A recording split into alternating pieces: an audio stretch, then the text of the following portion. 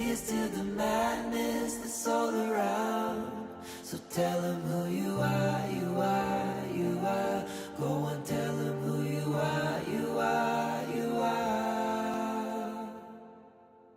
Here's to the moment the sky rained down. Here's to the madness that's all around. Go and tell them who you are, you are, you are. Go and tell them who you are, you are, you are, you are. Here's to the moment the sky rained down. Here's to the madness that's all around. Go and tell them who you are, you are, you are. Go and tell them who you are, you are, you are. Go and tell them who you are, you are, you are.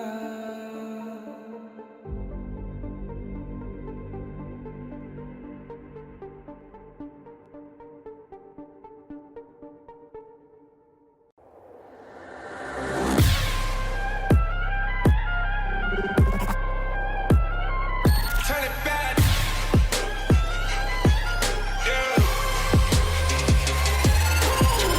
Gear out the weapon, getting ready, counting down. Pay attention to the challenge, tell me where you from. Gotta be tough, gotta be strong, gotta be savage like animal. Every time you tryna push me down. Look at me, I'll be lying down when I run around. You don't make a sign, I will catch you. Watch out, it's better for you, kind of mercy. Look at me, I'll be rising. Carry the season, you got a damn, gonna weapon. You never hesitate for another moment, but my bone is golden.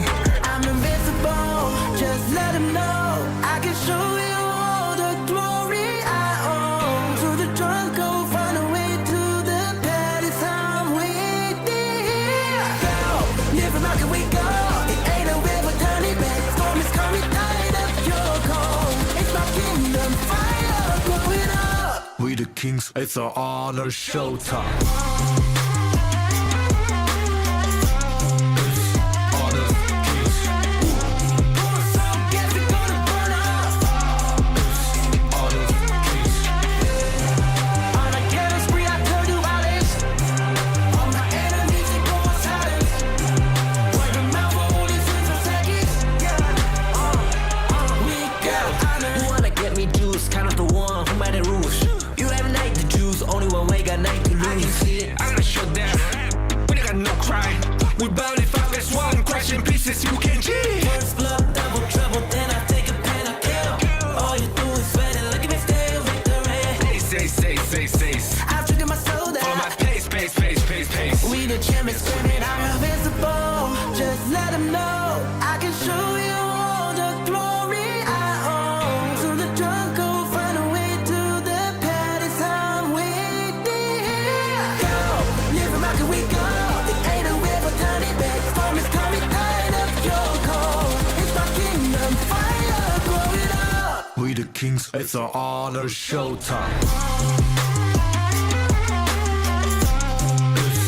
Honor kings, So guess we're gonna burn up.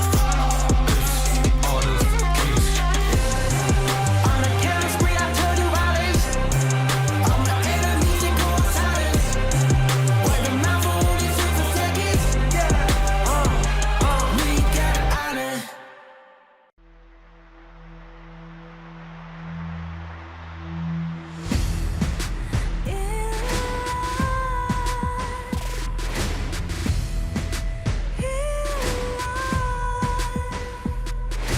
What's a life without its worth?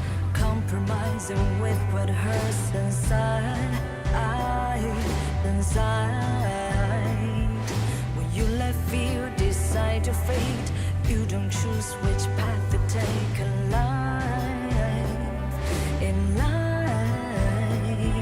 I'm finally letting go of everything that still holds me. I'm against all odds, but I won't give up, 'cause it's my time to shine.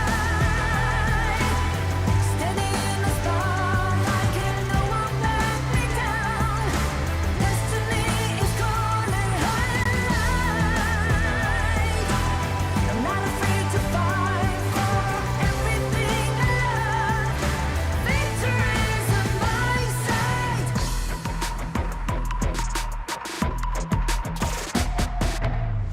we lose, the more we gain, the more that nothing stays the same. In time, in time, can't love ever, can't forget.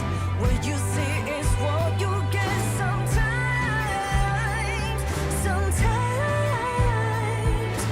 gonna show the world tonight, the light that shines inside us. We're against the odds, but we won't give up, 'cause it's our time to shine. Standing in the spotlight, can no one back us down. Destiny is calling high and light. We're not afraid to fight for everything we love. Victory's on our side. Takiki takiki takitao. Takiki takiki takitao. Takiki takiki takitao. Takiki takiki takitao.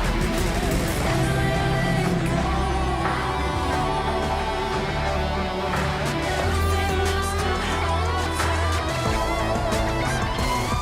'Cause it's our time to shine. Standing in the spotlight, can no one back us down.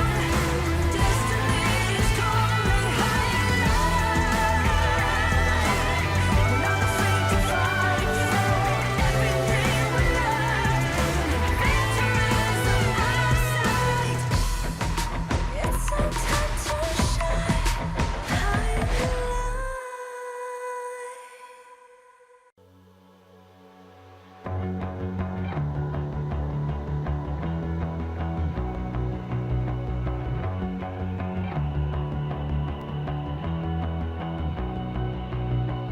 You've walked through the darkest nights.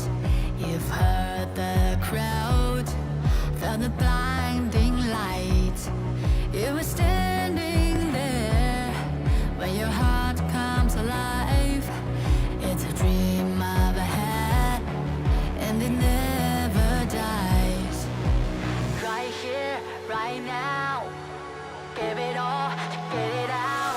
Never a surrender. I fight and never fail. I am a contender. A challenge I can feel. The smallest lies become the brightest enemies. Relentlessly. And even if you fall, you gave it everything to be a king.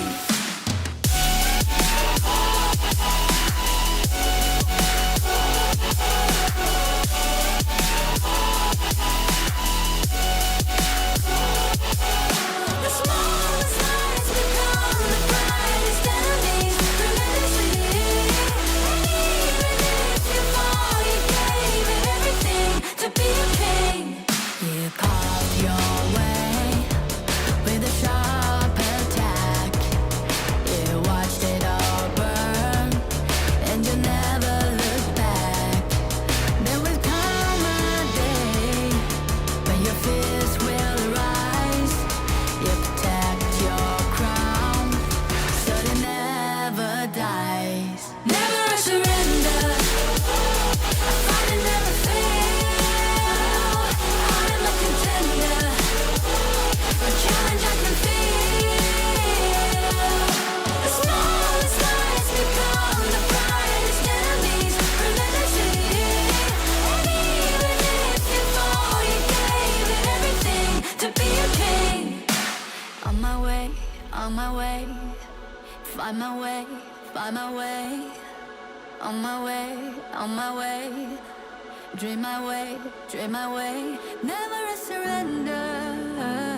I fight and never fail. I'm a contender. And challenge I can feel. The smallest lies become the brightest enemies. Relentlessly. And even if you fall, you gave it everything to be a king.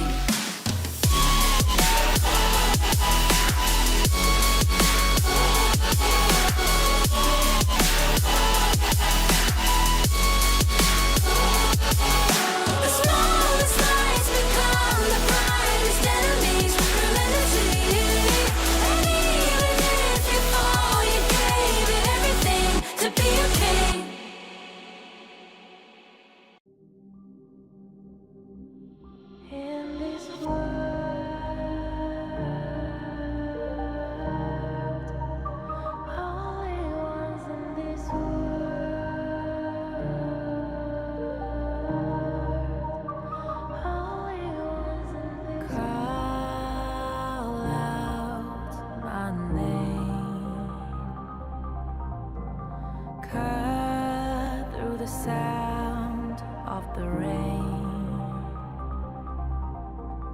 No matter how I feed the flame, you know I feel the darkness and the pain. All of the ways we tried to break free from the night, you know we made it out, we found the light. I fly so high,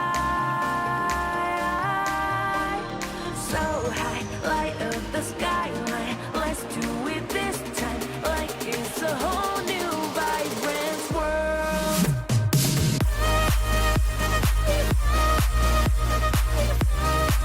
Like we're the only ones in this world. Like we're the only ones in this world. Now I see that I got everything I need. It's alright, I'm on fire, I'm alive, 'cause now I fly so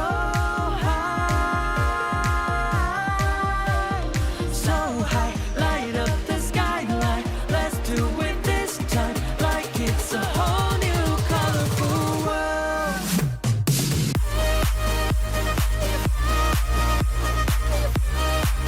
Like we're the only ones in this world. Like we're the only ones in this world. Never thought we'd get this far, burning like the stars. How we get this far, like we're the only ones in this world.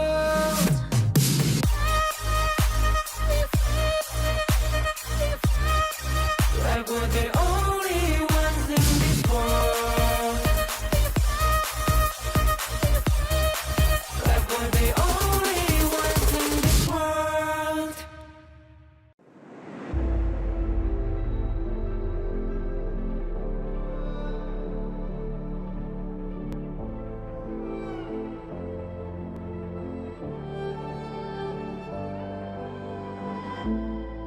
We're no strangers to the fallout.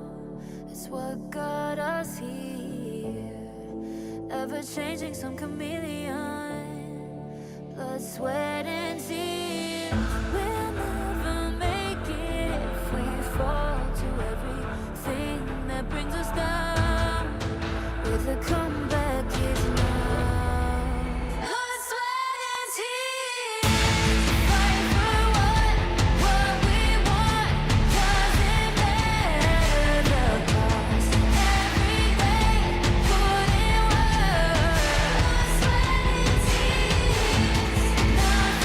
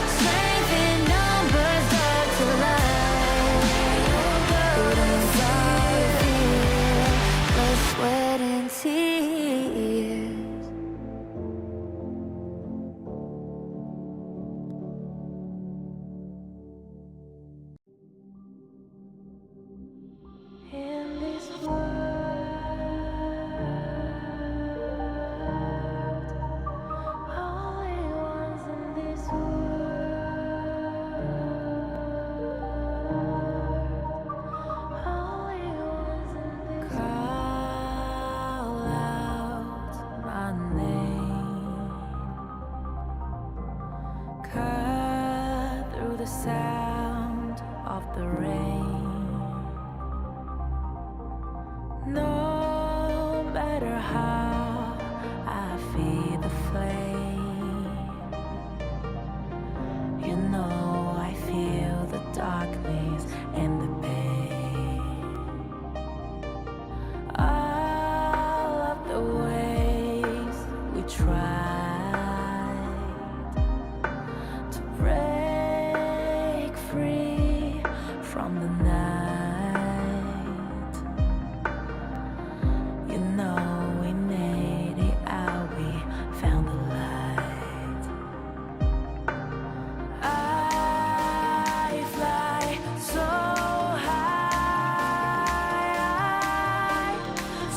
high, light up the skyline. Let's do it this time, like it's a whole new vibrant world.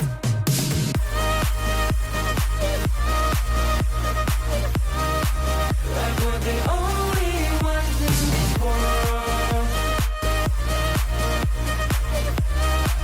Like we're the only ones in this world. Now I see that I got everything I need.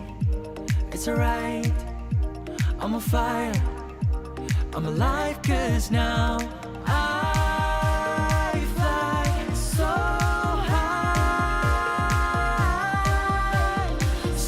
high, light up the skyline. Let's do it this time, like it's a whole new colorful world.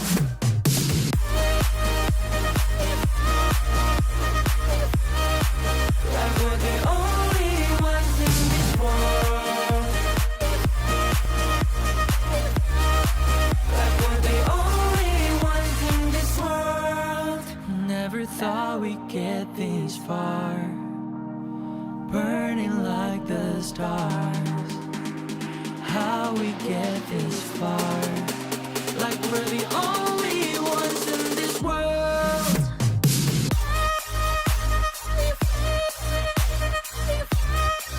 Like we're the only ones in this world.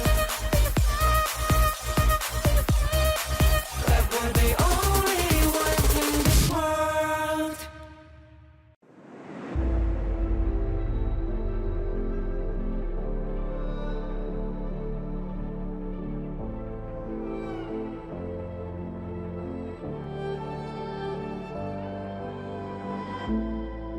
We're no strangers to the fallout.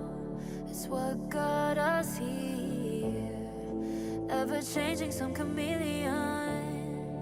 Blood, sweat, and tears. We'll never make it if we fall to everything that brings us down. With a comeback is now. Blood, sweat, and tears.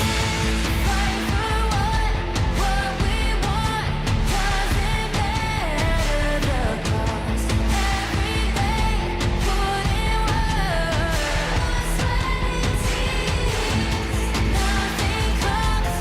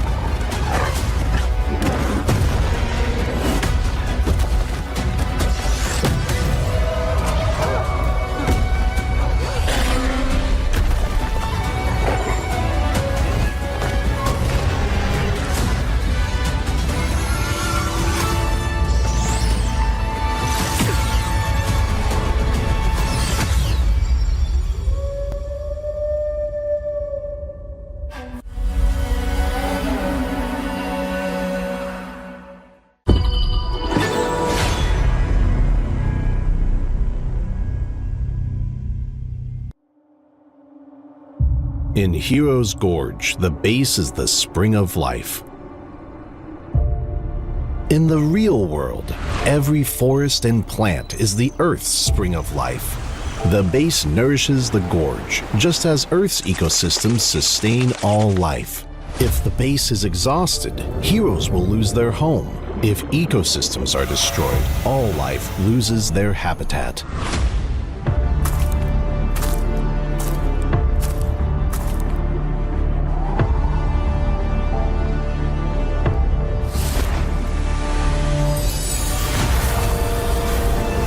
Honor of Kings is working with players worldwide to support real-world environmental causes and protect our planet's future. By participating in Protect Nature, Protect All Life, all efforts in the event will contribute to real-world causes. Protect the environment and let us defend the honor of our planet together.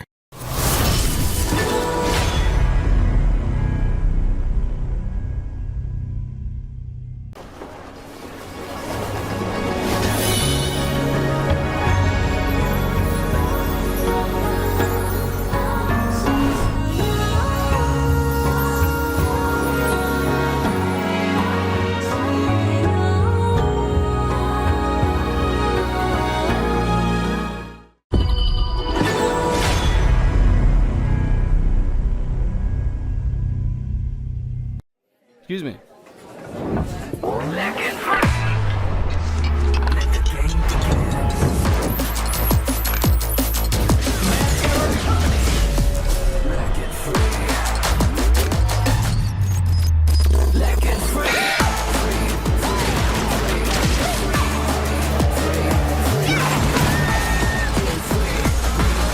Hugging stings. Victory! Another round. Sure, but how about a smoother phone next time?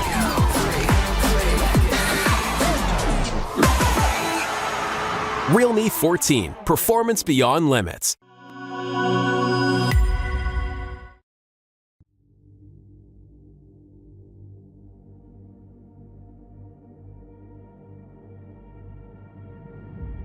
I feel it deep flowing through my blood. Rising up to become someone, and taking it all on my own. What a sweet victory. And taking all of my control, awaken something deep in me. Like flames, feel it burning inside. Take a hold in pursuit of the prize. I've been told, ain't no way to survive. Keeping all of this fire that's locked up inside. When this is the time, enter the ring. All those mental chemicals doing their thing. I got flashes of battles inside of my dreams. I was made for this moment. At least now it seems like it's time to come face to face with your fear. Been battling reasons for all of the years, and I learned how to fight them with style and grace no one's ever encountered. You say it's amazing, I'ma come out swinging when they open the gate. Go ahead, call passion, I'm calling it rage. I'm taking what's mine like I already own it. Watch but don't blink, going here to the moment. The sky rained down. Here's to the madness that's all around. Go on, tell 'em who you are, you are, you are. Go on, tell 'em who you are, you are, you are, you are. Here's to the moment. The sky rained down. Here's to the madness that's all around. Go on, tell 'em who you are, you are, you are. Go on, tell 'em who you are, you are, you are, you are. My name is honor, my name is king, my name is champion, my name is strength. Tell 'em who you are. My name is Pentakill, you think it's strange? My name keep ringing inside of your brain. I hear it every night. Here's to the moment the sky rained down. Here's to the madness that's all around. So tell 'em who you are, you are, you are. Go on, tell 'em who you are, you are, you are. Here's to the moment the sky rained down. Here's to the madness that's all around. Go on, tell 'em who you are, you are, you are.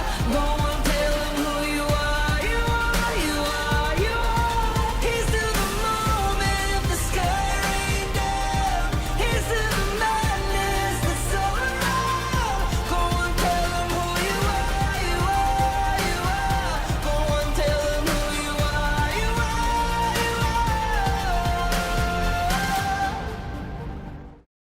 Welcome to the Honor of Kings Major East League Spring and Major West League Spring 2025. 2 independent tournaments, each featuring 7 top teams from rising powerhouse regions across the globe. Major East features teams from South Korea, Japan, Middle East and North Africa, and South Asia. Major West brings together talents from North America, Latin America, Europe, and Turkey.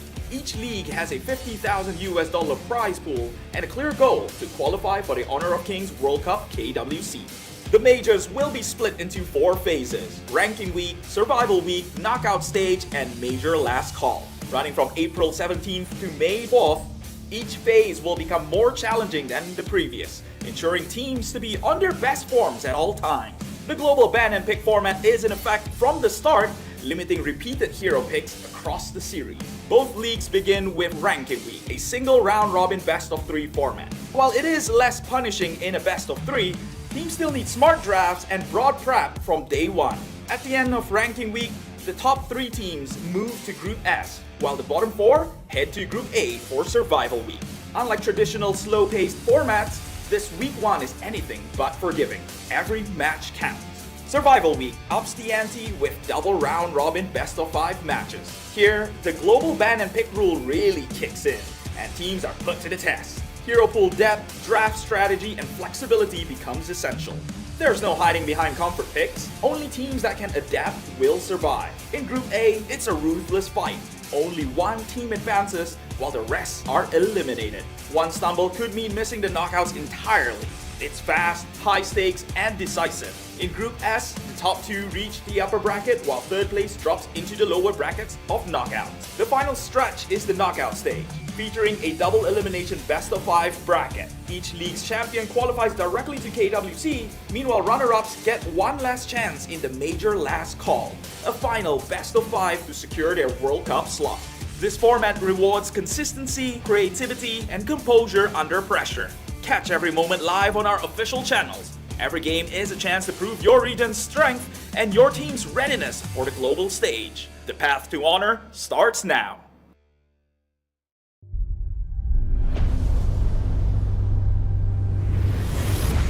Become a pro player? How hard is that to take another path? Can you walk this path? Je me suis déjà posé la même question. Posso percorrere questa strada? Il l'appelle. Le chemin et le champ de bataille vers le plus grand honneur. Posso arrivare? Je ne suis encore personne. Posso lasciare il mio nome? Inizia a salire su questo palco.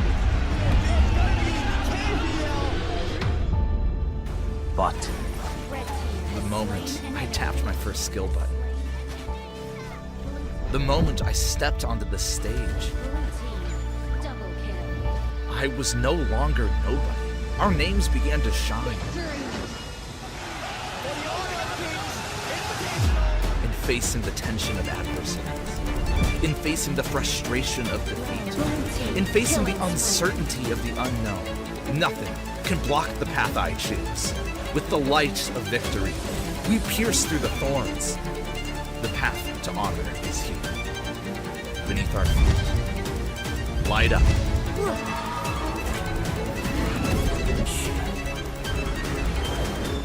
When our footsteps awaken the dawn of the gorge, to walk this path is to walk toward honor.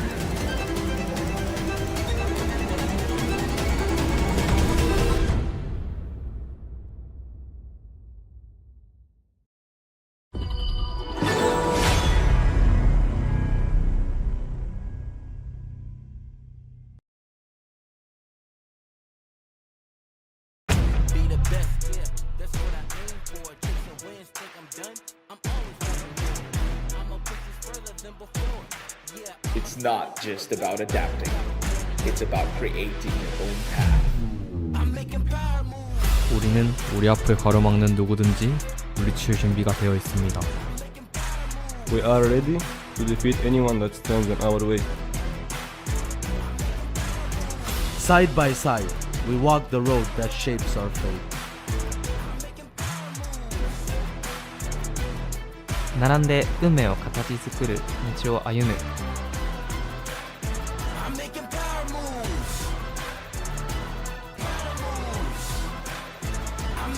It's time towards the path of honor.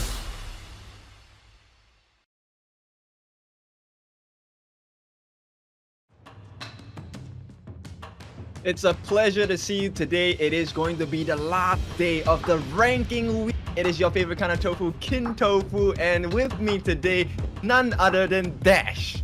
Yeah, it's fun, man. This is going to be a fun day. It's the last day of ranking week, and everybody's going to be tuning in for sure. Right now, this is a Sunday, and everybody's taking a break. I hope you guys would be able to share this stream to your friends because it's going to be a fun day for all of us here. Yep, if you're unclear where you're at, don't worry. You're at the Major East Pro League side, and this is what everyone is playing for. The prize pool of 50,000 USD. Champion will take lion's share at 10,000, followed by second place with 8,005, 7,000 for third, 6,005 for fourth, and 6,000 for fifth to seventh place. Dash, that's a lot of money. That's a lot of money, very life-changing for these players, and also a chance for them to go to the KWC, which is where the tournament leads to. And right now, let's take a look at the group stage ranking week. What are the scores? Nongshim still is going to be on the top. SCARZ and R8 are right down at second and third. Fourth and fifth is going to be Gen.G and Crazy Raccoon. Sixth and seventh is going to be Vicious and Venomous, and they need a lot of catching up to do. Okay, so just to give you a little bit of context, right, which means our last series for today, Gen.G against R8, is going to be a decider. But first and foremost, let's walk through the rest of the matches. First match of the day, we have a civil war in the JPKR region. Crazy Raccoon going up against SCARZ, after which we will have Nongshim going against Venomous, and Crazy Raccoon, they will have their final game for ranking week against Vicious, and of course, the tiebreaker, Gen.G against R8. Winner take all, they will set themselves into the third or maybe second place comfortably. Yeah, the question is who will be going to Group S. This last series will be that decider. One thing that could happen, though, that is also a possibility. If ever SCARZ loses against Crazy Raccoons, that could actually tie them up in the third and fourth place for all of this, guys. But let's see if that's going to be happening. But last series is going to be a big decider for who gets to Group S. Yep, and today we get to see quite a bit of Crazy Raccoon, right? We haven't seen too much of them in the first few days.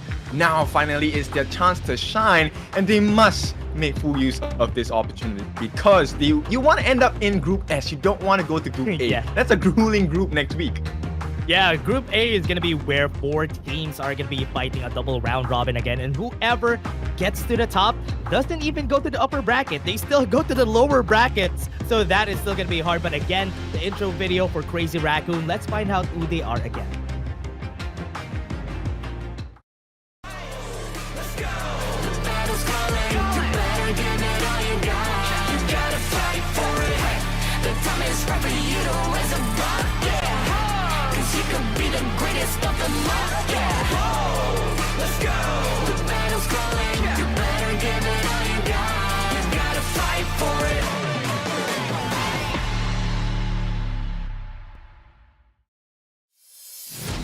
Our first representative from the JPKR region, the CR Nation, Crazy Raccoon, represented by Kai, Ko, Fengxuan, Kuro, and Undertaker. These 5 boys, they have been at it this entire tournament, haven't really found success yet, but today, their fates could change if they can start off on a good note by taking the win against SCARZ. That is actually a possibility, though. If Crazy Raccoons wins this against SCARZ, that is a very changing game that is going to be happening because they're going to be shaking up the whole bracket because of this. But again, they only won against Venomous, so they have a lot of effort to do here against in the same region. Technically, it's a civil war for both of these teams, so still going to be hard. But again, let's take a look at the other team, SCARZ, also from JP.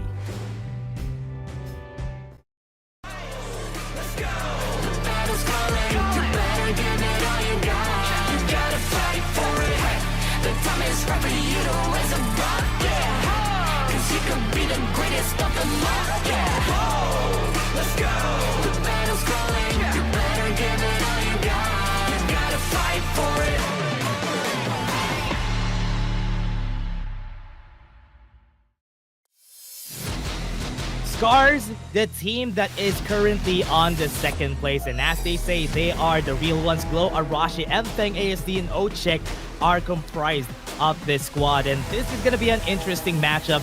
they need to win this just to cement themselves on that second place. Yeah, now it's an interesting matchup because both teams, they have absolutely golden junglers, right? And they love those assassin picks. And Feng, we've seen his performance yesterday, and I have to say it's silky smooth. Now, is it going to be smooth enough against the likes of their opponent's Crazy Raccoon? We will find out. But nonetheless, regardless of what happens, it's going to be action-packed for sure. Yeah, this is going to be an interesting matchup considering that they're both on the JB region. Most likely going to be scream partners for these squads, so they know what the other is made of. So that is going to be the big challenge here. How will Crazy Raccoon shake things up against the currently almost perfect SCARZ that they have? Yeah, and to add on to that difficulty, it is a best of 3, right? So there are different types of difficulties for best of 3, best of 5. This one can be a sprint, it can be a blitz. And if you give them the chance to have 2 wins, it is going to be quite easy to get that win on either side. Now let's take a look at the comparison between the mid laners here. Function versus Glow into the mid lane, and we definitely see that Function definitely has the advantage here. On most of the records that we have here, 14 to 15 total kills, the average hurt is going to be 60k to 58k. Gold per minute, Function actually has a higher one, in the participation 83% just on Function.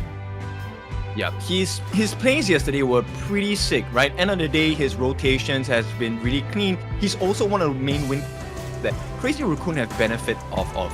So the question now is, can Glow, who did come from Nongshim, right? Can he bring his A game into the lineup of SCARZ and maybe run toe-to-toe against this Crazy Raccoon mid laner?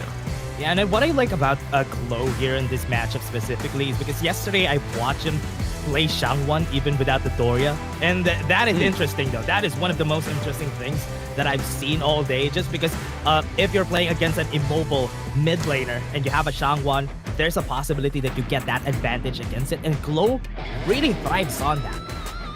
Yeah, one of the things you'll notice is that draft is super important in these games, especially when teams are well matched, right? They may not be equal, there'll be some ups and downs. They have better laning phases, or maybe they have better fight capabilities, but nonetheless, you need to work with the best tools available. And so far, both coaches have given them quite the head start. Yeah, it's a great head start here for both of our teams, and we can definitely see. Holler and I were talking about this the last time. To look at that paper that they're holding on the side of SCARZ, that is a lot of different composition combinations that they do have, and that's one of the things that keeps SCARZ alive here, is how they play around those compositions. Yep, and I think one of the most interesting things about SCARZ is the fact that no matter who their opponent is, they always make it exciting. It is going to be close, it is going to be tight-knit, right? End of the day, they will expose some weaknesses that we might not have seen in the previous few days. So it's always a pleasure to watch the boys play. Now, Crazy Raccoon, what do you think about them?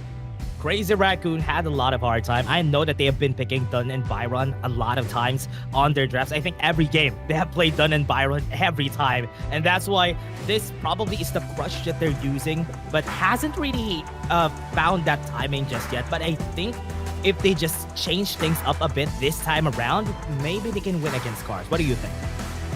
I think nature is on your side, right? Right as you said that sentence, the thunderstorm actually made the thunder noise over here. But okay, I agree. I think maybe one thing they can do is to play to the strength of Cole, right? Cole has been known to be pretty strong on those assassin heroes as well in the jungle.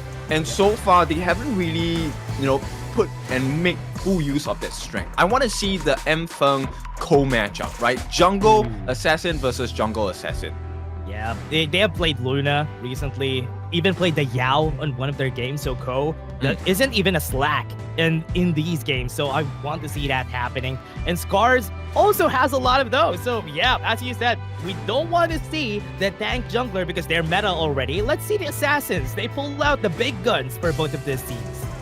Yep, and this means there's a very important marker in the games, which means your farm needs to be really clean, right? So stealing of camps, making sure you take the last hits, and making sure you take the side objectives, right? The Firehawk, or even the space right at the top lane. These are all important little objectives that you need to secure for your gold advantage and EXP as well.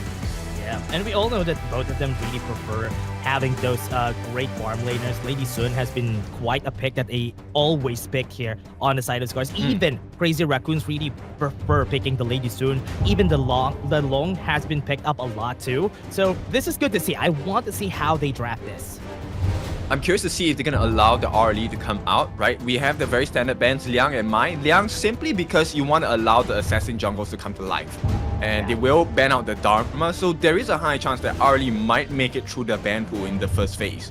Unless SCARZ... Ooh, actually, that is right. Thalia has been banned last year for the side of SCARZ, so Arlie could be picked up in Crazy Raccoons. This is a good day because they're going to be picking up that Arlie. Bound to come true. Yep, it's a good start, but you know, SCARZ, they also have access into the Loom, so that's a very pure counter as well. It makes it a 50-50. But SCARZ looks like they want to go for the traditional tank jungler. That's going to be Ogren and Lady Sun as a potential combination. Haven't been locked in just yet. Lady Sun has been picked up a lot there for the team, and I think they really love picking that up. If ever Sakir is going to be open, they have picked Sakir a lot. Diadia could have been a pick here for SCARZ, but Crazy Raccoon just went up and took it just because of that healing, just because of that control, easy control with a bit of farewell. That's why they took it. Yep, I like this as well. The board is definitely going to be effective against the lineup of SCARZ, right? So they're hoping to be able to catch that initial engagement, or maybe as they try to back off on the side of SCARZ, if they time the board well along with the stuns or slows on the side of Crazy Raccoon, it definitely could put SCARZ in a very threatening position. And considering that they picked up the Lady Sun and Ming, those are very easy targets for the World is My board, and they can be trapped pretty easily. But one thing what I like about Ming is that keeps Lady Sun alive, just takes off that possibility that in the early game she gets bullied by the Arlie. So having that, making the item acceleration, or rather the mid game, a bit easier for the Lady Sun is actually good.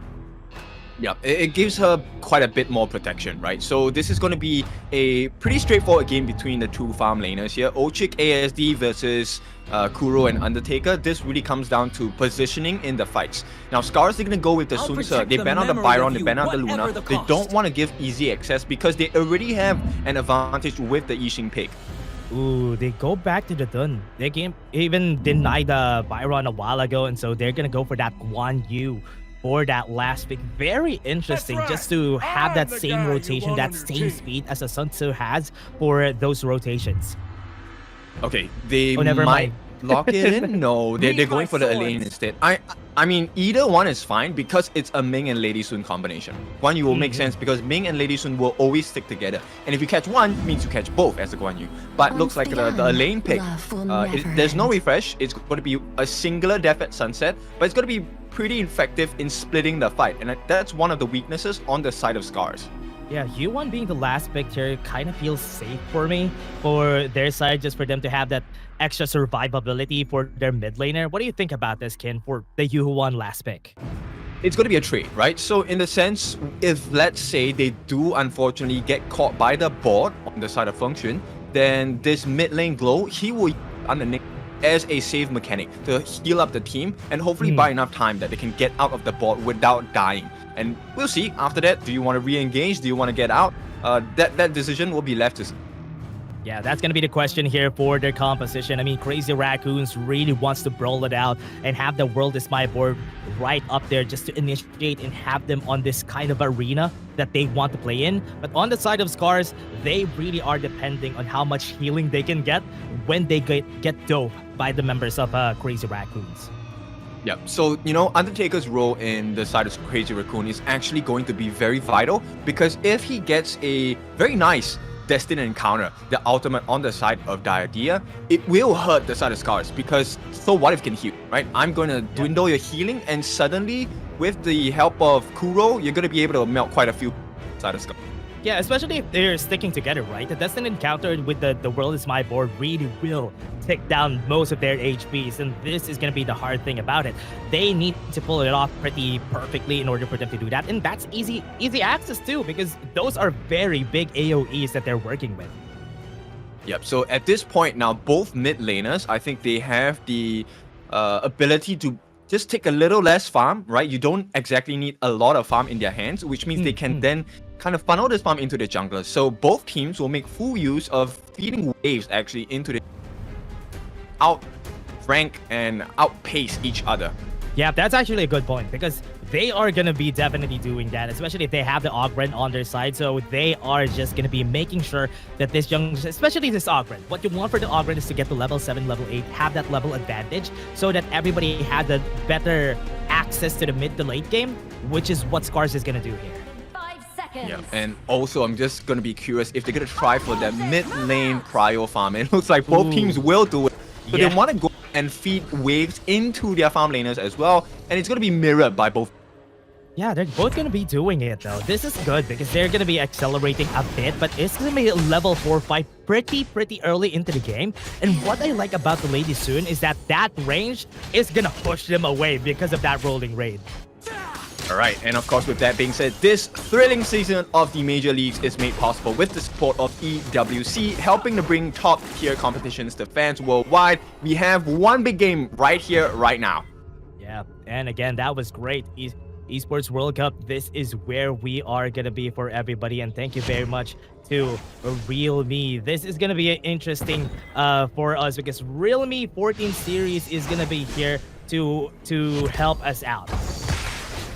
Yeah, so it is going to be our players geared up with the Realme 14 5G. It is built for performance, made for gaming, smooth, cool, and reliable, just as the way esports demands. If you're ready to level up, get yours now and feel the difference. Thank you very much to Realme 14 series. And again, back to our game. We are back here. They are just really moving around. Looking at where our map is right now, SCARZ is just trying their best to maybe trip out Ko here on the jungle.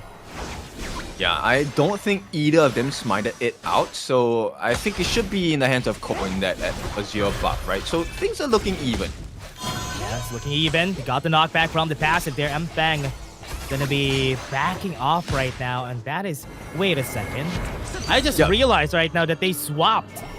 Yeah, I did too. Mfeng is in the farm, and ASD is actually taking up the jungle mantle here. What? That is interesting. Interesting that they actually swapped here for their side, because normally when you do this, that is... I don't know what's gonna happen here, Kin, because it's a very different game they're playing. No, I think it spells and speaks volumes about the understanding. I think they recognize the patterns on the side of Mfeng in the jungle, so maybe this is a much better way to throw them off. Yeah, and it's also right now onto the bot side to get the one-on-one. That's gonna be good. They are gonna get the first blood. As you said, they get two. Well, this my board is not gonna catch anybody, and that was a great 2 kills for SCARZ. Oh, this is a great position to be in. First blood actually going into Glow, gonna help him with the ult and damage as well. Not sure what kind of build he's for at this point. I will presume he's going to go for a hybrid build. Might be going for the stun here. They're not going to be able to contest this. That is just a free red buff to the side of ASD, and that's not a good start here for Crazy Raccoon. Bro, it's not the end of the world just yet, right? But it's a decent advantage that SCARZ have gotten for themselves. If they can steal away this Azure buff, then yes, I think this guy is going to start falling down. Oh no, it's a good thing he had Smite there. That's why they won't be able to get to this steal. But again, if you guys saw that we had this low returns a while ago, you can take that. You get the free rewards. And now onto the bot side, Glow again. Going for another. Yeah, breathing heavy for this side on the Crazy Rook farm lane here, dude. It's not gonna look good. The ball. Oh, the set sail's gonna be there. They got the knockup though, but there you go. He's gonna go forward, but is that gonna be helping out? Actually, it was, and that's gonna be turning things around. What a great play from Nongshim there. Oh, beautiful. This is what Crazy Raccoons needs. They need that retaliate. Very nice response. What a great response. Nongshim just jumping in and out of the fight, and they didn't know where to go here for the side of SCARZ, and that response would actually be able to give them priority for this Tyrant. Yep, the timing is pretty sick here. I don't think they will be able to contest because 2 of the members just came up for SCARZ. Now, they have a silver lining, and that's the fact that Mfeng now actually has the Blade at 4 minutes. So that's a decent timing based on what has happened so far. They're tied 2-2 in terms of kills, but gold. Crazy Raccoon actually wrestling back control here. Yeah, what a great control for the side of Crazy. At least they are still back into this game. I mean, as you said, it's not the end of the world, but they got the destined encounter. No HP for Mfeng, but They are just going to be waiting for this set sail. Going to be hitting Ko. Wind Slash will be knocking him up, and he's not going to be able to get away from here. Unruly Blade was knocked off, but the execute is there to finish the job. Yep, that is why it's so dangerous to give a Yuan along with an Ogren, right? There's so much tanks, so much heals coming in. And look, simple rewards. ASD gonna take away the Azure, this time away from Crazy Raccoon. And they still have access into the corresponding neutral objective. Yeah, they are gonna be... Are they actually gonna go for that Overlord right now? It's not really one of their priorities. Axe of Torment already has been built here for Urbachi, so that will fasten it up. Right now, fight's happening, but Unending Sorrow was popped pretty early.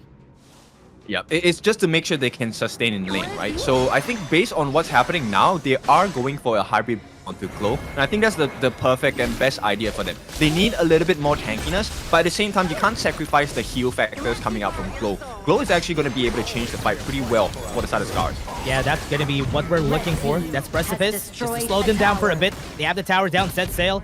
Gonna come out, but are they going to be able to take it? No, they are not.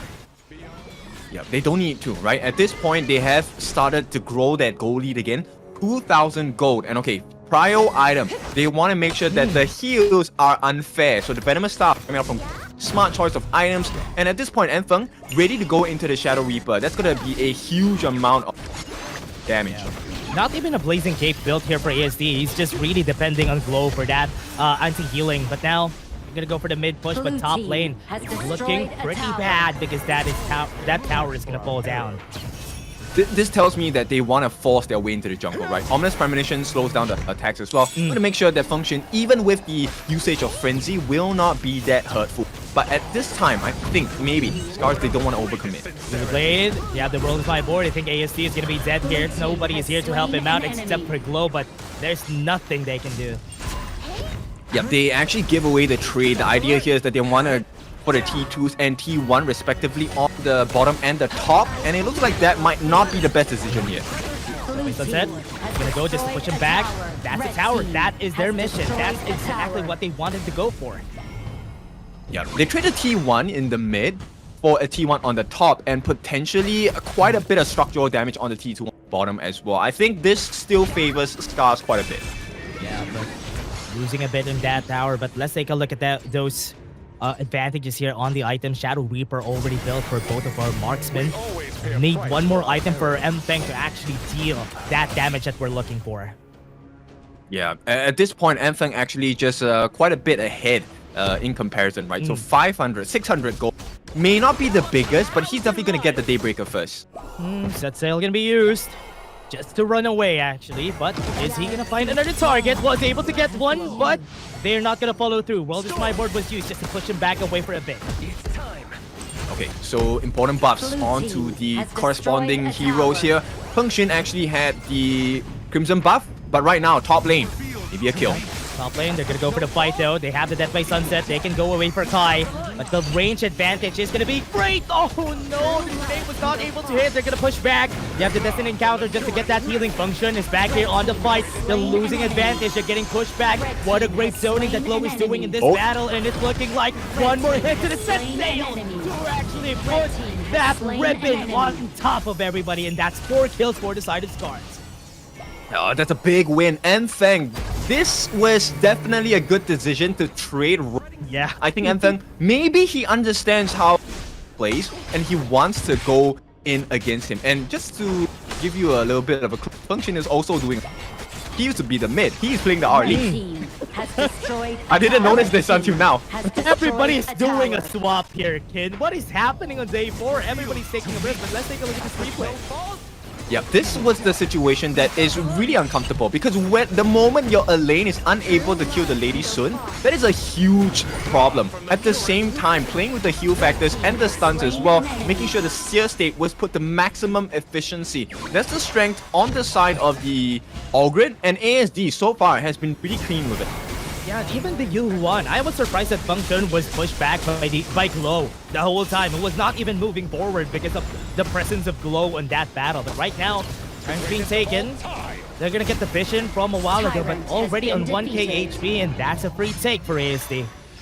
Yep, it's close to a 6,000 goal lead going into the hands of SCARZ, and this is not gonna be easy for Crazy Raccoon to come back. Look, one of the good potentials is maybe Tempest Dragon. That's another 11 minutes away. Yeah, really close. Right now, 18 seconds on the clock, and we're going to be having the enhanced mutual objectives on both of our sides. Kuro getting Vision here. Actually knows what's happening, but SCARZ is not letting out, not giving information to Crazy Raccoons. Yeah, they want to try for the bait, right? This is so sneaky. They're trying to let them see that, hey, ASD is alone, but he's not. And also, because they're on the bot side, they know that Tyrant could be the target here for SCARZ, and they could have gone to that Overlord, but because of that presence, they know that they're gonna get cut off. Yeah, this is what's so scary, right? Because you have the deterrence from the Tyrant's buff itself. And I like this positioning on the side of Arashi. He actually makes sure that he gives and takes a little bit of vision in the top side to see that they're not actually trying to sneak that Overlord as well.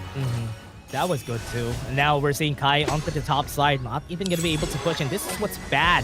Whenever you have no more towers, it's so hard to even get close to, or get close to the other towers on the other side.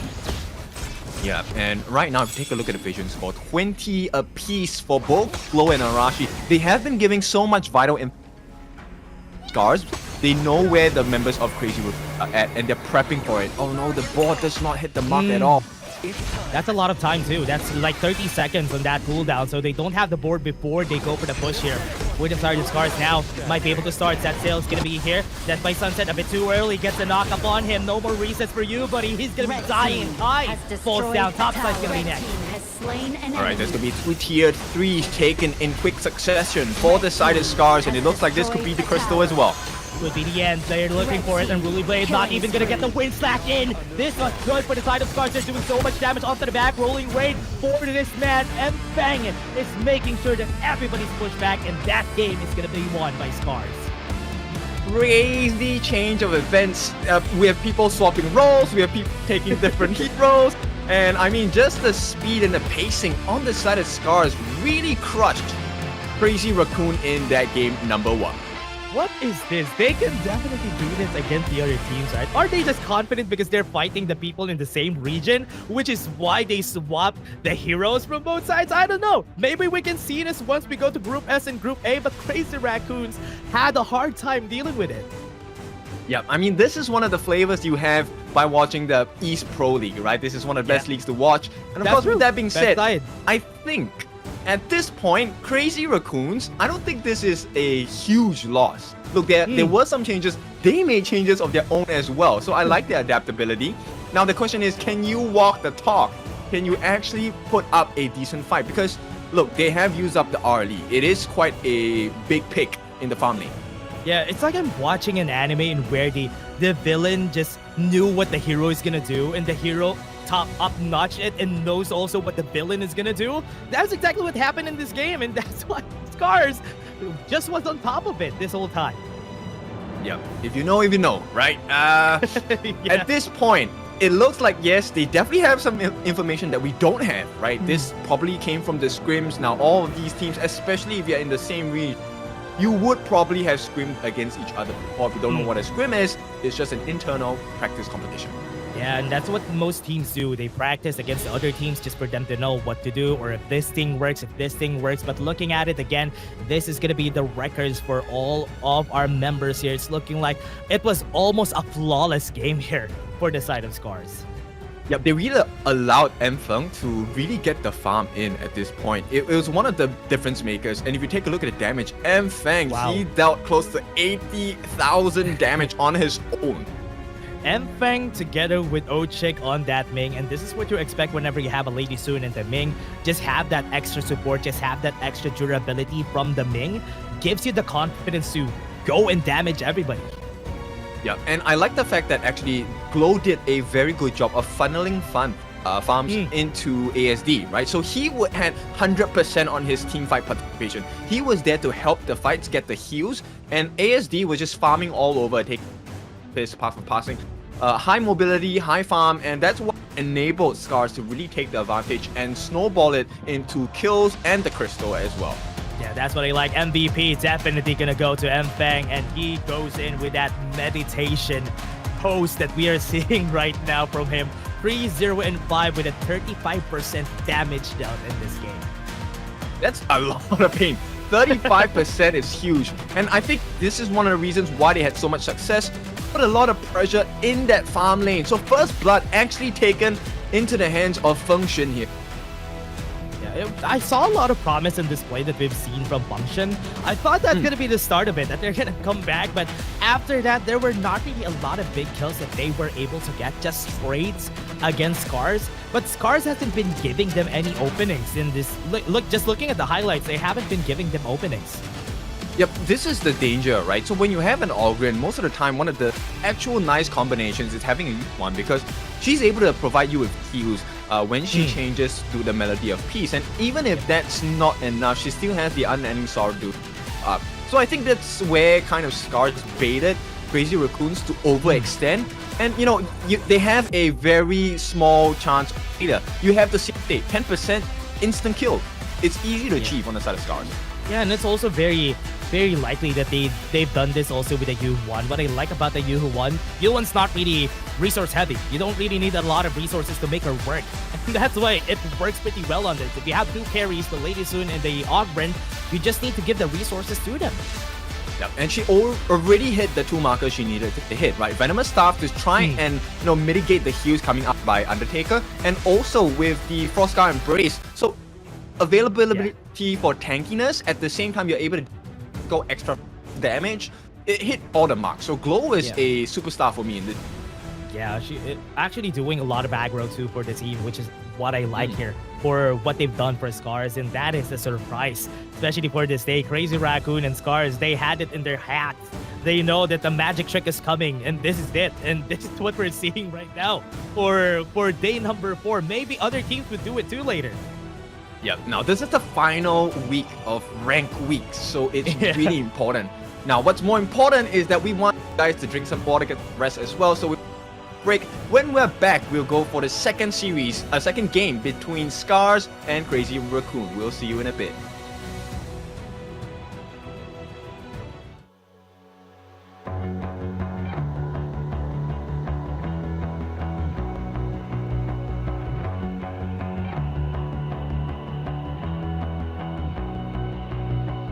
You've walked through the darkest nights. You've heard the crowd, felt the blinding light. You were standing there when your heart comes alive. It's a dream of a hat, and it never dies. Right here, right now, give it all, get it out. Never surrender, I fight and never fail. I am a contender, a challenge I can feel. The smallest lies become the brightest enemies, relentlessly. And even if you fall, you gave it everything to be a king.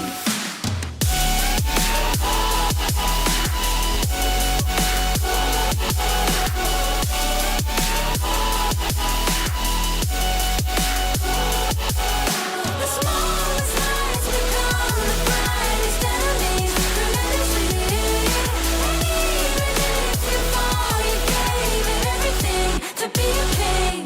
You carved your way with a sharp attack. You watched it all burn, and you never looked back. There will come a day when your fears will rise. You protect your crown, so it never dies. Never surrender, I fight and never fail. I am a contender, a challenge I can feel. The smallest lies become the brightest enemies, relentlessly. And even if you fall, you gave it everything to be a king. On my way, on my way, find my way, find my way. On my way, on my way, dream my way, dream my way. Never a surrender, I fight and never fail.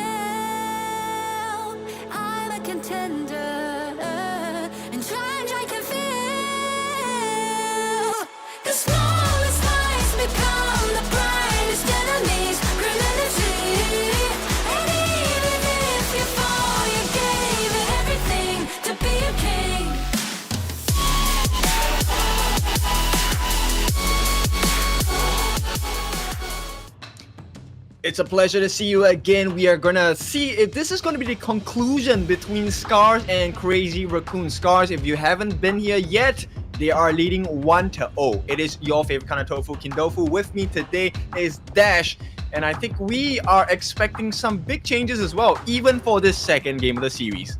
Let's see what's going to happen here for the second series. Are we going to see some surprises again, changing up the heroes, changing up the picks here for what, or changing the roles for most of their players here, which is pretty nice touch here for both of our squads, and they were able to actually read it out for both of them, which is pretty exciting to see. Maybe they can do it in game 2.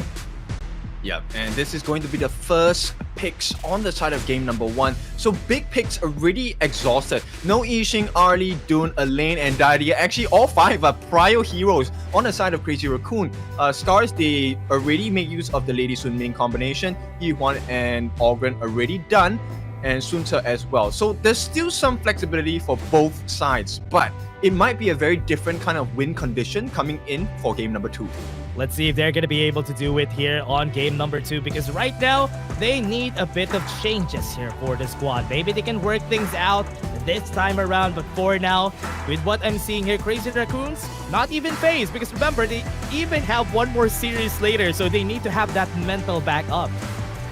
Yeah, I think maybe it's also a double strategy, right? Because I'm pretty sure their next opponents will be watching their game. So I think it's also a good idea to role swap, right? End of the day, it's really interesting to see how they want to play not just this game, but the game and series later on.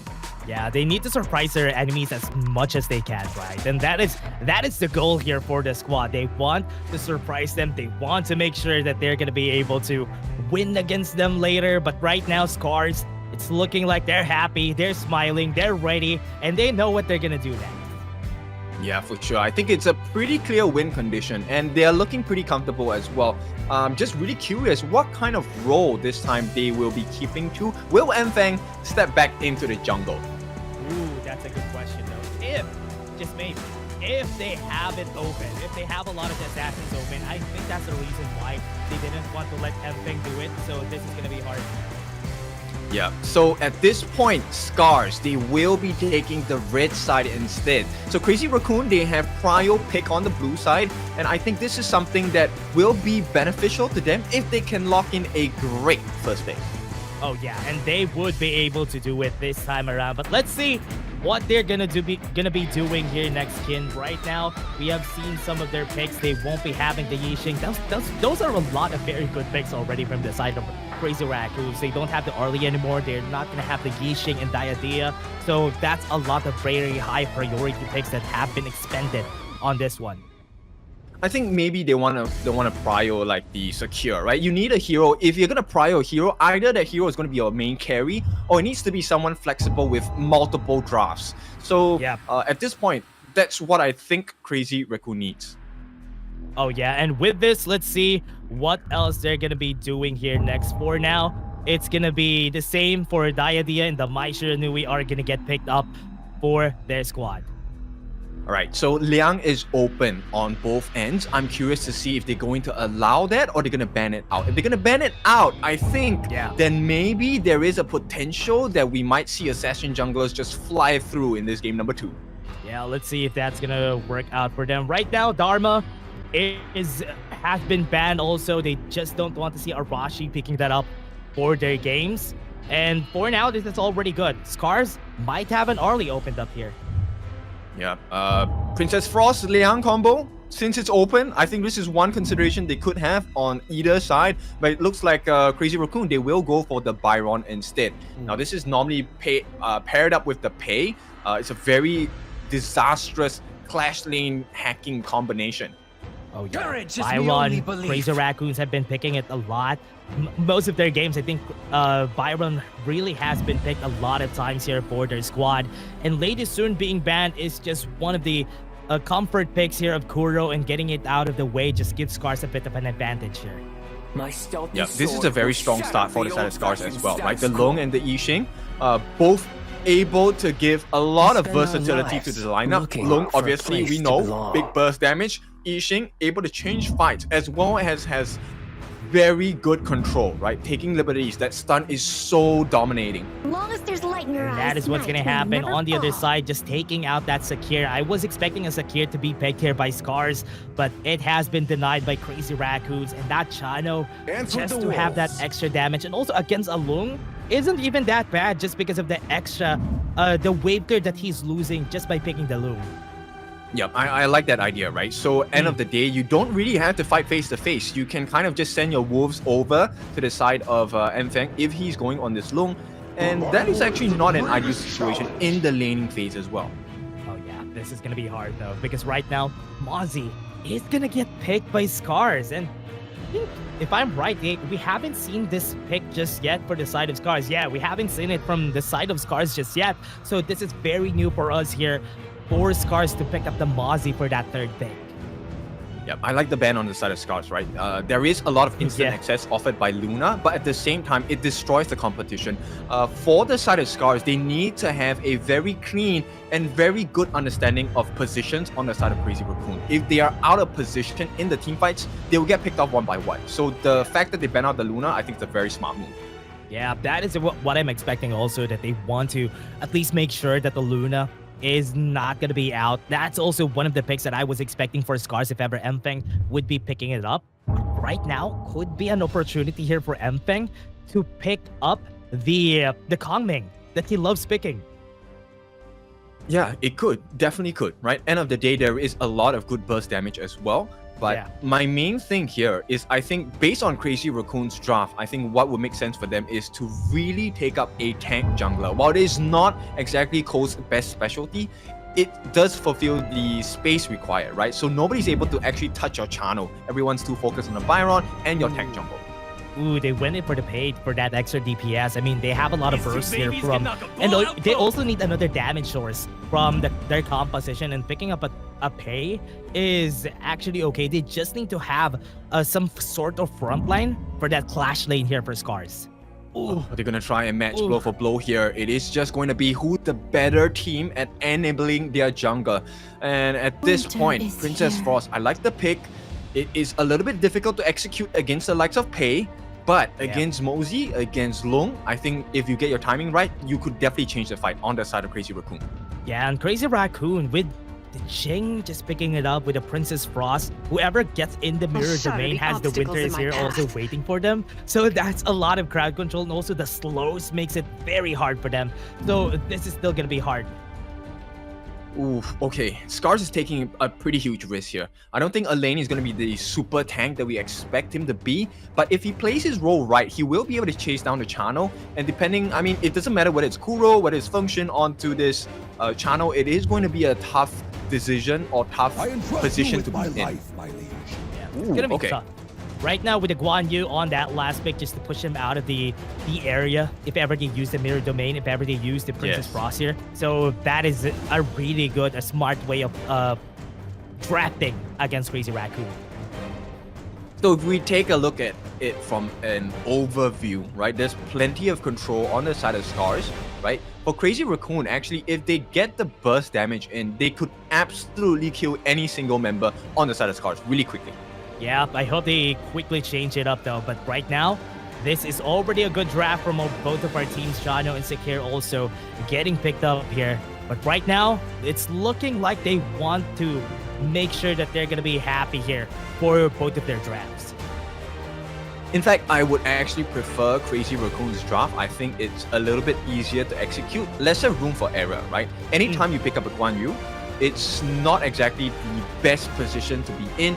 I mean, he amplifies your advantage. If, as a Guan Yu, you are able to catch majority of the teammates, you have higher farm, you have more tank ability, yeah, easy fights all the time. All you need to do is to push them into your team. But if it's not, yeah, it's difficult.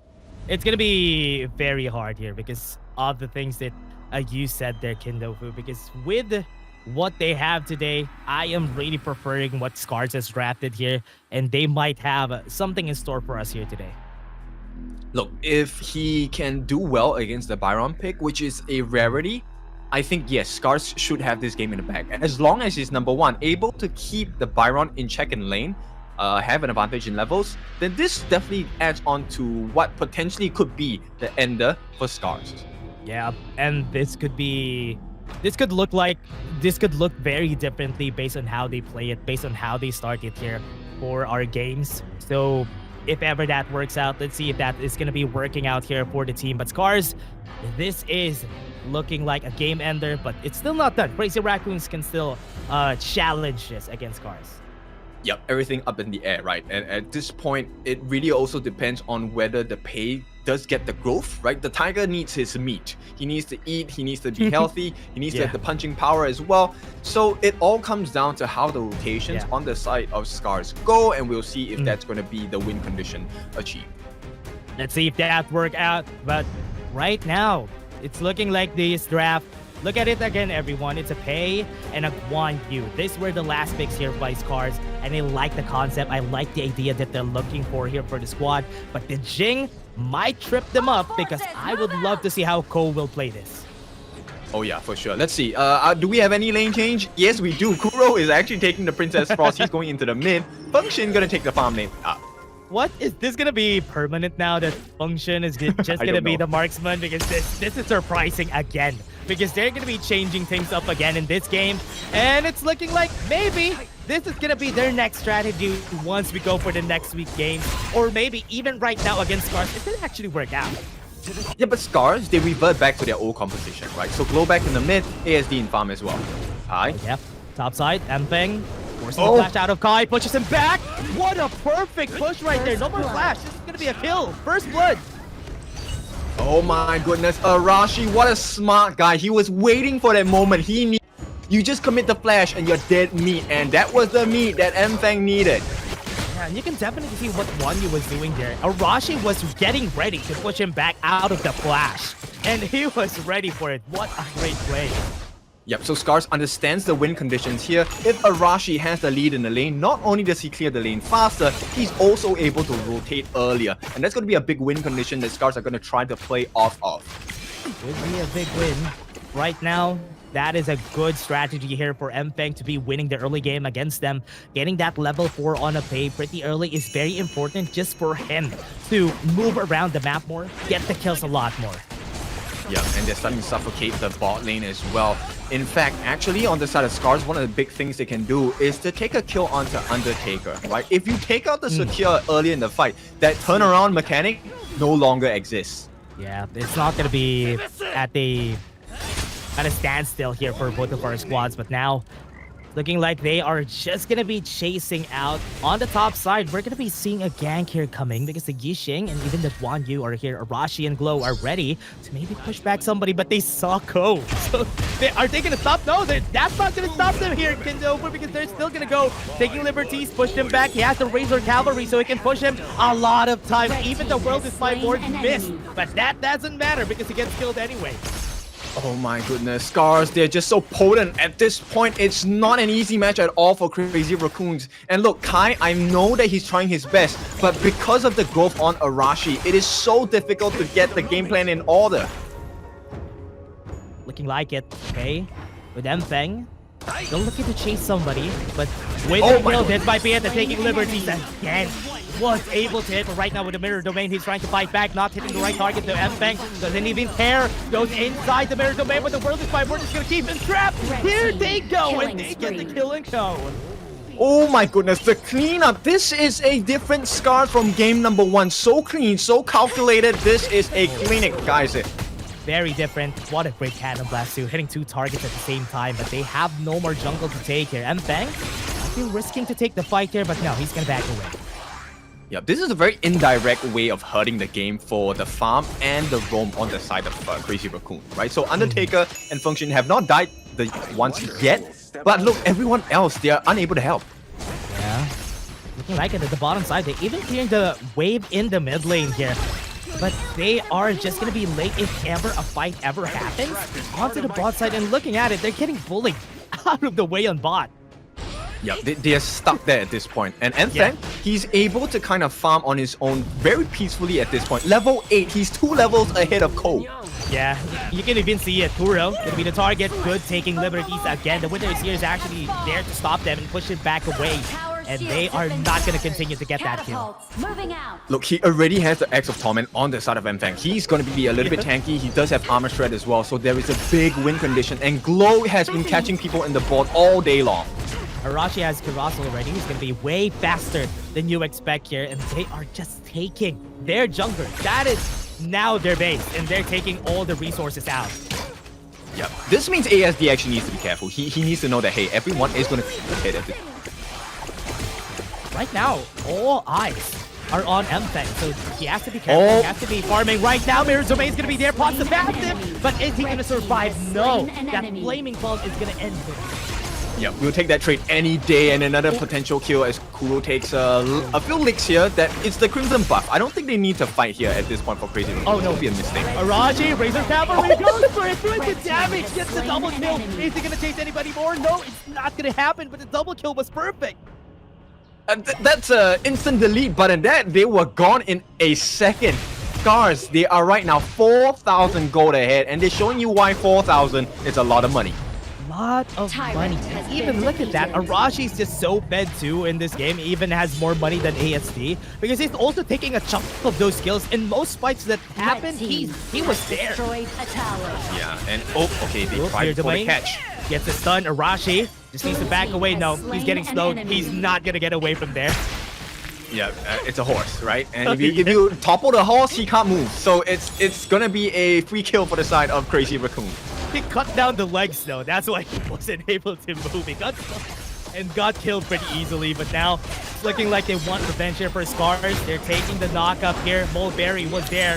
Are they gonna follow through Withers here? Frigid Person, Infinite Fastest is gonna be. They have the board right now. 3 people, but are they gonna get the kill? Kuro's gonna be there, but the knockup is gonna stop Mfeng, and they're not gonna get more. One more Glow is gonna be the target. They have the taking liberties. Kai is gonna chase, but they are not gonna get more. That is still a 1-for-1. It's an overextension, a rare one by the side of SCARZ, but it still doesn't hurt their game that much, right? Right now, it's a 3,000 gold lead nonetheless. And look, they're just pulling the Zero Golem away. No, you have a new home now. It is our base. Oh man, look at that. You cannot kill that anymore. You pulled him far, far away from his home, and he's not gonna let that happen. And with what happened today, that was so funny. This is how you basically a Guan Yu masterclass is we're seeing here. Ko will be the target, dashes away, but they are not gonna get the kill. At least they're gonna get the blue buff now. That's a big win. And this move, I mean, most people will see it as a joke, but look, it was a very smart move because it then converted it into an Azure buff for Mfeng. Yeah, and also was able to delay much of Koi's resources, and that's not what they want to happen. Ko wants as much resources as he can, and losing that, getting delayed, not a good look. Oh, this is why it's so difficult to play against the likes of SCARZ. T1 in the mid will be taken down shortly. At the same time, look, Ko, who is meant to be able to snipe down ASD in one blow, can't even reach this Dragon Boy. And even Mfeng, look at what he was doing. He's level 12 at this point in the game. 2-level advantage against most of Crazy Raccoons. And that's not a good look for them. Look at what he's doing just because he can, because he's very fast. He can move around the map as fast as he can. Yep, so very good understanding. Look, it all started because they understood they needed that advantage in the clash lane. Arashi needs to be the best horseback rider here. And one more time. No, Razor Cavalry gonna push him back just a bit of a mistake there, but is that gonna be enough though? Kai getting pushed back. He's not gonna be able to run away. It doesn't matter. He was so tanky. The Wilson fight board against 3 people. This is gonna be good. The Winter is here is actually there to react, but it's not gonna do anything much. But Arashi is also gonna fall. At least Crazy Raccoon got one. No, it's a good trade at this point because it provides so much space. Look, ASD once again able to help to push all 3 lanes at the same time. ASD's just pushing. That's what he's doing. He's not even joining the fight. He's just farming. He's just pushing. Get the towers here. Get the towers there. Mfeng actually goes in. Undertaker had to flash off. Oh, that was close. Almost. Red team has destroyed a tower. I got shocked there. I thought he was gonna get hit. Yeah, I mean, this is why I love to watch SCARZ. Look, any game, any opponent, they make it so exciting. Even when they have such a huge advantage, it feels like, there is always something new, something unexpected coming out from this SCARZ team. It's either they throw or they win the game. That's it. That's exactly what they're doing most of the time. But what I love about it, it's entertaining. I love to see a lot more of SCARZ doing this. Yep, 9 minutes on the clock now. It is a it's 8,000 goal lead for the side of SCARZ. All they need to do now is to be able to break one of the T3s on any side, and Crazy Raccoon will be bleeding to death. Yeah, SCARZ might be looking to start this fight. They are just trying to push them back. They need a lot of minions in order for them to do so, though. Orochi is looking for that chance, but the Winter Sphere has been dropped on the bot lane, so mid lane could be free. Taking liberties, was able to hit him, and from far away was enough to kill him in that way. Orochi trying his best to maybe pull somebody up. Look, I like the way that Arashi is fishing for people, right? It's a very manual hook. Okay, I'm going to lay my hook in the water, and then I'm going to try and fish you out. So, beautiful gameplay by the side of SCARZ. It's so funny how he does it too. He's just moving forward. You can see him doing it. And it's not even surprising at that point, but once he runs past you, you're dead. Yeah, and I like the itemization coming out from Glow. He already has the Frozen Breath along with Venom stuff, so already taking away a lot of the heal values coming out from Undertaker, right? At the same time, look, they bought so much room for ASD. He already has the Starbreaker, Eternity Blade, Master Sword, everything you need in a kit. Yeah, not even gonna go for that Axe of Torment just for them to go for that full crit and have that damage really hurt for them with that one flaming ball that he's looking for. Right now, looking for the push, but the Winter Sphere has been pushing them back since a while ago. It's a deterrence for the small one at this point. The T3 on the top gonna be open, and SCARZ, now they have freedom to choose, right? Do we want to aggress, or do we want to go back and be safe, get the neutral objective instead? Oh no, they're pushing. They don't even care about having no minions close to pushing this on the mid lane. Winter's here is going to be up in a bit, but they can definitely go for that Overlord before that happens. Yep, at this point, they don't really have to oh, hang on. Oh, got a good cannon blast there. What a perfect one. But at the back line, though, using the Mirror Domain, do some damage. Infinite passes forward. Look at that. They're looking to kill a lot more, but they still are on a 3v3. Here comes Arashi, joining the fray. Goes in for the triple kill onto this guy. M-Fang goes in for the fourth, and he's looking for that ace. Will they give it? Ko, please give it to him. Give him the pentakill right now. Oh, no. He's denying it. Flaming Palm is there. Give it to M-Fang before the game ends. Oh, no. He doesn't get it. That was SCARZ taking it to a 2-0. It's a beautiful win by the boys of SCARZ, and what a game we had in our hands today. That was a pure domination. Yeah, I love the play, especially having every time I see a Guan Yu in the game, especially on the hands of Arashi, it's gonna be a fun game. There's gonna be a lot of shenanigans that is gonna happen.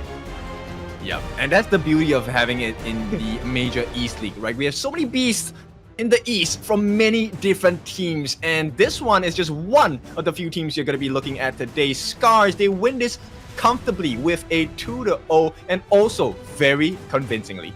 That is a 2-0, right? And that is a really good way to cement themselves on the second place. Whatever happens to the Gen.G versus R8 match, they're on the second place. They're safe already. They're on the upper brackets at this point. So on the other hand, Gen.G and R8 are just going to be fighting for that third place on Group S.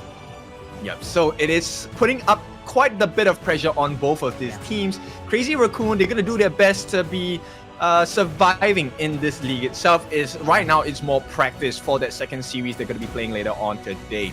But props to them. I think they did try to do their best to stem the bleeding, try to look for a recovery. But because of the level difference, the goal difference, it was just too much. Yeah, not even surprising just their enemies. They even surprised us this whole time just because of their picks, just because of their role swaps that they did in this game together against even the other team. And it's looking really good. Crazy Raccoon, this might be just a practice area for them at this point just because they know they're going to go into Group A, might as well practice some comps that might work. Yep, I mean, end of the day, we call it survival for a reason. It's called Survival Week next week. So they better buck up. Yeah, Survival Week. That definitely means that whoever loses by next week is not going to be staying on the playoffs once we go there. But for now, it has been great. It has been nice. It's great to see that our players have been doing great today. Okay, I just want to say, I think for me personally, I think Arashi will be the MVP for me. It has to be. Dude, this Guan Yu was so sick. The first blood as well, that presence of mind to wait for the flash before he pulled him back. My. Yeah, that is something that I'm also surprised though. I mean, Arashi just starting it off, getting the kill, and after that he was just chasing also together with Mpeng. They were playing hand in hand this whole game because they want to get those kills.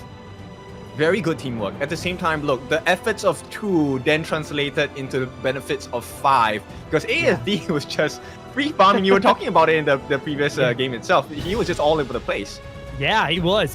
And that is something good to see here. But for now, we're seeing SCARZ here just taking a 2-0, just taking the win, almost the same as what they did a while ago. They gave up more kills this game, but they looked a little bit more dominant.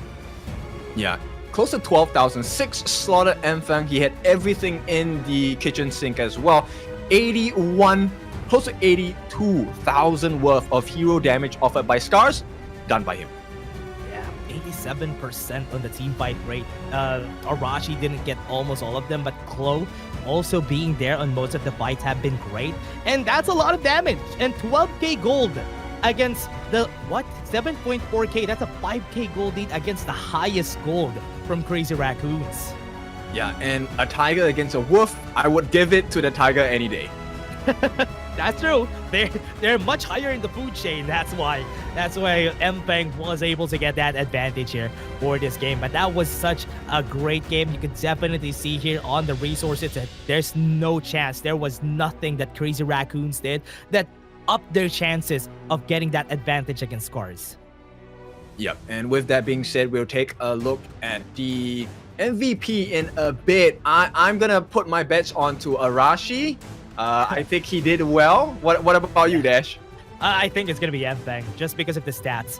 Not because he's the MVP in my heart, just because of the stats. Mpeng is gonna be taking it because it's a total gold advantage just for him. But I also agree. In my heart, Arashi should be MVP here. Okay, but it is gonna be Mpeng. Yeah, but you know what? In our hearts, it was Arashi. He did a lot there. He did a lot that day. Yeah, 9-1-4. What a KDA. He was one of the big catalysts for the side of SCARZ to really take this game to a no-holds-barred wrestling match, slamming them all across the place. The burst damage by Mpeng is just insane. Look, he even was able to tank up against Cole in the early parts of the game. 2 MVPs today. I think that's good. 2 MVPs today for Mpeng. When he was playing the marksman, when he was playing Pei, he's the MVP again. And you can definitely see the efforts here of Arashi. And just because of the item advantage, or rather the gold advantage that Mpeng has, he can burst a lot of people down. Yeah, and that's what's so exciting between a assassin jungle meta, right? The Jing as well as the Tigress here. It's something that, you know, it could go either way really quickly, and SCARZ just make sure that it wasn't them on the losing side. And what I like about the Pei pick is if they get the early game, they're gonna snowball the heck out of this game. That's what a Pei does most of the time. Just get the early game advantage just because he has the form and he has the very wide jump. And looking at it, Crazy Raccoons tried their best. The winter is here from Kuro has been one of the reasons why some of these kills happen for Crazy Raccoons. Yep, I mean, it was a good deterrent, right? But because they had to overcommit, look, Mpeng, he was at level 15. Undertaker's 11. That's a 4-level difference.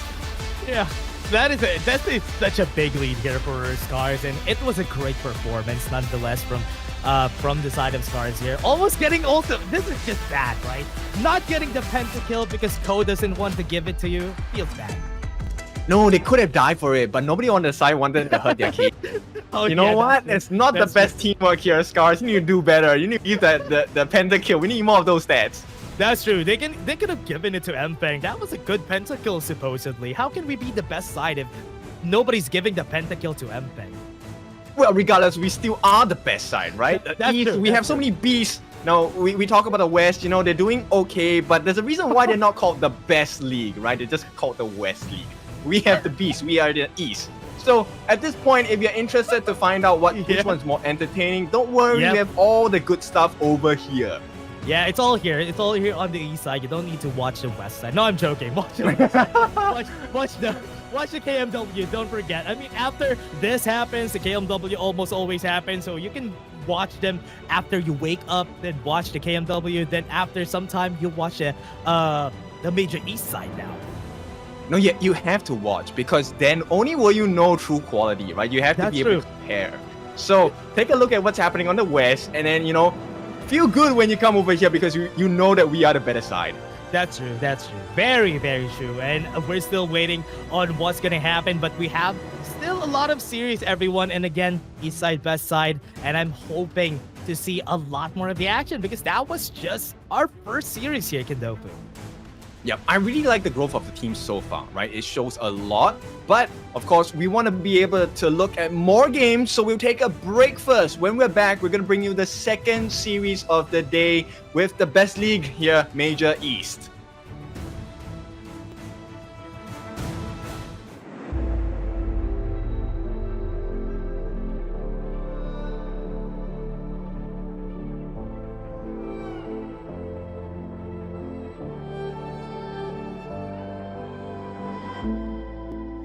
Strangers to the fallout, it's what got us here. Ever changing, some chameleon, blood, sweat, and tears. We'll never make it if we fall to everything that brings us down. With a comeback, it's now. Blood, sweat, and tears. Fight for what we want. Doesn't matter the cost. Every day, put in work. Blood, sweat, and tears. Nothing comes overnight. Strength in numbers start to line. We don't bow to fear. Blood, sweat, and tears.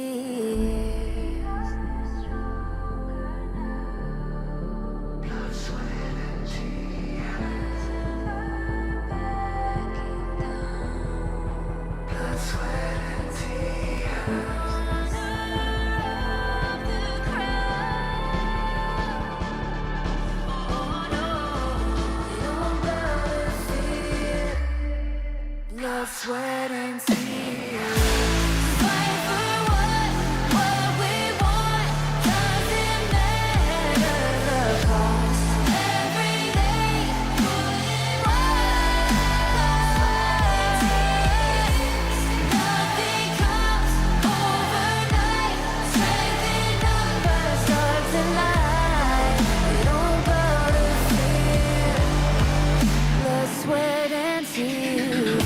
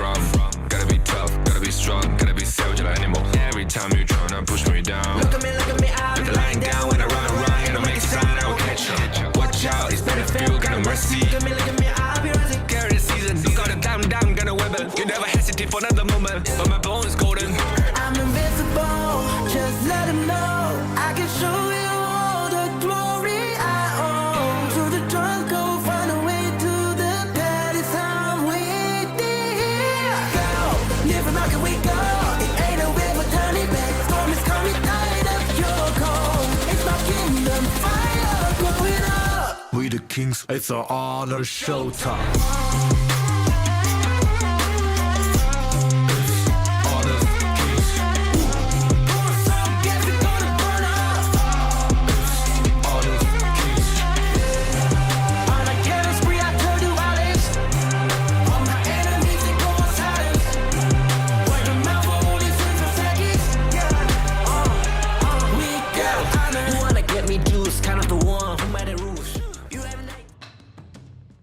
Welcome to the best league here. Major East League. Is all the attention going to be on here? It definitely is. Right now, we're going to go into our second series of the day. Nongshim going up against Venomous. It is your favorite kind of tofu, Kindofu. And the man that finishes games in a flash, it is Dash. Wait, that is actually good. I'm gonna use that. I'm gonna copy that and use that in my next intro. Thank you, Kin. But again, we are waiting to see what Nongshim RedForce will have for us. But right now, let's take a look at them first.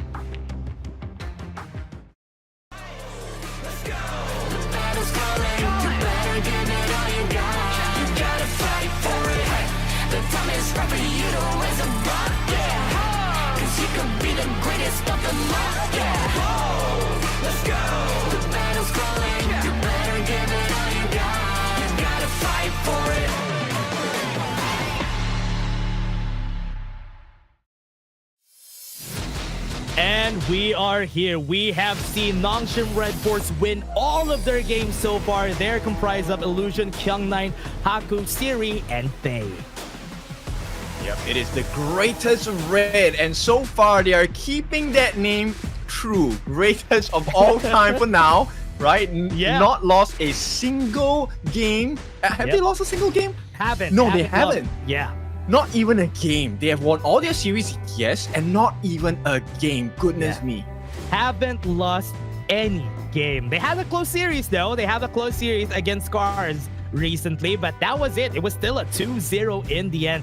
They looked nearly flawless. A Nongshim RedForce still the force to beat in this whole tournament. But again, let's take a look at who they are fighting for today. It's gonna be Venomous.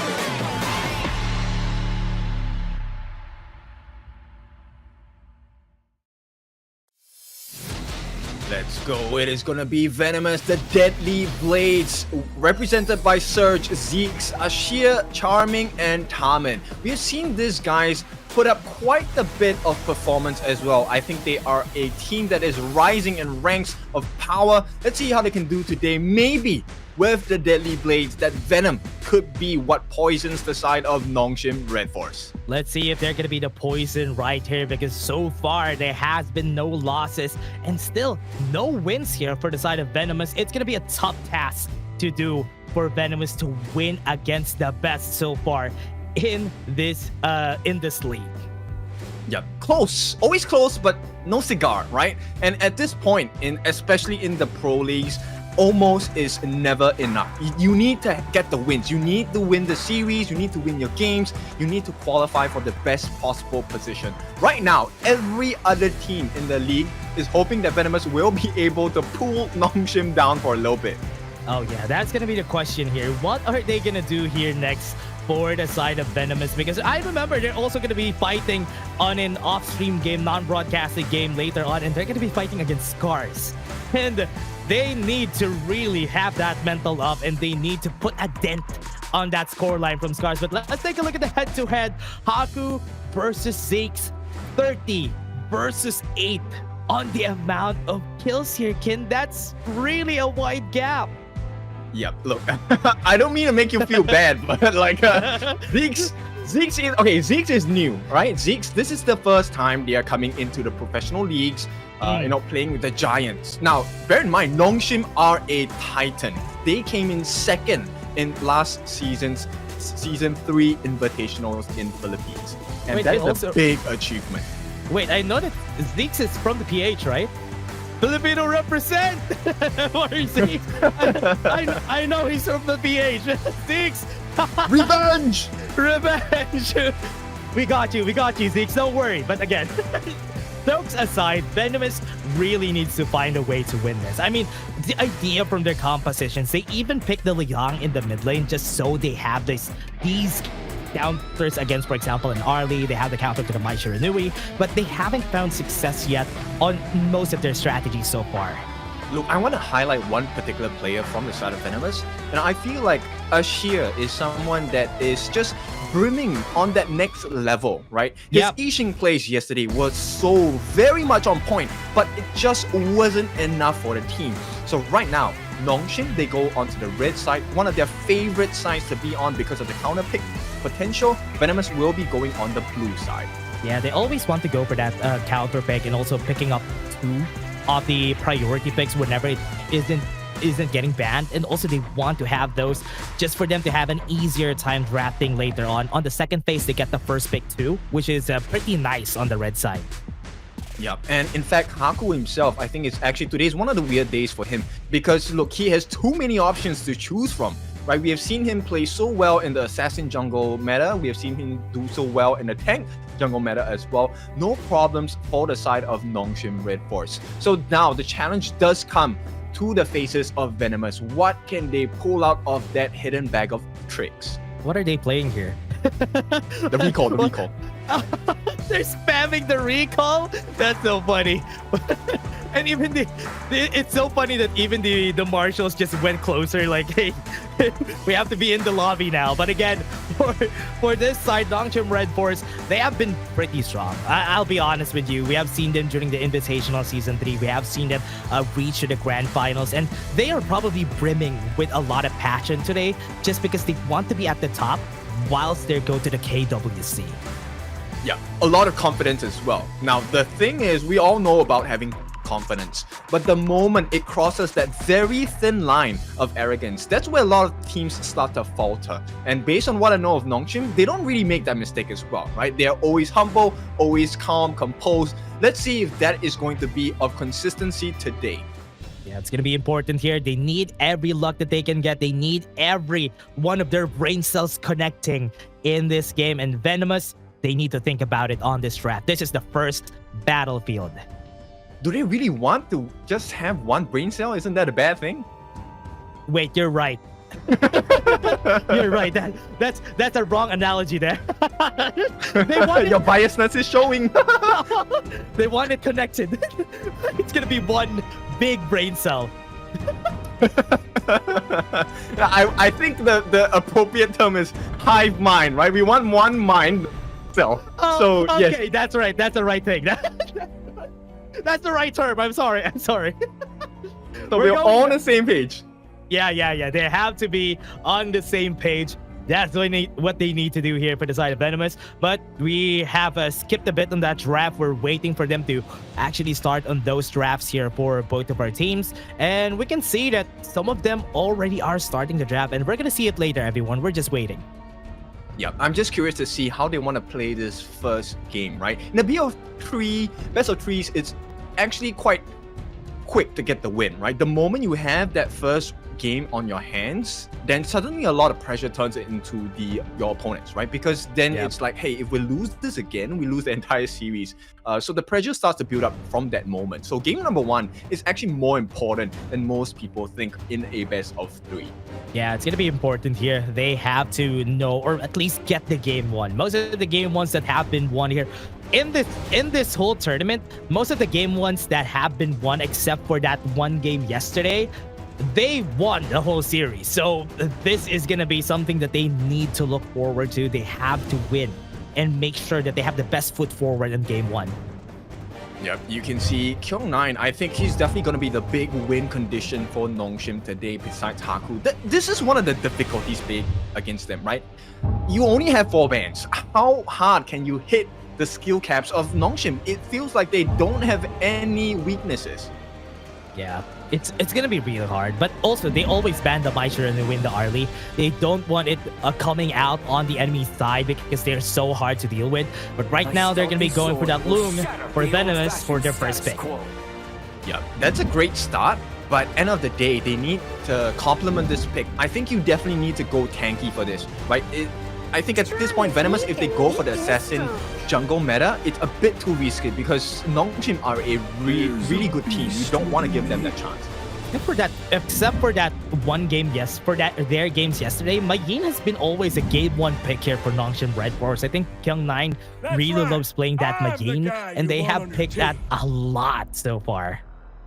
There's a lot of control offered by Mayin, right? At the same time, she does have the ability to recover quite quickly before fights, and I think that is something that Nongshim would definitely take advantage of. Now, they'll be looking at the pay, and I think this is a very scary situation for the side of Venomous. If they get that first blood onto any one of the members except for Zeke's, this game is going to go very bad for Venomous. It's almost going to be happening like what we've seen from that pay game from that series a while ago. So they have to be careful about that first skill that Haku would be able to get. But on the other hand, we have the Dolia getting picked for Venomous. So with that long, the Infinite Vastness gets, they get a 2-time Infinite Vastness because of that Celestial Melody. I think Venomous needs a little bit more catch, right? They ban out the Yixing. I think that's okay. Right now, the Nongshim lineup is pretty mobile, with the exception of the Angela. Look, Pei, hard to catch. Zhang Fei, he has Unbridled Outburst to get out of sticky situations. And Mayin is Mayin. She has the whatevers to get serious. She's gonna just jump and run away. Yeah, and on the other side, Angela's gonna get picked here for Nongshim because they just want to take down as much of the high HP targets that they have. They have basically 2 here on their side. They already have Zeke's. They have Zeke's. They have Surge on that lane too. But the Liang on that last pick. What do you think about this, Kin? I'm not the biggest fan. Look, I think there's too many things that Nongshim have in their kit to be able to stop this. Control is the ultimate on the side of Liang, right? So I like the pick, but unless they have a huge advantage, which Nongshim feel threatened to come in to aggress against the Liang, it's not going to work, right? Because look, there's so many stuns. Angela coming in, they have the burst from Pei, they have the Unbridled Outburst, the stuns also from Mayin. Too many. If they stun just one target, like they stun the Pei, they stun the Mayin, they have a lot of things to go back at you, which is a problem with this Liang pick. But now Shoyu is gonna be picked last here for Siri on the side of Nongshim, just with that sheer range, doesn't even want to fight hand-to-hand or toe-to-toe against the Loom, just wants to survive the laning phase. Yep, and I think it's pretty scary because look, all they need to do on the side of Siri is to just save the getaway, and suddenly your lane is going to be caught in the middle of 5. He can get to stay in the ranks of his team. They won't be able to split Nongshim up actually. Yeah, and the lane being threatening, that's sure. They have 2 stacks also on that ultimate for this Shoyu, so this is not really going to be the great target. The best target that the lane can go for is just the Angela. Yeah, I think end of the day, yes, Surge will still go and chase for Siri, but then I think they need to burn a couple of resources away, right? That ideal situation is only if Angela doesn't have the Chaos Cinders, her second skill, that big ball of fire, or if the Zhang Fei doesn't have the Unbridled Outburst. So Fei, as long as he doesn't have his ultimate, I think that's a good situation. But for Venomous to achieve that, I don't know, man. It's going to be pretty hard, though. There's a lot of things that they need to... There's a lot of stars that need to line up in order for them to do that for the side of Venomous. So this is the reason why it's hard. But on the other hand, it's way easier to make sure that they're alive on the other side because remember, they have a lot of stuns to work with. So they can counter-engage anytime they want. Yep. Okay, look, it's not all doom and gloom for the side of Venomous draft. If they actually get the first blood, if they get a decent goal lead, actually this game could go quite horribly for Nongshim as well. Because if Pei falls behind in the early game, it's not going to be pretty for the side of Nongshim. Yeah, that's true. And also, power word control, this is still going to be deadly. How they use it once Ashir gets to level 4. Even if they just get most of the resources to Zeke's here, it's going to be okay. Get him to level 7, get him to level 8, find the first skill before the Tyrant, and maybe they could get advantage there. Yep. And right away, I think, just off the start of the game, I think Surge, if he does well in the lane, he could be the one to change the game. Okay, the question here is, Kin, how are they gonna stop him? How are they gonna stop Haku from taking that? There's nothing they can do to stop him from stealing some camps in the face of Zeke's a while ago.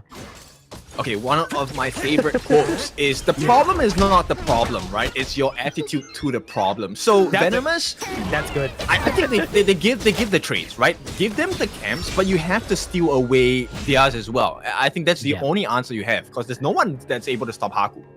Yeah, it was really hard, but again, they are taking some camps themselves and maybe gonna try to maybe steal for themselves. Game Cinders is gonna be hitting a lot of damage from Haku. He has the range. Zeeks is not gonna be able to get the HP. The slow is actually making work. First blood for the side of Nongshim. Oh, there was a slight overextension and possibly a big blunder on the side of Venomous. Can they find a trade somewhere else? That's the thing. Stolen again, no. They're just gonna be stealing here, and also look at that. They even stole the Azure buff on the top side after just killing Zeke. So Zeke is just losing resources. Yeah, not the situation that Venomous want to be in at this point. So look at the goal lead. It is a 300 goal lead for the side of Haku. Doesn't seem like much now, but this guy can turn your gold and multiply them, and suddenly the entirety of Nongshim is gonna be rich. Yeah, that is the reason why I love this picks, and we can definitely see it. The struggle is there. It's gonna be hard for them to move forward. Look at how Nongshim is playing here. They're playing a death ball. They're making sure that Haku can invade. Haku will be safe, just so that they will have the advantage later on. Yeah, I like the fact that you pointed out, because actually one of the things that Liang struggles with is grouping up. Yeah, death balls, and now he's gonna come. Blazing Brilliance is gonna be huge. A sheer, even using the flash, not saving him. Easy kills, and all of a sudden it's 2 kills in a bag, and it's a 1,000 goal lead for the side of Nongshim RedForce. Yeah, that is really rough. Very early into the game, having a 1k gold lead at 2 minutes is already a big lead, and all of it is going to Haku, and even Illusion here being part of most of the fights that happen. Yeah, I think he's getting quite a lot of valuable EXP and gold as well. Haku now at 2.2. He's already, what, 700 gold in front of his competition.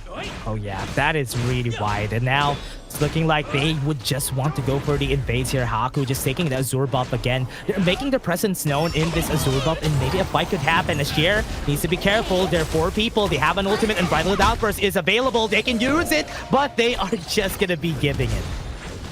Okay, putting the greatest right where they belong. Nongshim now a very sizable lead, close to 2,000 at this point. 2.7 in the hands of Haku. This Tiger is rich. He is strong. He's just going to be taking over everyone. Maybe right now is the time we're going to see the Tiger win against the Dragon, which is long, but this is funny to see, because Haku is just making sure, and even Faye is scouting their jungle. Maybe we can get some resources here. Look, in all the fairy tales in the world, we have seen that donkeys can tame dragons as well. I'm pretty sure a tiger can tame one. Wait, that's a very specific fairy tale that you're saying here. We have seen it. We have seen it all. But again, Tyrant gonna be taken for free. No answers for Brandmus. Yep. So tamed by the tiger. Haku taking the lead as they're looking for more across the map. Yep. Going for the push. Drops a drop kick onto Surge. Not a lot of HP. Death by Sun is going to be used, but he uses the flash to run away. Gas flash? Okay. There's a big difference here. It's a big commitment. The comment spell down for 120 seconds. Yeah, and even you know that you have this advantage, especially on this fight against the McGee. That's why he took the flash here, but right now they're going to be diving one person. Siri still has the flash. He's very safe, but the tower is not. Yep, it's meant to push him away, right? They need to find some trades around the map. They need the gold to be in their favor as well. But instantly, Nongshim flipped that script around. Yeah, they have power word control. Siri flashes away, uses the ult to just back off, and he's still safe. You start to see the struggles on the side of Venomous Drop. They also have an issue of reach. Yeah, it's gonna be hard, but right now, Blazing Brilliance, drop. But they still have the Unbridled Outburst from Faye if ever somebody engages. It's so difficult. It's so uncomfortable for the side of Venomous, right? The only person who's able to play from range is actually going to be Charming. Everyone else has to be within reach of the opponents to be able to be effective in team fights as well. And right now, having a goal differential of 4,000, not ideal. Yeah, gonna be pretty hard here. Nongshim looking for it, but they are just still going for that jungle. They know that that Crimson buff is going to be available in a bit, and because they just know that the lane went to the bot side, they're going to go for this tower in the bot lane. Yeah, there is no save here. This T1 is definitely going to go into the hands of Siri. At the same time, look, Illusion now, because of the advantage, able to just wait. Doesn't even need to farm and wait for the perfect Chaos Cinders. He already has himself a Reverberation. He can definitely kill anyone he hits with the Chaos Cinders. Wind Slash going to be used to Blazing Brilliance just to be CC immune, and that's perfect. Goes in for a sheer to get the kill onto the back line. Oh, Haku just pushing them away, giving them a taste of their old medicine here. And this time, the reward is a T2 in comparison to what Zeke is doing to the side of Siri. And they force out. Look, he stared it in the face. Oh, man. Drops the drop kick in his face. Forces the Infinite Fastness. Almost hitting with the Chaos Cinders now. They're going to be pushing right now onto the bot lane. They're being pushed back, but it doesn't matter. Nongshim still has control here. Yeah, we might be in store for one of the fastest games in the East Pro League here. Yeah, it's looking like that because Nongshim is not even stopping on the pushing. They don't even want to go for those neutral objectives. They take resources, then take the towers down as fast as they could. Yeah, you know what? I wasn't even counting the goal. It's 6,000 right now. Close to 1,000 a minute. That's 1,000 GPM for Nongshim.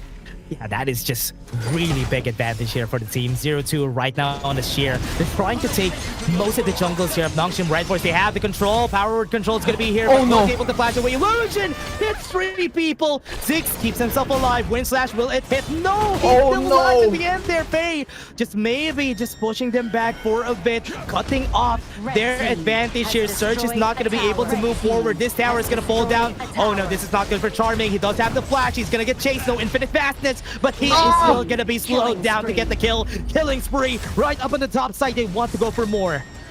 Dude, they played every single card for Illusion and still lost. Surge is gonna fall, and that is another kill onto their belt, onto the top side. They want to go for more. They have the Unbridled Outburst in case somebody moves forward.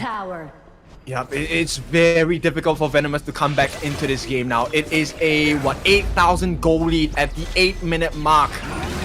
Oh man, Nongshim RedForce having a hard time here. Oh, they go, they don't, they are going, they are killing. Ashir is gonna be next. Zeke is gonna be their next target, and they have a lot of people down on the side of Venomous, and Nongshim, after going for those kills, just gonna get away. Look, discipline, right? Most teams would have said we should just end the game here and probably would have lost the defense at that point. So Nongshim, I like. Once again, it's the restraint. This is what makes the difference between a good team and a great team. Knowing and making good decisions. Yeah, they're still respecting the threat of Venomous, even though and also because they don't really have a lot of HP and didn't want to go for it. 8 minutes and 30 seconds and we already have a 9k goal lead.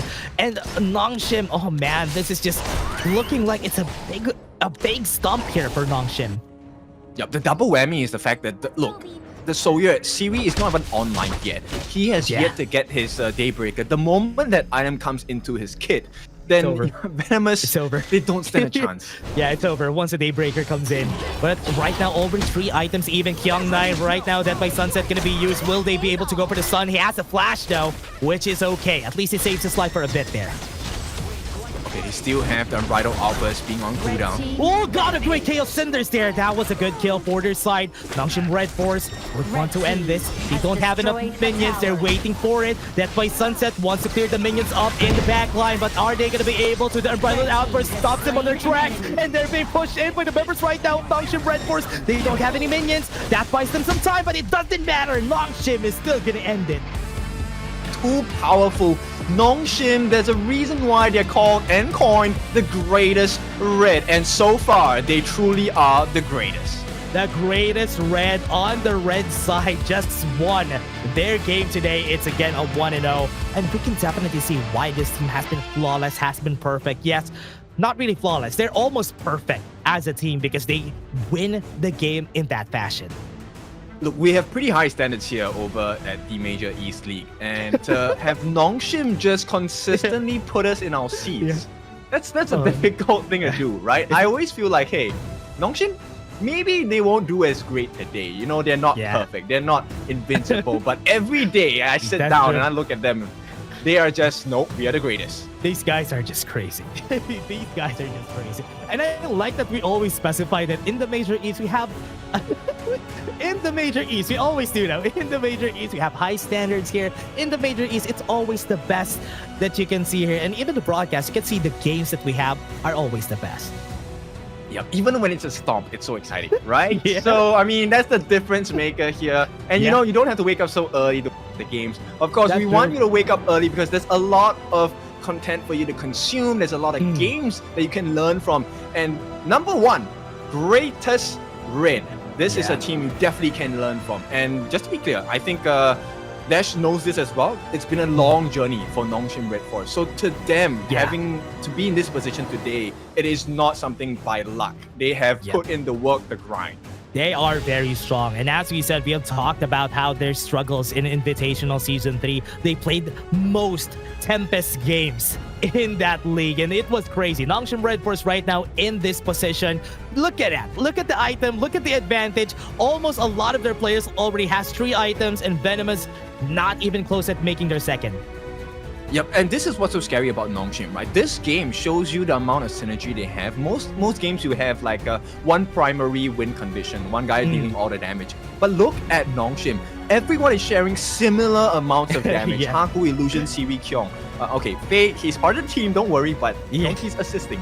Well, it's a roamer. It's well expected that he's not going to be dealing a lot of damage. But again, it's great to see like this, right? Everybody could play freestyle on the side of Nongshim RedForce. You could definitely see it because they can work towards that goal pretty perfectly. And you can see the graph here. It's all going up. It's just exponentially going up here for Nongshim RedForce. Yeah, you could see right from the start, right? You pointed it out. That first camp they stole, the beast, the boar, sorry, in the middle. You already said, look, there's no way they can stop them. Who's going to stop them? And Nongshim said, yeah, yo, stop me, try. And they tried, right? But it doesn't work like that. Yeah, they don't have the crowd control to stop him. They don't have the damage to stop him. So that's why he was able to take it again. Haku, again, getting the MVP in this game. 4-0 and 3. Divided equally in the damage. At least that's okay. 25% damage for Haku. Dude, this is not even a competition for Haku. He's here on a trophy hunt. It's how many MVPs can I get?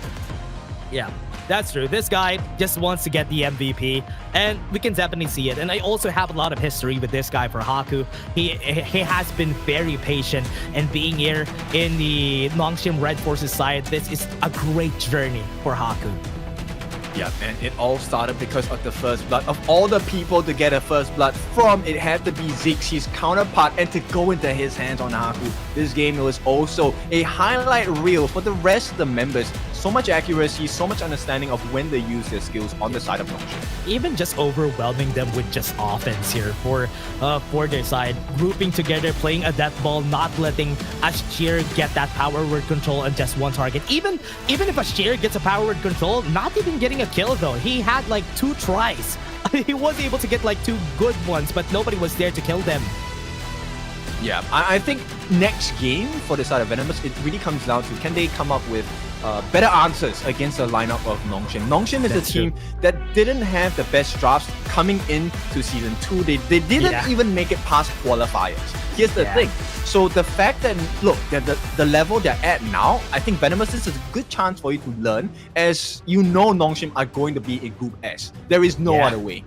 That's true. Even if they even lose this game, they're still going to be in Group S, just because they have garnered all the points that they can get. They got all 2 zeros. Nobody's going to top them on that point advantage ever. But again, before we go there, everybody, we're just going to take a short break, and don't go away.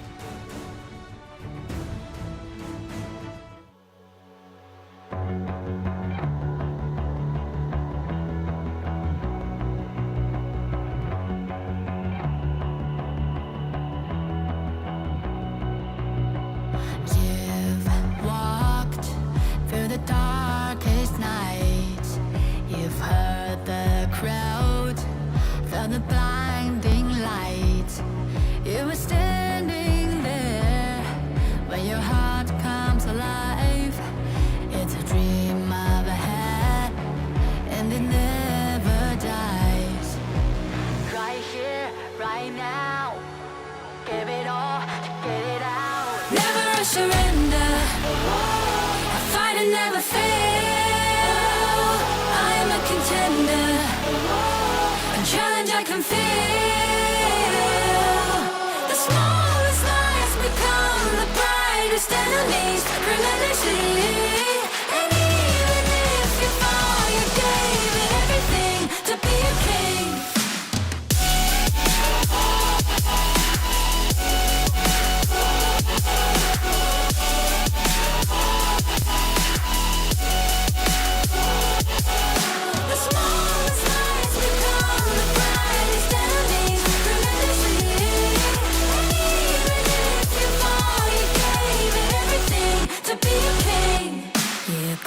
your way with a sharp attack. You watched it all burn, and you never looked back. There will come a day when your fears will rise. You protect your crown, so it never dies. Never surrender. I fight and never fail. I'm a contender. A challenge I can feel.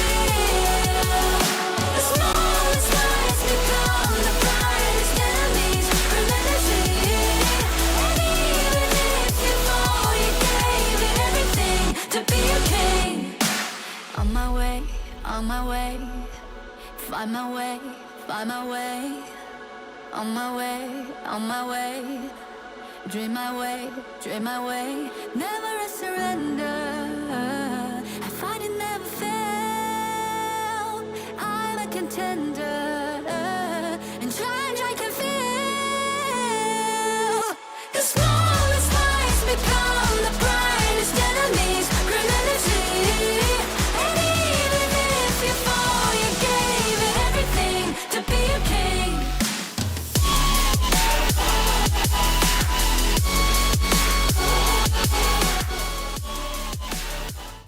And welcome back, everybody. We are here on game 2 of Nongshim RedForce. Right now, having the advantage in this series, 1-0, and Venomous would need to turn things around here in this game. My name is Dash, and I'm here with Kindofu. And what do you think about game 2? What can they do here, Kid? Okay, I hate the sugar coat things, so let's make it clear. I think Nongshim, they have this in the bag. Yeah. Right now, it's just, this is the learning lesson for Venomous, right? We know that the position is more or less secure for Nongshim. Right now, it's about Venomous. Can you train your punches? Can you get better drafts? Time to experiment, time to learn, and see what you can do against the potential champions of the Major East Pro League Spring Season 2025. Yeah, they can do a lot of things here for their side for Venomous, because you know you're gonna be in Group A anyway for next week. You have a chance to go for the scrims, you have a chance to go for practice after this. So this is a time for them to just not pull their punches, get their best draft out there, then try to fight them against the best of the best, because at some point you're gonna fight them anyway if ever you reach if ever you win Group A. Yeah, so when I stepped into the world of Honor of Kings, I had this lesson where L's are not losses, L's are lessons, and I think every single loss you're handed, it is a time for you to learn. And Venomous, right now, actually, it is the best possible decision, because whatever you do here doesn't change anything. But you can use this as an opportunity to get better as a team, as a player. It's always going to be a learning lesson for the teams that are here. And right now, all smiles from the side of Nongshim RedForce. They know that they have advantage. They know that they're confident to take on this next game against Venomous. Yeah, look, Venomous, put a dent, put a scratch, it doesn't matter. Scratch the windshield or something. Give them a tough time. Do what you do best. Yeah, they can make sure to at least make it hard for Nongshim RedForce. That game a while ago, it was looking like Nongshim RedForce had control of the whole map. Maybe find a way to not let them do that, not let them bully you into submission like what happened in game 1. Yeah, I think Nongshim already knows what's going on in terms of what they want to play on the side of Venomous. And this time, this is scary. Anytime Nongshim goes to the blue side, you know they have the death gaze. They're ready to kill the competition off. So Venomous, they need to play this red side really cleanly. Yeah, they need to play this pretty well, because they would have a lot of chances to win the draft. Maybe just win the draft. Maybe you can win in that side, in that state of things, and use that advantage as much as you can here. But right now, it's looking like Venomous is just waiting for their next step, waiting for the draft to happen. Right, so Venomous, I think they're going to be really carefully looking at what this first ban is going to be on the side of Nongshim. I think Nongshim are just going to allow the Liang out. I don't think they're too concerned about it. Yeah, they're not afraid of the Liang, because we've seen it a while ago, and it's okay. It works pretty well, but not really as well as Venomous thought. But Mayin getting out of the picture here for Nongshim RedForce, they know where their priorities lie. Look, Venomous can't even use the Liang. Global ban pick, right? So it's already used. So Nongshim already have a safe open ban. They don't even need to care about the Liang. They go ban out the Dharma. So it's a good start. This opens up the doors for the Sunce for the side of Nongshim as well. And look, Kyung9 is always the first player I look to in the drafting phase for the side of Nongshim because he has so big of a hero pool. Yeah, and I think the Sun Tzu could be the pick here for him because I remember Venomous Surge picks Mayin and Dharma also, but Agdo on that first pick for Nongshim RedForce. They're expecting Venomous to come in with the Ogren pick, right? Nongshim, the first team to really put this Agudo against Ogren matchup into our eyes. If you watch the global sides, KPL as well, they use this pretty consistently as a counter to Ogren. So Venomous already on the back foot. Do they really want to commit an Ogren into this very difficult matchup? Yeah, just having that range advantage is one of the biggest reasons why Agudo is really good against that. And there are a lot of compositions that they could do with Agudo. Play the Gen.G, have that extra healing. Some people even drop in the Cheyenne just so they have that healing together and use that as a sheet. Yeah, that's what I'm saying. Gen.G together with a healer could be good here for them to just stage their way towards the win. There you go. Yep. And Nongshim, I think they're going to play a very tanky and sustaining kind of draft, right? Because you want to allow the Gen.G to have as much freedom or space to just throw his tokens out. And they play really well from range. Yeah, and looking at this though, what they want to do here, especially past level 4 for Agudo, is they're going to go to the bot side, push that as fast as possible, because the extra stats that you get from the Agudo and also the healing from the Sakir will keep you alive and help you push that. Yep, sprites, critters, there's a lot of things that's going to be summoned in this match. True. At the same time, Agudo is one of the fastest junglers right now with the enhanced release, right? The substitution for Smite. Agudo is really quick. Yeah, very fast, and it's gonna be hard if they pick up a very slow jungler here for the side of Venomous. They need to maybe have that easy access to that early game and find a way to snowball out of that. That could work out for Venomous.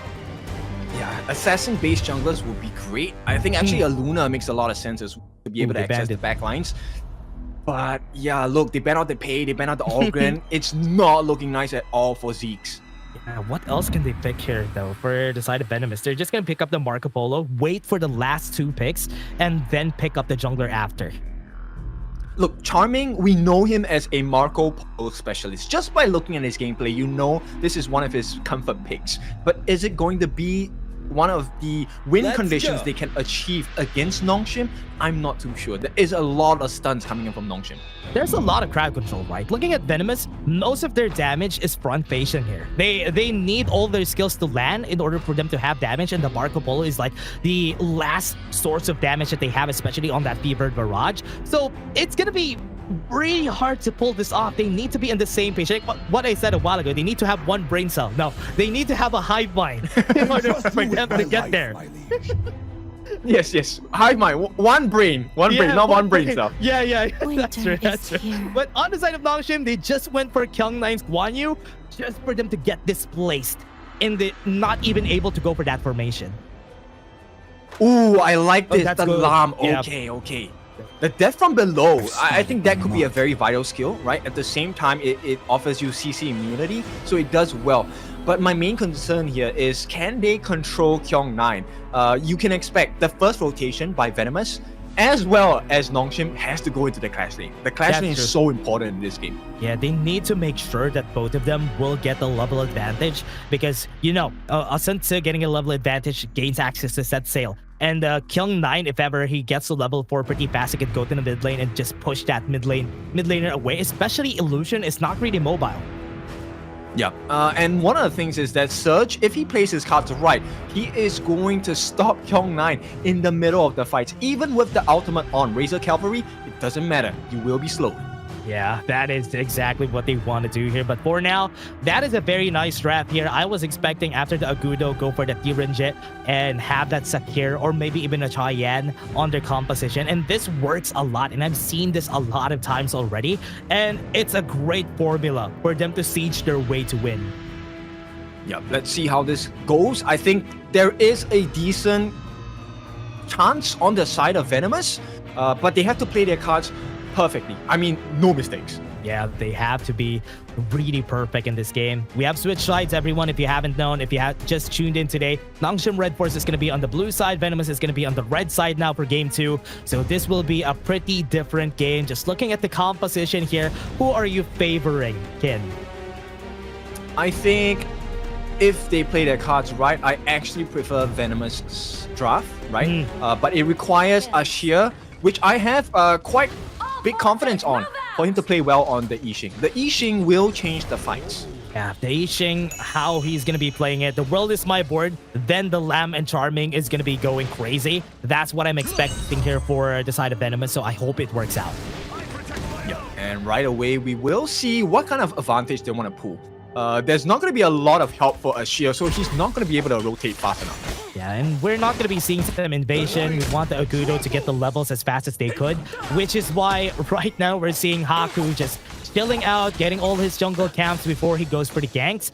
And both of our mid laners, they don't really need a lot of resources, so later on, they're going to be giving this lane to their junglers. Right now, Frigid Prison is going to be there. Enough damage. Is going to be super low in the first blood. Still comes in for the side of Nongshim.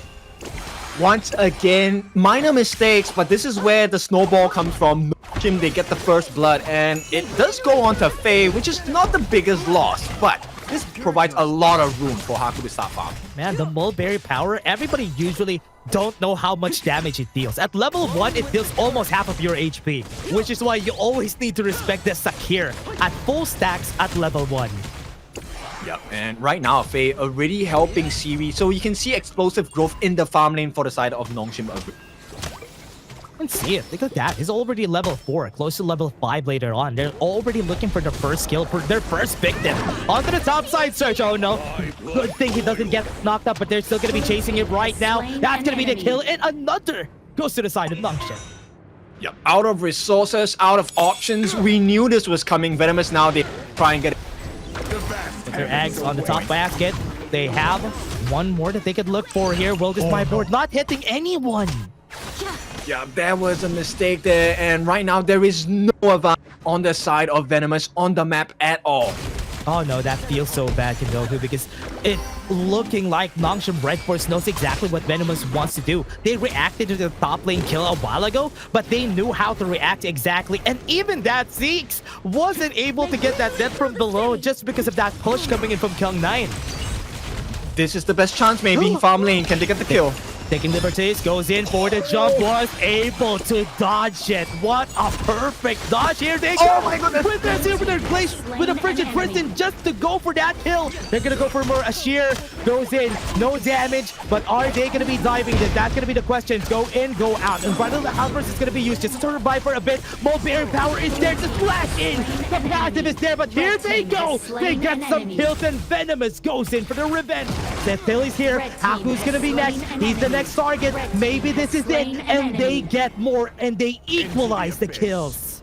This is what we wanted from Venomous. Look at close to 500 gold in their favor, and finally they open up the jungle. Crimson Golem available for the taking. Zeeks, well played. Yeah, let's take a look at this replay again. That Frigid Prison to the Winter is here was such perfect placement, but they stayed here for so long. Yeah, they did. And then this is where Ashir, I talked about it, Ashir's ultimate look, the board, beautiful. Perfect. Wow, that was a perfect World is my board. And they have nowhere to go. They can't even flash away from that. And that is why they got some kills. At least they got the gold advantage here against Nongshim RedForce. Good start. Look, and this is why I said, right, Venomous have a chance. They have to figure out how do they find the weakness on the side of Nongshim, and they have found it once. That means you can find it again. Yeah, and as you said, Ashir is going to be the key here. Ashir has been the biggest key on winning that fight a while ago. Teleport's going to be coming in, but this has been cancelled, and we can definitely see that Ashir is getting pushed back on the top side. He might even die, and he's dead. Yeah, we were singing his praises. It's a Southeast Asia thing, right? We were singing his praises, and he actually died from it. Now, Tyrant cannot even be started here for the side of Venomous. They were starting it a while ago, but because Ashir wasn't able to teleport in, they're not going to go for it. Yeah, with that extra kill, they have managed to even out the gold. So at this point, once again, we're at a stalemate. better team wins this time. Ooh, what a big slow. That's going to be the kill. Backline though, 2 kills already from the side of Venomous. It's looking really great. Haku's going to be next, and that's 3 kills on the board. And Zeke's is just going crazy. This side is going to go to their side. Oh, that forces a flash also for Siri. Yeah, big win, and they get the Tyrant as well. So this is going to be huge for the side of Venomous. Finally, they're breathing some lives. The Venom is hitting. Yeah, it's looking like Zeke's has been the key here also on that last fight. Imperial Order won't be able to hit. Mid lane tower has been taken down, and Venomous with a 2k gold lead. Yeah, we haven't seen a lot of Lams, right? And for good reason as well. He doesn't really fight well from behind. But look, Zeke has a decent level advantage. Level 9 against Haku's 8. This also means he has decent damage. X of Torment already completed 4, 0, and 3. This is where you need Zeke's at. Yeah, and one of the good things whenever you play a Lamb, especially if everybody gets too close for each other, which what Nongshim wants to do, there's a lot of ways for you to go in and out of the battle, and even the death from below is going to be much more valuable during that time. Yeah, the Space Strike is going to be so valuable because the iframes on the side of Zeke has helped them out so much. Yeah, that's been so good. But right now, bot side, going to be pushing this. There are some reactions. Set sail, not going to be hitting anybody. So this fight is going to be on a stalemate for now. They don't need to do anything, right? At this point, as long as they hold him here, it's a good situation. Because look at Charming. He is free farming on the top lane, trying to make the trade on the T1 as well. Look at the reaction here from the side of Venomous. Going into the top side, cut off any rotation coming in from the Nongshim RedForce's side. Even Kyung9 is not even going to be able to cut this. But the bot side tower has been taken down also. Okay, so they make a very conscious trade. And it looks like Nongshim, look, if you're not going to stop us, we're going to try for more. T3. Yeah, they're going to go for the T3. Nobody's going to stop them. And this might be the push. And you know, this is an Aguda composition. This is going to be very fast. Haku trapped in 2. But are they going to be able to follow through? They're not going to have enough damage here. That's going to be a slow on the Surge. He has been slowed down. He's not going to be able to get the kill. But they are chasing him as much as they could. They want to finish this Kindofu. No, this might be a big mistake. They didn't try to trade. This is not the play that Venomous wanted. Look, they didn't even get the T3 on the top. So all of that advantage they had now just stifled. They should have respected it. It's an Agudo to the Gen.G. They're going to be having a lot of pushing power just because of that attack speed that they do have. And because of that, they lost that T3 in the bot lane. That's so bad. Yep. Now the map is totally similar for the side of Nongshim and Venomous, but take a look at the replay here. This is what happened. This is why they couldn't take the T3. What a great game is like. Yeah, just for them to clear out that. Wait, he even killed Zeke's on that. Yep. What on that fight? That was such a play from Kyung9. That's a very Kyung9 thing to do. Yeah, and look, sometimes dying is not a bad play. That's true. Okay, Surge. Drops the set sail. Not going to be hitting anybody. It's going to be important. They need to hit those set sails. Yeah, the next big marker here is going to be this new objective, right? This Overlord. If Nongshim tried to take it and Venomous failed the contest, then suddenly you're gonna have an exposed T3 on other lanes as well. They have to be careful here. They changed up the strategy here for their side. They tried to go for Faye. No More World is my board. Gets a knock up on him. They're gonna be chasing him down, but he has to pass it. Popped it, but he gets popped anyway. They have the Frigid Prison on one target. With the Imperial Order, that's gonna be on the icing on top of the cake, and another tower on the top side. Look, one mistake. That's what we're talking about, right? They didn't even contest, but they went for a fight. Yeah, that is really not good right now. They need to contest this. They need to go for the fight. That from below was able to pull back one person. Haku's still alive. Goes in. Damage going to be there, and they're not going to be able to survive this. And Nongshim RedForce, even without the minions, they're going to be taking the tower here. Charming goes in with a Fever Barrage. He was able to get a kill in one, but that's all she wrote.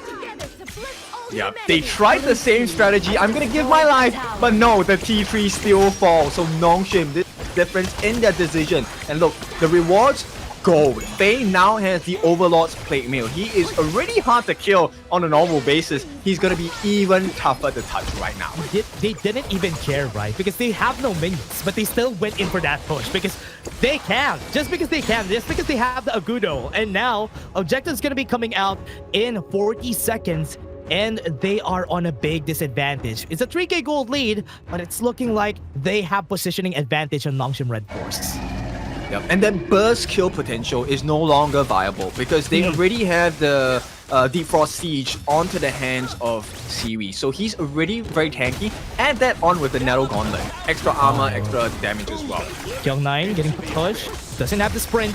Is he going to be chased down? Yes, he will. Will he die here? That's the question. Kyung9, what actually survives and Zeke falls down?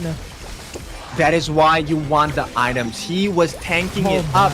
That was not the true purpose. The true purpose was buying time, and this guy bought so much time for Nongshim.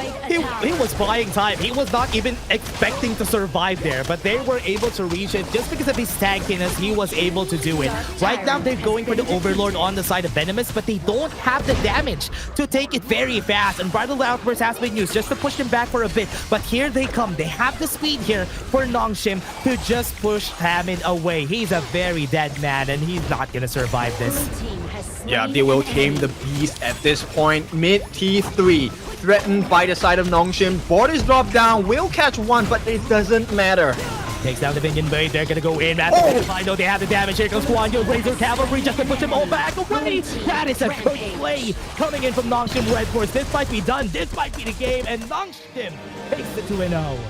This is the human fishing hook, the Guan Yu, and Kyung9 played it to perfection at this point. Very nice. They were tunnel vision. They were thinking about, hey, let's defend the T3. Nobody was caring about Kyung9 and said, you have to focus. I am the captain now.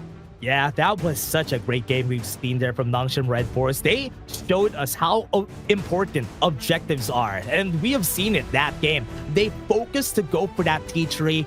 They got it, and once it happened, there were no map control that we could have seen from Venomous after that. Yeah, so a different train of thought, right? In terms of professionals, look, if you're playing a ranked games, you think, I have gold. I want to go for more damage. But in the professional scene, it is, let me go and build more defensive capabilities, right? Look at Kyung9. He bought so much time because he was able to tank through it. Siwi tanking through the damage as well. And the team comes to back you up. That's the main difference why Nongshim was able to turn this around.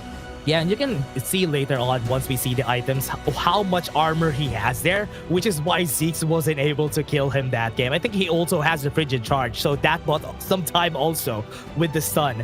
So with that, it was such a great game, Nongshim RedForce, but at least Venomous made them shake a bit.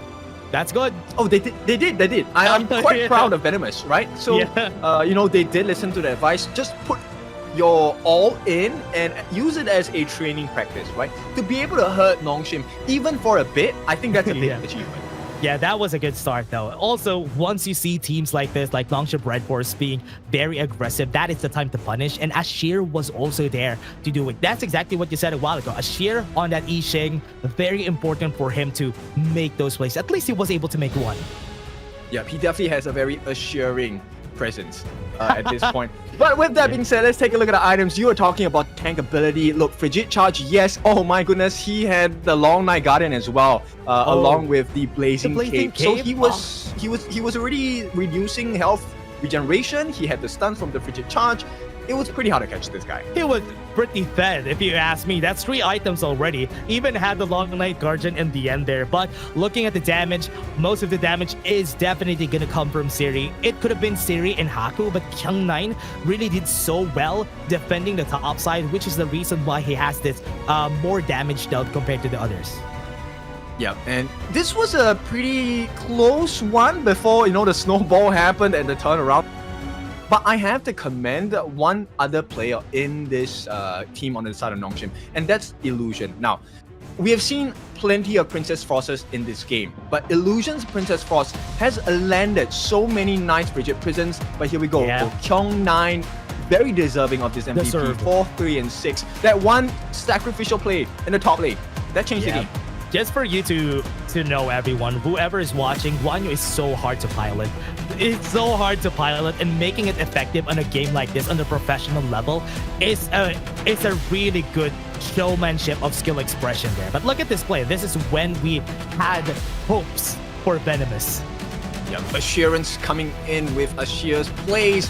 And unfortunately for them, this was one of the few good plays they had. Very nice catch as well. This was all looking good for the side of Venomous because they had the gold and item advantage. But as they allowed Siri and Kyung9 to really farm it up here, this is why he was deserving of the MVP. Now, That was a crazy play. When he pushed everybody back, Zeke's dying to the tower because there were no minions. And once that happened, Illusion had already recalled. And that's why they were able to defend the top lane tower. And that was a big advantage. If you guys would like to know, a T3 tower is such a big advantage. That natural lane push is so important. Yeah, Kyung-Ai also very patient. He waited for the death from below because that was the only thing that was going to stop him in team fights as well. So once the team committed, got caught, it's his turn to shine. Yeah, and we've seen also Charming trying to do the same thing, but Senagudo and has his friends together with him, which is why they still push the T3 tower. Then look at this, Kyung-9. What is that? He survived that. Yeah, the team backup. This is why you want the hive mind. Not a singular brain cell, but one brain. Yeah, one brain. One brain is exactly what you need here. And you've seen it. You've seen it. That they know the calls were there, the communication, and this is what you need from a top-tier team. And Major East is top-tier, the best, together with the teams that we have here. Exactly. There's very few places to look at. If you want, you could even consider the MKL. I think that's another you could check out as well. But yeah, it's all about the East, man. Yeah, the East is just the best. East side, best side. But again, everybody, that was just our Series 2. We're going to have a Series 3 in just a bit. We're just going to take a short break. See you guys in just a bit.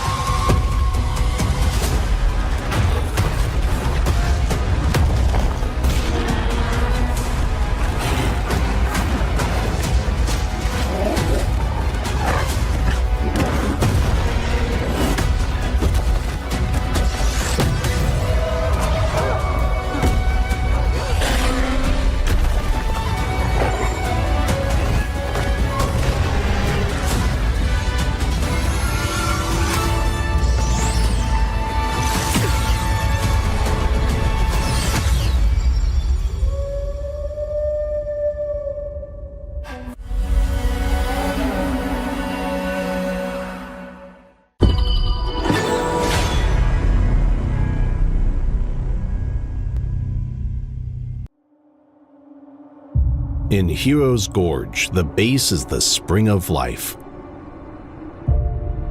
In the real world, every forest and plant is the Earth's spring of life. The base nourishes the gorge, just as Earth's ecosystems sustain all life. If the base is exhausted, heroes will lose their home. If ecosystems are destroyed, all life loses their habitat.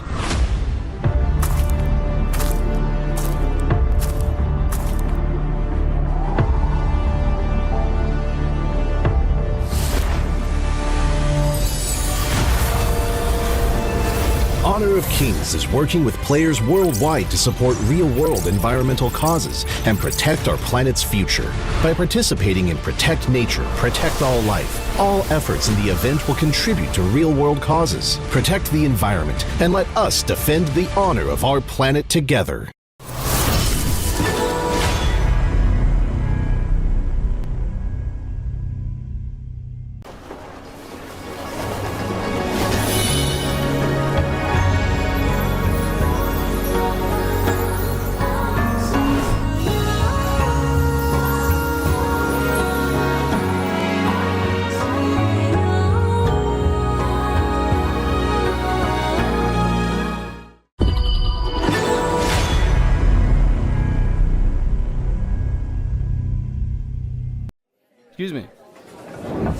Tagging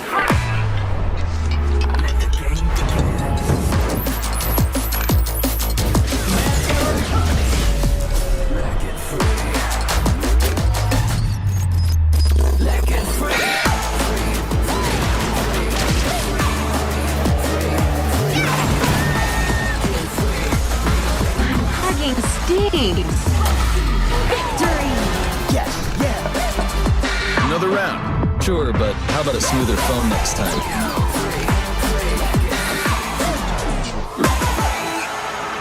Realme 14, performance beyond limits.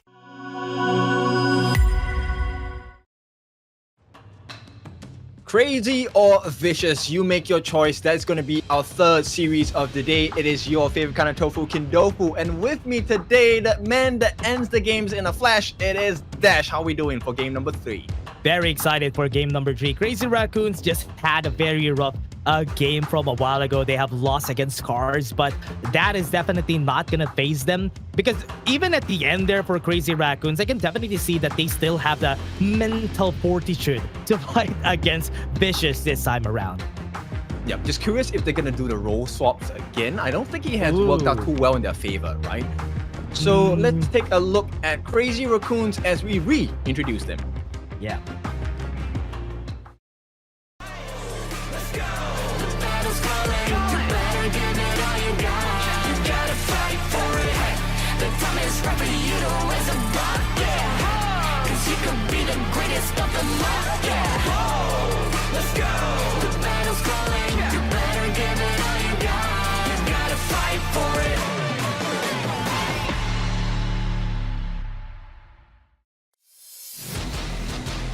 Crazy Raccoon, the CR Nation, represented by Kai, Ko, Fengxuan, Kuro, and Undertaker. Like you said, they have been handed their first loss today, but that's not going to be the final result if they have anything to say about it.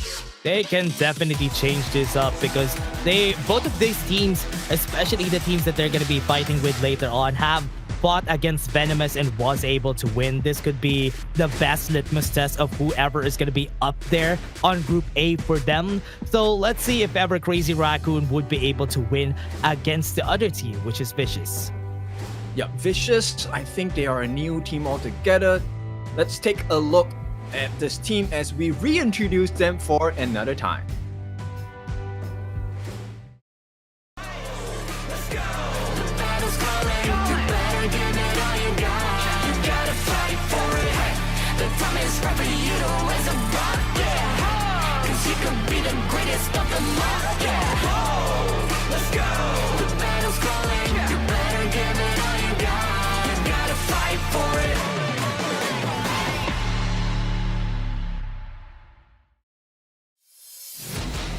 And the next team, Vicious Esports, they are the team that is fighting against Crazy Raccoons today. The Desert Flame, Doma, Doom, Angma, Aspire, and Bo are gonna be the members of this team. Yeah, we haven't actually seen too much of Vicious across these few days, and unfortunately for them, I think they're still searching for their first win, if I'm not wrong.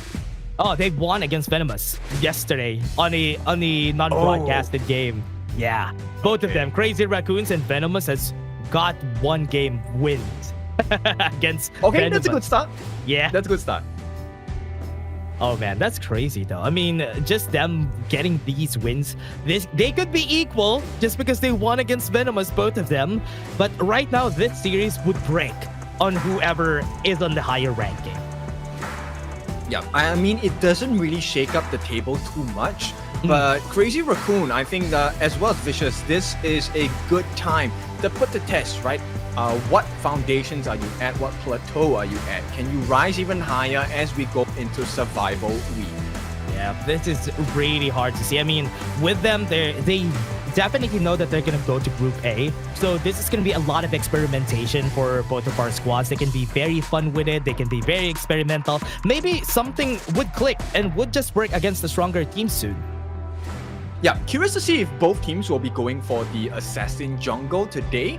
Let's take a look at the head-to-head, and this is going to be the junglers on each side. Ko and Angma. I know that Ko played some Jings, played some Fades, but the total kills, advantage onto the side of Venma, even the damage dealt. And the biggest difference is just the team fight participation here for both of them. Yeah, I think Vicious is just a little bit more aggressive and they're willing to risk more, which is why they have so much higher damage on the side of Engma as well. Yeah, this is going to be a different start here for both of our sides. So Crazy Raccoons, look at them. They're still happy. They're still not phased of the loss a while ago. And Vicious, they're much more focused. They're much more ready. And you can definitely see, oh, look at them. They're doing a thumbs up. Yeah, ready for the match. And I think this is a good mindset, right? And space to be in mentally. You want to be ready. You want to be pumped up for your game right before it begins as well. Yeah, and this series is going to be tough. It's going to be a 2-0, maybe even a 2-1. I think these two are just perfectly matched here for Crazy Raccoon and Vicious. But Crazy Raccoon being in the same region as of the JPKR, like Nongshim, RedForce, and even SCARZ, might have the advantage here. Yeah, I think at this point, Crazy Raccoon, we've already seen shades that they have what it takes to be a monster squad, right? But they just need to build upon their strengths, really just get more invades going. I think that's something that they have not been able to do successfully thus far. But if they can keep that behavior consistent, then it's going to be a tough game for Vicious. They haven't been also very proactive on what they do, especially on the jungle side. I think I like your point there that they haven't invaded a lot. They haven't taken fights into their own matters most of the time, which is the reason why they're having a hard time on some of the fights. Yeah, so I'm hoping that we're gonna see the assassin jungles coming out, but let's take a look at Vicious first. They're going to be Prio pick going on the blue side, and Crazy Raccoon going for the counter pick red.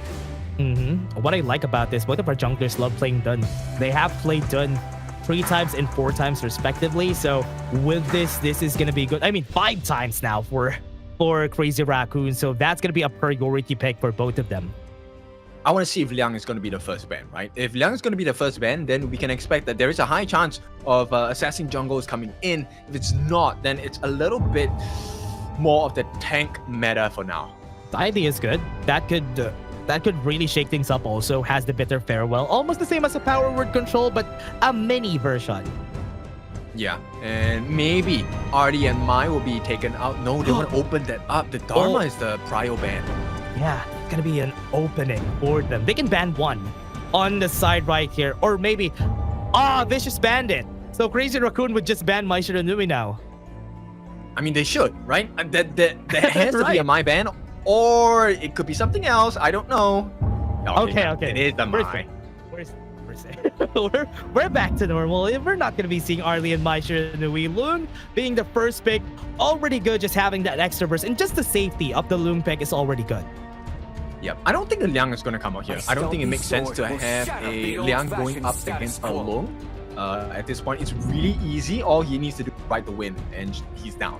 Yeah. Right? So Sakir. Sakir getting picked just makes me, Gen.G and Sakir has been quite a combo recently. They really love the extra burst damage and that early advantage, especially for level 1. Motivator power has so much damage, and it could give advantage to whoever it hits at very early stages in the game. Yeah, and level 4 with the stuns coming in from the Gen.G, I think that is going to be quite prominent, right? So they're hoping to get the Imperial Order down, that golden token. Lower your defense by 25% on your physical and magical, and hopefully they have enough burst on the side of Crazy. Solga and Elaine and Lung. This screams season 2 for me. This is the combos that you want to have just for the safety. Couple that with the Yuhu 1 for the last one. Could be something, but Crazy Raccoon taking a page out of Nongshim RedForce playbook from the last series. Yeah, this is a big one. Agudo, I like this. It is very damaging. But my main concern here is they have the double death by sunset, right? So Vicious, that is quite strong. What's scary about that is they can reach Agudo in the Gen.G. They're not very mobile except for when they have the flashes for Gen.G. But other than that, they're not very mobile. So at this point, I think it would be in favor of Vicious to go an assassin jungler, but you want the burst damage. You want to split the fight. I think that's the idea here. They would need to have that and have some form of control, or maybe some form of control on the mid lane, and couple that with an assassin. That's perfect. That's already a good composition for Vicious. Yeah, but mid lane, look, Yixing is still available for That's true. It would do well for either side. I think Yixing is going to be the priority here for Vicious. They need to have that Yixing just for them to... Crazy Raccoon takes it for themselves. Nice deny. Okay, so the board is going to be very useful in forcing out resources from the side of Vicious, right? This will force the Death at Sunset. It could also force out the infinite fastness if they're caught on the board, which is going to be a huge situation for Crazy Raccoon. Yeah, good thing they have the reset from the Dahlia, which actually makes it a bit safer. But Crazy Raccoon taking it, denying it, just really limits the power of the Exodia that they could have had with Vicious. I like this. I like the Hano pick, right? It fits perfectly into the composition of Vicious. So you're going to have a front-facing shield, right? And Hano is going to be your mid laner, but he's also going to be your spear. So those Scepters of Fate, the longer the fight goes, the better it is for Vicious. We talked about this a while ago, right? This composition wants to survive. On the side of Vicious, they have a lot of ways to survive. They're not gonna die pretty easily just because of those ults that they have. So Crazy Raccoon, with the amount of damage that they have, will it be enough? That's my question. Will it be enough to take down these players from Vicious? End this with grace. I think not just the players, right? It also depends on how many times does the Hano have his Fate Rewind, right? Yeah. Look, we talked about it in the previous series. You mentioned it. Agudo, Gen.G really quick at taking towers, but that can be reversed by the Fate Rewind. That's true. Oh. That feels so bad if ever that happens this game, because I know they're gonna be staying in the farm lane. They're gonna try to take it down, but the Fate Rewind, that's rough. Yeah. That's gonna be rough. I've already seen this yesterday in the MKL game. So even teams, they were locked into the mid lane trying to take a T1 for about close to 4 to 5 minutes, and that's where they got turned around. That game got turned around. Vicious might be able to do the same thing, and the worst part is if Vicious gets an advantage, it's not good. Crazy Raccoon will have the game taken to them really quickly. Yeah, and they don't even have a lot of burst damage, right? That's what you want whenever you want to take down targets that aren't easy to kill. And you do have a lot of DPS, but not a lot of burst. So this is going to be hard. And as you said, one thing that is funny whenever you're fighting a Hano and they revive a tower, it's still counted to the number of towers that you took down. So we will know how many times they use the Fate Rewind to rewind a tower. Yeah. Guys, look, I just played a game with Hano yesterday that didn't use his Fate Rewind. You can revert the tower, but it must be done in 3 seconds. Yeah. Just get to the tower and use your ulti, dude. Get close, even use your dash, then use the Fate Rewind just for you to get in range. That is something that you should know when you're playing Hano. So yes, guys, Hano is viable on those situations. And if you want a safe laner, pick a Hano. Hano's good. Not the best. So this is one of the best drafts I've seen out of Vicious, and I think, to be honest, I think they're more primed to win this game based on this draft. The longer the game goes, it is more beneficial to Vicious. Yeah, Vicious, they need to just get to the late game. They have a lot of ways to survive, and those survival abilities would actually help them traverse the mid game in where Crazy Raccoon would actually shine. But right now, everyone, we are just going to be tanking. Again, EWC, this thrilling season of Major Leagues is made possible with the support of EWC, helping bring top-tier competition to fans worldwide. Right, not only that, we are also going to be showing you what phones these guys are playing with. It's going to be the Realme. Our players are geared up with the Realme 14 5G. It's built for performance, made for gaming. Smooth, cool, and reliable, just as the way esports demands. Now, if you're ready to level up, get yours now and feel the difference. And right now, the difference is showing. First blood onto the top side, and the difference, as you said, and that's the Realme 14 5G power for you guys. Dude, Vicious is listening in, and they timed it right as I finished. Yeah, perfectly timed. They got the first blood too, and now they were trying to go for the steal there. And you can definitely see the confidence here coming from Vicious, and I like that they're getting this confidence. Don't forget, everybody, log in to claim this reward, get a screenshot of this, and just put it in game. Yep, and now the snowball potential on Vicious is going to be that much more, because look, now Doma is going to be able to make life so difficult for the side of Crazy Raccoon. Good use of that flash from Doma, just denying that knockup coming from Ko, and not even giving him any chances to go for it. Look at this top side.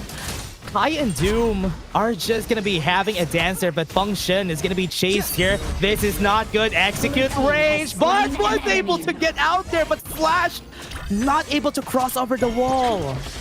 Yep, your passive does not matter. Passive aggressiveness does not work here. It is going to be Vicious that take that. Takes a kill. Now on the 2-0. Vicious looking really primed and ready to take them down. Kuro on 1 HP. Yeah, Kai is not having a good time as well. Like, everything is not working in Crazy Raccoon. Yeah, it's not even looking good. Even just building up a Blazing Cape against a Charlotte is usually enough to stop a Charlotte from getting that early game advantage, which is why it's already good. Doom is just gonna bully him. Yeah, because you're able to sustain, right? And there's armor values as well in the Blazing Cape. So it's really a good kit to have. And right now, Doom, he's able to hold his own. He has a level of... Yeah, it's really hard here. I think Doom is just gonna be taking this advantage. As far is just gonna be having this advantage here. This is what's hard about the Agudo, the Gen.G, and Sakir composition. You need time for them to matter in this game. Yeah, and you know, anxiety definitely gonna be raised every single time Doma gets his Scepters of Fate onto any member on the side of Crazy Raccoon. It's a horrible situation to be in. And they need to be close because they have the DPS. Agudo, Kuro, they need to be close. And that Scepter of Fate is just not gonna be good for you to take. Oh man. Yeah, it's... Look, they're just melting them down layer by layer. Yeah, they're just pushing, and there's nothing they can do to stop them. Looking at what Function and Ko are doing, they're moving back and forward into the mid lane. We can see it. Flaming Bomb almost getting the kill. Even flashes forward, but here they come. They're going to cut off their rotation. They won't be able to back. Tumble Forward has been used, but they have the infinite fastness. They are going to be stopped with the World is My board. Will they get the kill on Go? Go is a bit tanky, so it's not possible. There's nothing. They can't do anything. Yeah, they can't even go for the kill. Kai, not knocked up. Kai is also going for the fight anyway. They're going for this duel. They're having a 1v1 about a duel. A parry is going to come, but it is not going to work. Death by Sunset to finish things, but it is not a kill just yet. He keeps putting Kai in a horrible position. Doom, look, he forces the flash. And once again, he can just run rampant in the lane. And Doma, look, he doesn't even have to go for the kill. It's pushing him away. And all this pressure is making Crazy Raccoon miss creeps, miss minions. Is not ideal. They're already behind 1k. Yeah, he's even afraid. He doesn't even have mana for that Fate Rewind a while ago, but his sheer presence was enough to push him back even without the Fate Rewind. Right now, Doom still going for the 1v1, but here comes Engma. He's gonna go and save his teammate. He has the execution range, and that is it. Engma just gonna take him down. Yep, he knows how far he can bring this heat. And look, the reward is gold and glory at this point. Doom gets to cut another minion away from the EXP pool of Kai, so he is going to have a level EXP advantage once again. What a great game that they're playing here for the side of Vicious. They're getting all the advantage, giving all the resources to Engma, but right now they need to move here. Crazy Raccoon need to find a way to move around and maybe make use of their power. Okay, there is one concern I have. That is, Doma is actually looking like he's going for a magic damage build, which might be the win condition for the side of Crazy Raccoon. Ooh, if you think about it, that is also a good strat. That is actually a good thing to think about. If he's gonna go for the full damage and not gonna be a wall to stop them, this could be a good idea for Crazy Raccoon. They could work with that and take down Doma anytime they can. Yeah, it just puts a lot of pressure on his position, but Doom is caught in no man's land here. Ooh, Tumble Furball. Gets the damage, gets the knockup, but are they going to be able to get the kill? No, they have the fast pushing, and they're pushing this top side pretty easily, but bot side Aspire going to go and take this down. Yeah, T1 for T2 any day. Okay, they're not going to take it. They don't have the firepower to do it, but Doma is just here to stop them. Look at what he's doing. He's just on the middle of everything, on the middle of the rotation, so that Crazy Raccoon won't be able to help the other lanes. Yeah, there's just too much pressure around the map, and this is a very nice surprise for me. Pleasant surprise from Vicious, because they definitely have leveled up over the past few days, and it's showing in their gameplay as well. I like it. I like that I'm seeing Vicious this way. Crazy Raccoon's struggling for a bit. Venom Staff already built by Function, so maybe this could help them on the next fight. Lessen the amount of healing that Vicious is getting. Ward is going to be laid out, going to be fighting for it. Undertaker doing some damage right now, fighting against a lot of people right out to the backline. Agma was able to go. Tumble Furball is going to be there chasing them down. But the Scepter, as you said, it's going to be hard to deal with it. That pushed them all back. Yep. Okay, so they have a small win. Kai is going to be able to take the T1 here. I don't think they will be able to put too much pressure. But Doma, look, yeah, it's all about this. Once again, those Scepters of Fate, it is just painful, and he gets to walk away scot-free as well. One thing that's good is that Crazy Raccoon has some healing, and they're making use of it. They're healing after the Scepter of Fate, just backed off a little bit. No Fate Rewind to use, right? Right now onto the bot lane, they're going to go for the push, but the backline has been breached. Kuro is going to be chased down. He has no way to help himself. He flashed away already, so that Death by Sunset is going to be able to get the kill on him. Function, taking liberties, not going to be hitting the right target. Doom has dash in a bit, so maybe he could get killed, but no. This is not good. Crazy Raccoons wasn't able to take the tower. Yeah, they need to kill off Doma somehow. I don't know. If they can get rid of this Hano, maybe they still have a chance of winning the fight as well. They can go for the heals. Crazy Raccoons looking pretty good. That is one thing that they could do. Just go for the healing, force the pushes. Yes, they're going to be losing one person because they can't stop Doom at this point. Oh, and look, it is going to be Doom. I don't think he makes it out here. He's not. He has low HP. Does he have the Death by Sunset? Yes, he does. Yes. But will he make it scot-free? No, it's not gonna. The guy takes him down at a disadvantage. Look, he actually expended it right as he died. That's not an ideal situation. Yeah, it's very bad, no. I mean, this is not good. Right now, it's looking like Crazy Raccoons. Even if they were losing a while ago, they're getting back. Yeah, Vicious faltering for a little bit. Hold on. Walking a bit. Reset. It's not a good timing though. They have the reset right up on the Siren. Doma is using the Scepter of Fate. Gets the steal. What a smart steal there, but he pays with his life. Look at that Scepter of Fate. That's a lot of damage, but the Fate 3-1 is going to be there. But they're pushing on the top side. It's not looking good. Right now, Crazy Raccoon slowly taking over the map. They're being chased. Sprint has been used. Not going to be able to hit the right target. Doom having a 1v1. It's looking like Kai has control, but Bo is also here. Death by Sunset again. He's going to die. Easy kills, but they bought a bit of time on the side of Crazy Raccoon. They're able to put a little bit more pressure in the T2 in the mid as well. They're going to be pushing this. This is going to be good. They have no more Death by Sunset. Right, never mind. He has Death by Sunset. He's going to go to the backline. He got the kill. Tumble Purple is not going to hit. CC immune on this guy. He's going to be surviving for so long, and he gets one more kill. Gives us life, but this is a great situation for the side of it, right? A 3-for-1. Looking good. It's looking good for Vicious. Right now, they just need to not be overwhelmed by what Crazy Raccoon is doing. Crazy Raccoon is doing a lot of macros in this game. They're taking down towers, and they're forcing deaths. That's, honestly, they're doing a good thing here for Crazy Raccoon.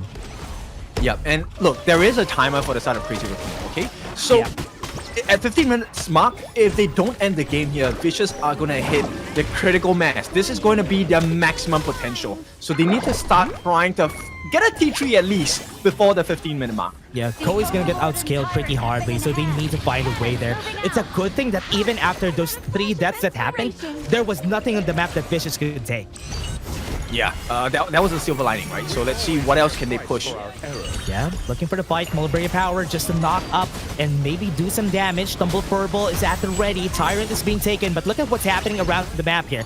They are pushing the top side while this is happening. They're chasing the back line, not even pushing right here. Use the Fate Rewind, so no more for Doma. They have to back away. They have to play it safely. Doom is right here in front. He's fighting against a lot of people. Gets the knock-up on him, but he might die. Another fight is happening onto the bot side. Ko is being chased down. Conductor of Soul gets him to full HP again. Agma walks away with just a bit of scars.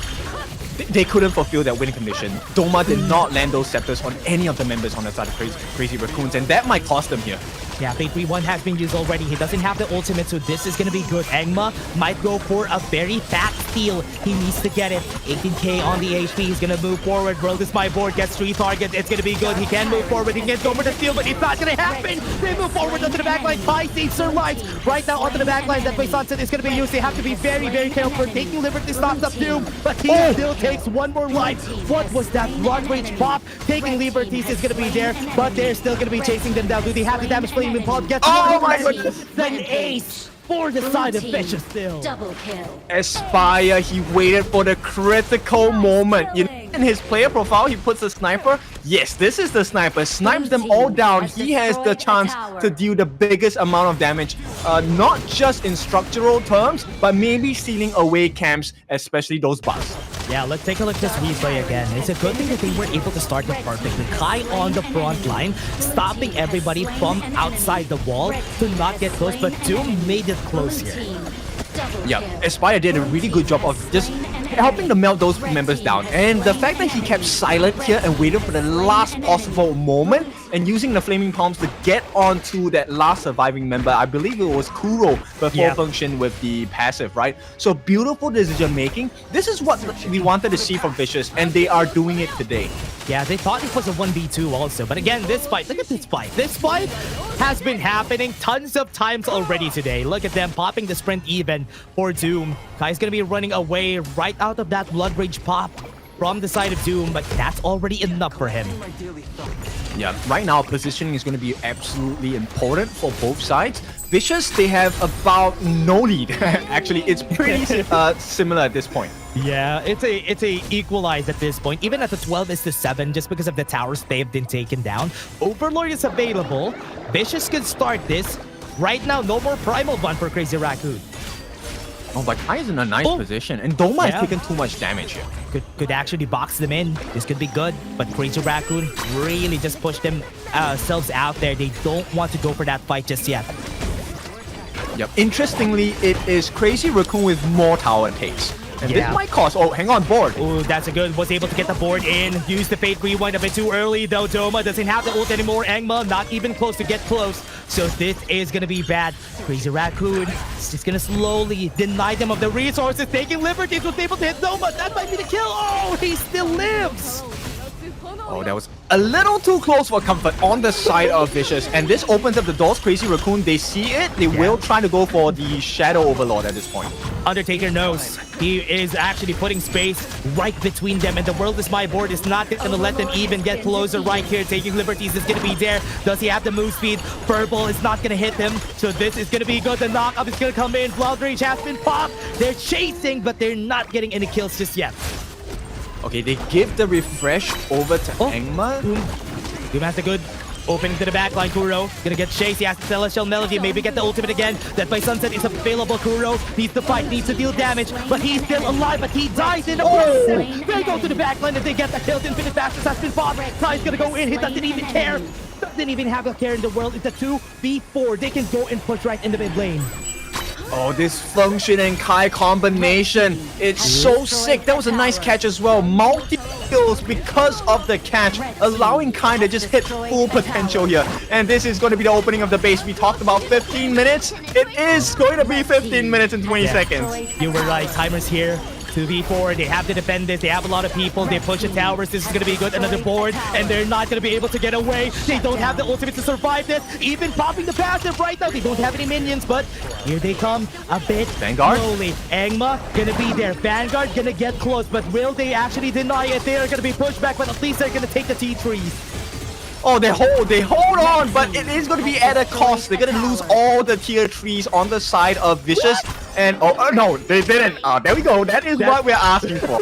That's so annoying. That Fate Rewind. Oh, man. A bit too late in the Fate Rewind, but at least we got to see it happening on the bot lane. Tyrant is already being taken. I know they have the Primal Bond. That's why they're taking so long here. But that is still going to be taken for Crazy Raccoon. Okay, Vicious, I mean, okay, 15 minutes, certain markers have been hit, but the farm marker did not get fulfilled just yet. They need a bit more farm on Doma. They need Doma to be able to get closer and be able to deal the damage that he needs. Zoom, again, another great positioning here. Might be able to go to the back line. Could surprise them, but the minions are coming in, so he's gonna get cut off.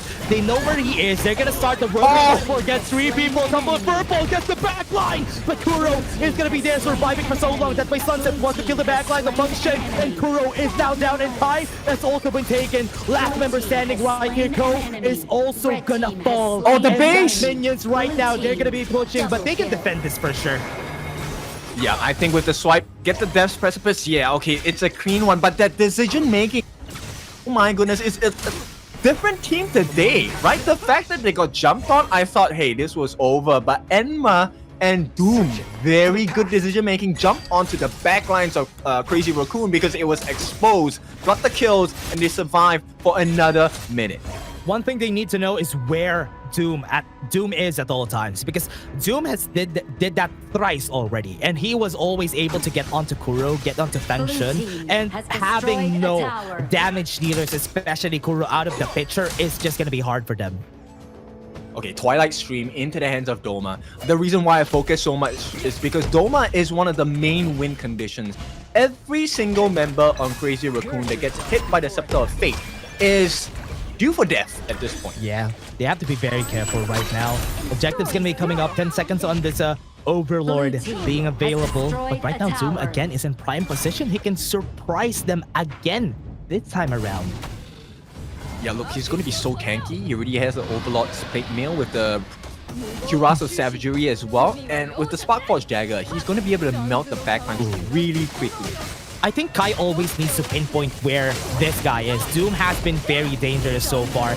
Even having the Star Breaker, dealing the damage, I think he's going to be winning this fight. Kai has advantage though. He doesn't have the disadvantage anymore just because of that item. And now, World is My Board has been expended. That's big. Yeah. Look, whoever gets this Shadow Overlord will be in a very big advantage. They can win at that point. If they get the Overlord, this is going to be big for them. Now, Kai is just forcing a lot of attention onto the bot side. They need... Right now, Doom can't kill him. That's why he's forcing attention onto the bot side. Yeah, Engma, maybe he comes in for the steal. Yep, to go. Has vision. Doom, maybe a bit too late here if ever they go for it. But right now, it was free. As you said, this is going to be bad because they lost that Shadow Vanguard availability. Okay, look, they just have to hold on for another 1.5 minutes. Vicious, even though they have the kill advantage, they're not losing. They're not winning across the map. That's the whole issue here. So Crazy Raccoon, if they play their cards right, they could split Vicious apart and just take this battle away. This is going to be bad. Shadow Vanguard onto the bot lane for sure. Okay, there you go. It's on the bot lane. They want to push this as fast as they could. Remember, Fate Rewind could get that back up. So they have to be careful right here when they start. They need to start right now and force the Fate Rewind coming from their side. Oh no. Are they going to be able to get that Tumble Purple? It's going to be there. Will they get the tower back? No, they don't get the tower back in the bot lane anymore. I think that's a good call, right? You don't want to waste it at this moment because if you use it, I think Crazy Raccoon will be like, okay, let's just go for it then. Yeah, they can go for it anytime. So now they're just going for the heal just to lick some wounds for the side of Crazy Raccoon. Shadow Vanguard is going to be here, so they can start right now. Infinite Access has been forced, but the passive has been popped on Function side. They can go in anytime they want, but they have to be careful on where Doom is. They have the Sage's Sanctuary on 2 people for the side of Vicious. Yep, this is a very important marker, right? If they can get the kill onto Function, stop the bots from coming in, or even just take out Kuro altogether, this is going to be a bad situation for Crazy Raccoon to be in. Remember, they all have flashes, so they have another lifeline here for the side of Kuro and Function. So they have to be careful on committing, especially for Doom. They need to get that double Death by Sunset onto Doom.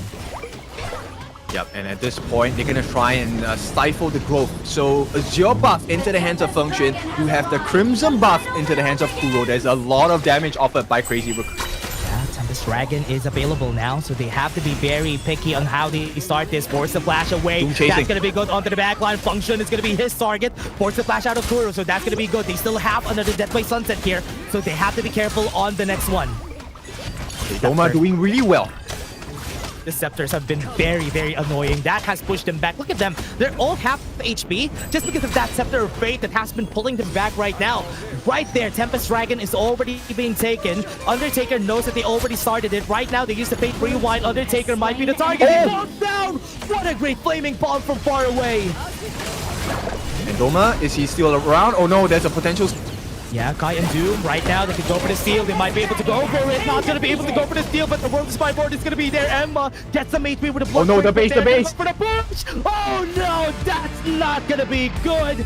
They were taken down by the minions from the side of Crazy Raccoon. Oh, this one hurts, man. Vicious, this one hurts. They played so well this game. They did their best. But it was still Crazy Raccoons just pulling them all together, and I have to give props to Kai. He held Doom for so long in that fight, he couldn't come in for the save. I think that is the goal. He needs to lock in Doom, not let Doom get into those fights, and forcing the reaction right there onto the bot side was one of the reasons why they had the advantage there. But it was Undertaker dying pretty early. I thought that was really bad, but that high was a very big lifesaver there. It was a gift, actually. I think Doma could have been more aggressive. I think he didn't hit the markers he needed to do as a Halo, right? One of the things that needs to be consistent is the fact that he needs to land those Scepters of Fate, and he didn't do that consistently enough. So Crazy Raccoon always had that turnaround potential. So it's unfortunate for Vicious. It's a good lesson for them, but we'll see. It's a nice game. I'm curious to see the growth of Vicious as the games go on. Yeah, I like it. I like what I've been seeing from them because Vicious made this game pretty hard. I thought it's going to be Crazy Raccoons just having the advantage overall in this whole game, but it was not the case. It was a really hard game. I thought Vicious really did well, and they had the tools to win that game. Yeah, beautiful draft. I mean, it's just maybe the practice wasn't enough. But hey, it's just game one. Maybe they will be able to come back in the second game as well. But I'm curious about the itemization. You know, we were talking about it. I'm just concerned that he went for the magic build. I think maybe a tank would have been better. That's true. That's true. I agree. They needed somebody to be the sponge here for the team. What he was doing a while ago, cutting off rotations, just being a wall in front of everybody, has been pretty good.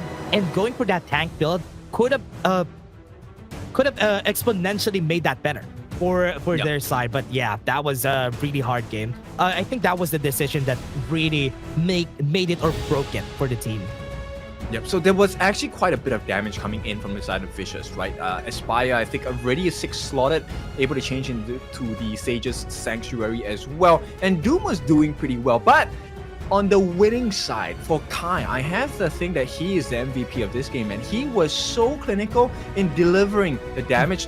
He dealt only 107,000 damage. Highest is Function, close to 200,000 worth of hero damage offered. Oh man, that is true. I think Kai, even if he doesn't get MVP here, it's okay. I think he deserves the MVP in this game just because of what he did right there into the bot lane, just forcing reactions. And look at that grab. It was close until it wasn't. Then it was close again.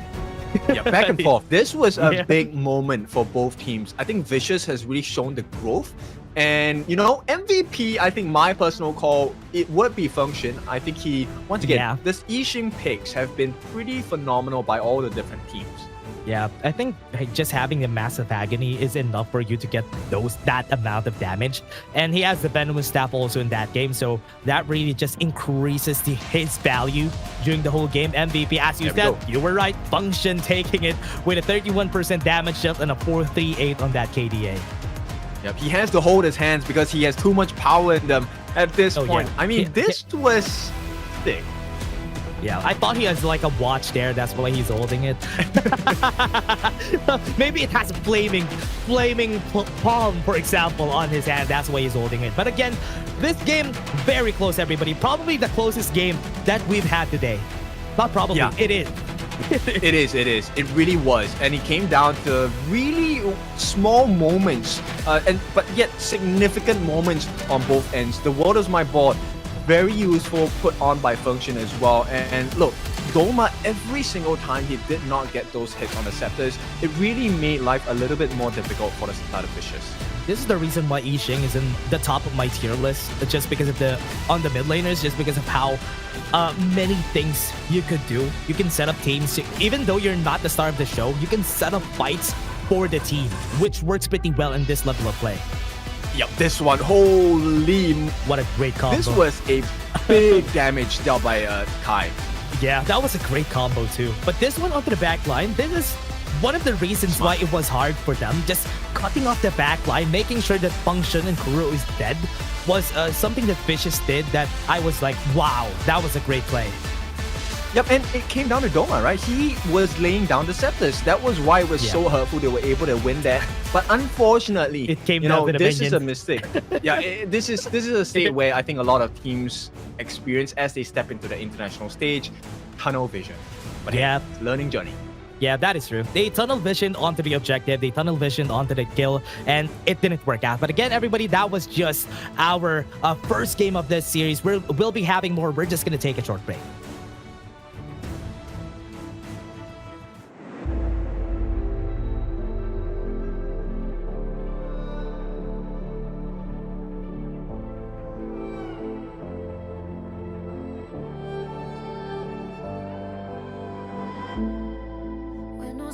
to the fallout. It's what got us here. Ever changing, some chameleon. Blood, sweat, and tears. We'll never make it if we fall to everything that brings us down. With a comeback is now. Blood, sweat, and tears. Fight for what we want. Doesn't matter the cost. Every day, put in work. Blood, sweat, and tears. Nothing comes overnight. Strength in numbers start to line. We don't bow to fear. Blood, sweat, and tears. Blood, sweat, and tears.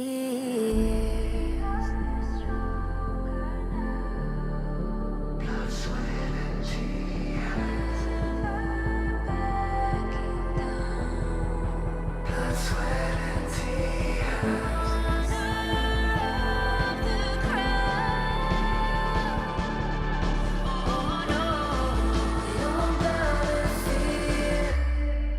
Blood, sweat, and tears. Fight for what we want. Doesn't matter the cost. Every day, put in work. Nothing comes overnight. Strength in numbers start to lie. We don't bow to fear. Blood, sweat, and tears.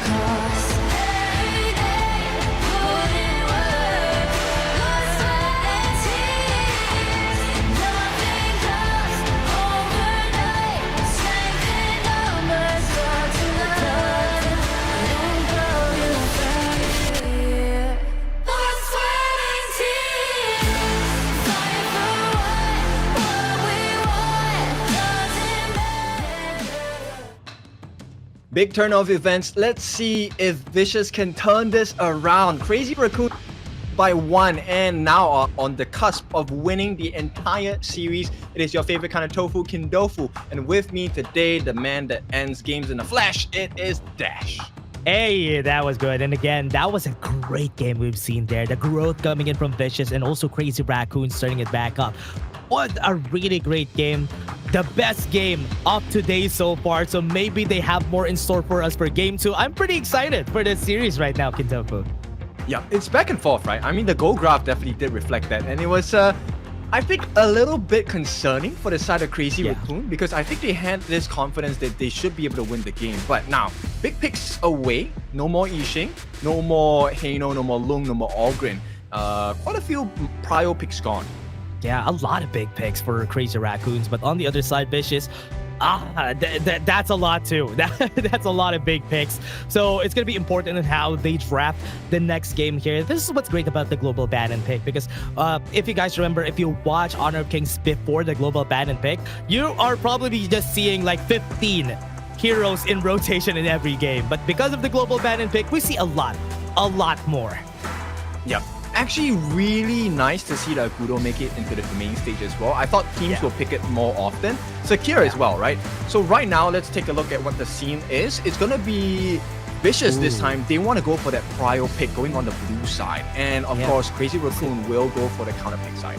Oh, they still want to go for that red side, huh? For Crazy Raccoon. So it's the same. It's the same placement for both of our teams. So I think they're just confident in taking those sides on them. I think JPKR really loves picking up their red sides just because of that counter pick that they can do, which is why Crazy Raccoons also prefer the red side. Yeah, I think this might be a killer game for the side of Crazy Raccoon. They would definitely try to look for that assassin meta jungle. Please let Arlie and Mai Shiranui be available in this game because Dianea getting banned again. I think we're gonna have the same bans here, Kindofu. I like your thought process, but it's a tall order and it's a very tough. It's a tough task. If ever they became available, though, that's why. Dharma, Arlie, then mine. I believe that's gonna be the bans here for both of them. Oh, wait. Okay, one's gonna get away. It has to be the mine. It has to be the mine here. Oh, come on. Man. Crazy Raccoons is gonna ban it. They have to ban it. Yeah, let why the would we give Arlie a go. mine It's okay. at this point? Yeah, let the Arlie go. It's okay. Just pick up something else and just ban the Mike Sherinu. It's gonna be hard if Doma holds on. Oh, They okay. opened both of it. Oh no. Take your pick. I would rather play against a Mai than an Arlie. I feel like that was not the correct decision. But so Vicious, snap it up. Oh man, they pick up the Arlie. My Shiranui for Crazy Raccoons and Function being the one holding it for the team. He has been nothing short but phenomenal on the last game, and couple that with the Zhang Fei just to double down on the after the knockup, then use the Unbridled Outburst. Perfect combo already. There's a beast. Are we gonna see the Pei here? Pei is one of the best people to chase down an Arlie. Crazy Raccoon, they could also go for the Musashi, one of the best picks against an Arlie. And there is Lung available for Crazy Raccoons. So Vicious, wow, I like this draft a lot. Very controlling, a lot of burst damage potential as well. Yixing and Lianpo, very good at catching. Lianpo can set the stage for that ball. Just having the front line here of Lianpo and Yixing with his passive, if it gets popped, not gonna get bursted by the Mai Shiranui. Already good from what I'm seeing here. They just need a bit of movement, but the Mayin, as you were saying, Bayin has a lot of control and could be the ones that could target the Arlie on most occasions in this game. Yeah, my main concern here for Crazy Raccoon is this Mai gonna have enough damage, right? I think in the laning phase, going up against the Yixing, I think it's still okay, but the wave clear is not gonna be in favor on the side of Crazy Raccoon. Definitely the Lianpo Yixing combination. First wave, easy, 2 seconds. Yeah, it's gonna be very easy, especially taking liberties. So hard to deal with. But here, on the side of Vicious, with the they're banning the Shano. They're banning is Long. I think they do have Long available for Crazy Raccoons. I would rather play against a Lung than a Chano, especially in a game that is as important as this, right? At the same time, they ban out the Clash laners. Marco as well, okay. Yeah, they just are banning all the... Yeah, they're gonna go for the Loon just to go for that 50-50 on the bot lane. But most of the time in the early game, once you pop the Frenzy against on the 1v1, it's gonna be Arlie favored most of the time, unless he has all his cooldowns on the side of Kuro. Yeah, actually, I think the Marco is a good ban here. If the Marco takes Purify, it's quite hard to fight against it because Lianpo and Yixing will not be able to stop him. So, pretty decent draft coming out from Vicious once again. I like this growth. They're drafting so well. Right now, it's really about the execution. Can they play this to the T? Yeah, remember, there's a lot of crowd control here for the side of Vicious. They are putting all their eggs in that Arlie basket. Arlie is going to be much of a headache in this game, and having 4 people doing crowd controls for you in front is going to be what an Arlie wants. That's an ideal situation for an Arlie main on the side of Vicious here. Not only that, right? So the heroes on the side of Vicious, they are also very good at muting a Mai Shiranui. She can't burst them down. There is no one-hit combination. Oh, that's true. That's true. And also, there's not really a target that Mai Shiranui could go for. And that's the smartest thing that they did there for the side of Vicious. And Menki on the last here for the side of Crazy Raccoons just to add on to that dive that they're looking for. Maybe Doma? I think Doma might fall to Mai if he doesn't have his passive, but that's a very rare condition. And do you really want to burn everything onto an Yixing? You know? That is true. He just needs to lay his board and doesn't really even do much after. And that's the most important thing that you want to do. And you want to burst down the Arlie, not the Yixing, because most of the damage is going to come to the Arlie. So all eyes will be on Aspire in this game for the side of Vicious. Yep. Is it too much pressure onto the shoulders of Aspire, right? Sometimes we talk about it. The same water that makes an egg hard is the same water that softens a potato. So that's some quote like that. I agree. That's true. Yeah, that's true. What a great coat you have there. But I understand because it's gonna be hard. It's gonna be a hard objective for the side right here of Vicious. They need Aspire to carry the game as a whole because they have all the tools. They have all the things that they need to win here. Aspire just needs to carry everybody on his back and be able to perform. Yeah, Crazy Raccoons, this game, it is paramount that they be really stingy with the usage of their ultimates. Because it is a game changer. Look, Unbridled Outburst, big ultimate could definitely change the fight, allow the rotation from Kai and Cole to really make a lot of sense and damage. We'll see. Yeah, Function already going for those Kacho Sense and taking liberties also was popped in order for them to force that flash out of Function pretty early in this game. Yeah, and look, Wave Clear, they're gonna defeat Aspire. He is the win condition. He needs to get those hits. Maybe looking for the touch bars and as well. And Engma already putting pressure on Cole. That is the great pressure they're doing. Right now, steal. They even go for the steal, though. Oh, Ko is not going to have a good day today. What a great reaction coming in from Vicious. Having the R-Lee and even though onto the mid lane was the reason why they were able to get it.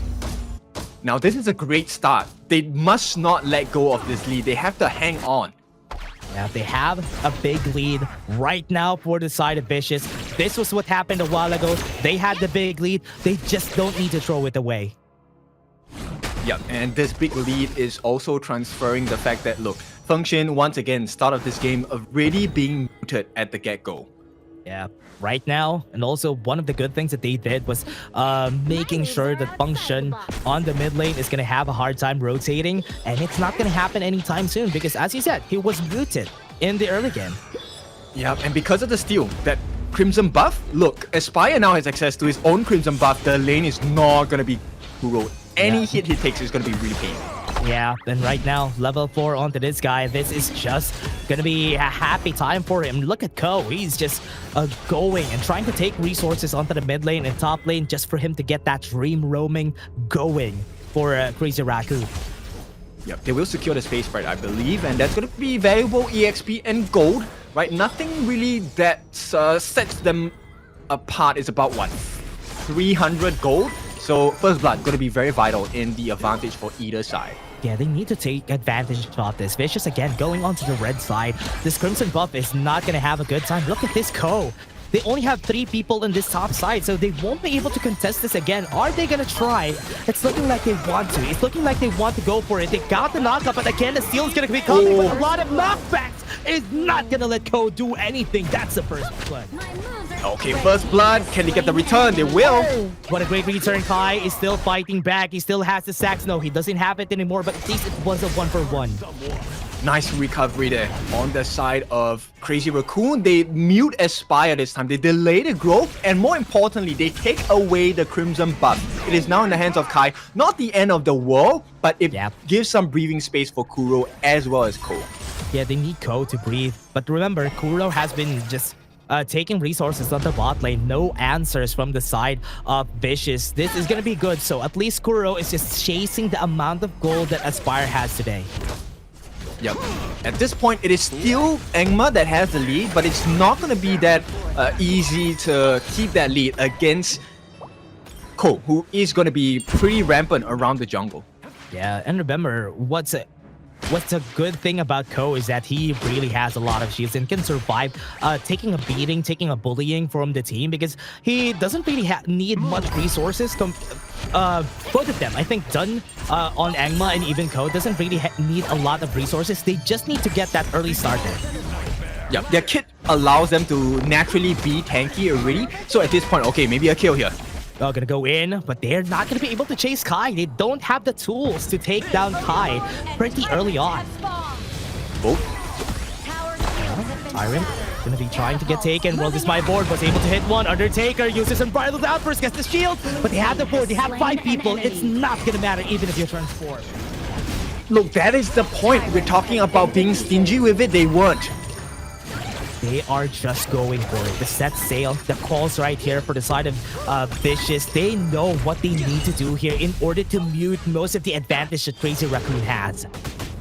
Yeah, we were talking about the pressure onto Aspire's shoulders, and it seems like he is holding his own really well. But it's not the same case for Crazy Raccoon. They seem to be fumbling under all of this hard pressure coming in. Yeah, there's a lot of pressure, and they need to fight back. Aspire going in, that is a measure of how confident Aspire is right now in this game.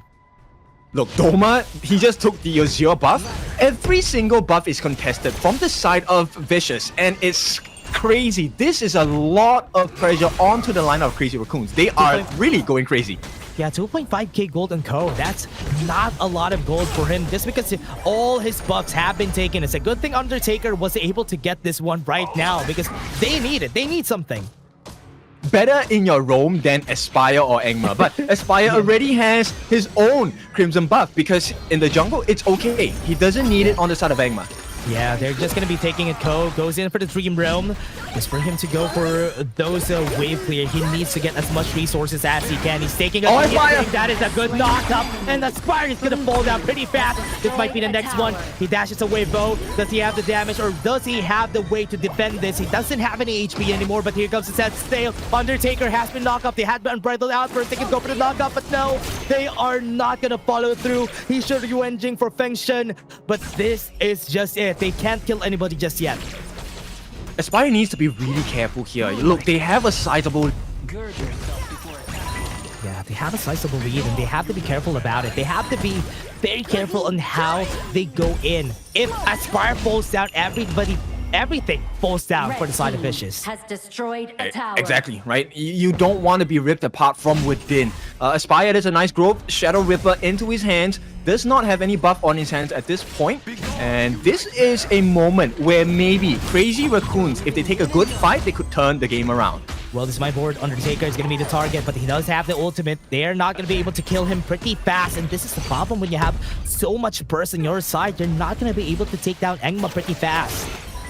Yeah, they cannot handle the pacing on the side of Vicious. Once again, the Crimson Golem being threatened by the side of Vicious. They're being pretty reactive. They go in. Aspire does have the Maple Dance in a bit. He's going to be using it. He's going to be running away, but they still get the buff for themselves. Oh no, a bit too late here for Kai. He's at the forefront, but it's not good. Knocked up on tree. Onto the back line. That stops Crazy Raccoon from reacting. Oh, Vicious, you can tell they are in the fleur. This is the flow state moment so far. And Vicious, this is the best chance. So in the game, they are leading by about 1,000 gold. There is a neutral objective open for the taking as well if they win a fight here. 1,000 gold, not really that sizable of a lead, but Crazy Raccoon, they need to come back from this. It's looking like they're reacting to every answer here. That's going to be a World Display board. They got function. This is not good. They go in with the set still. It's not going to matter. Kobe's also going to fall down. Oh, they share the damage, and at this point, Vicious, they have something of value here. They will be able to get out. It's going to be the Unruly Blade. I don't think there is a fight to take on the side of Vicious. They will make good for themselves to pull back.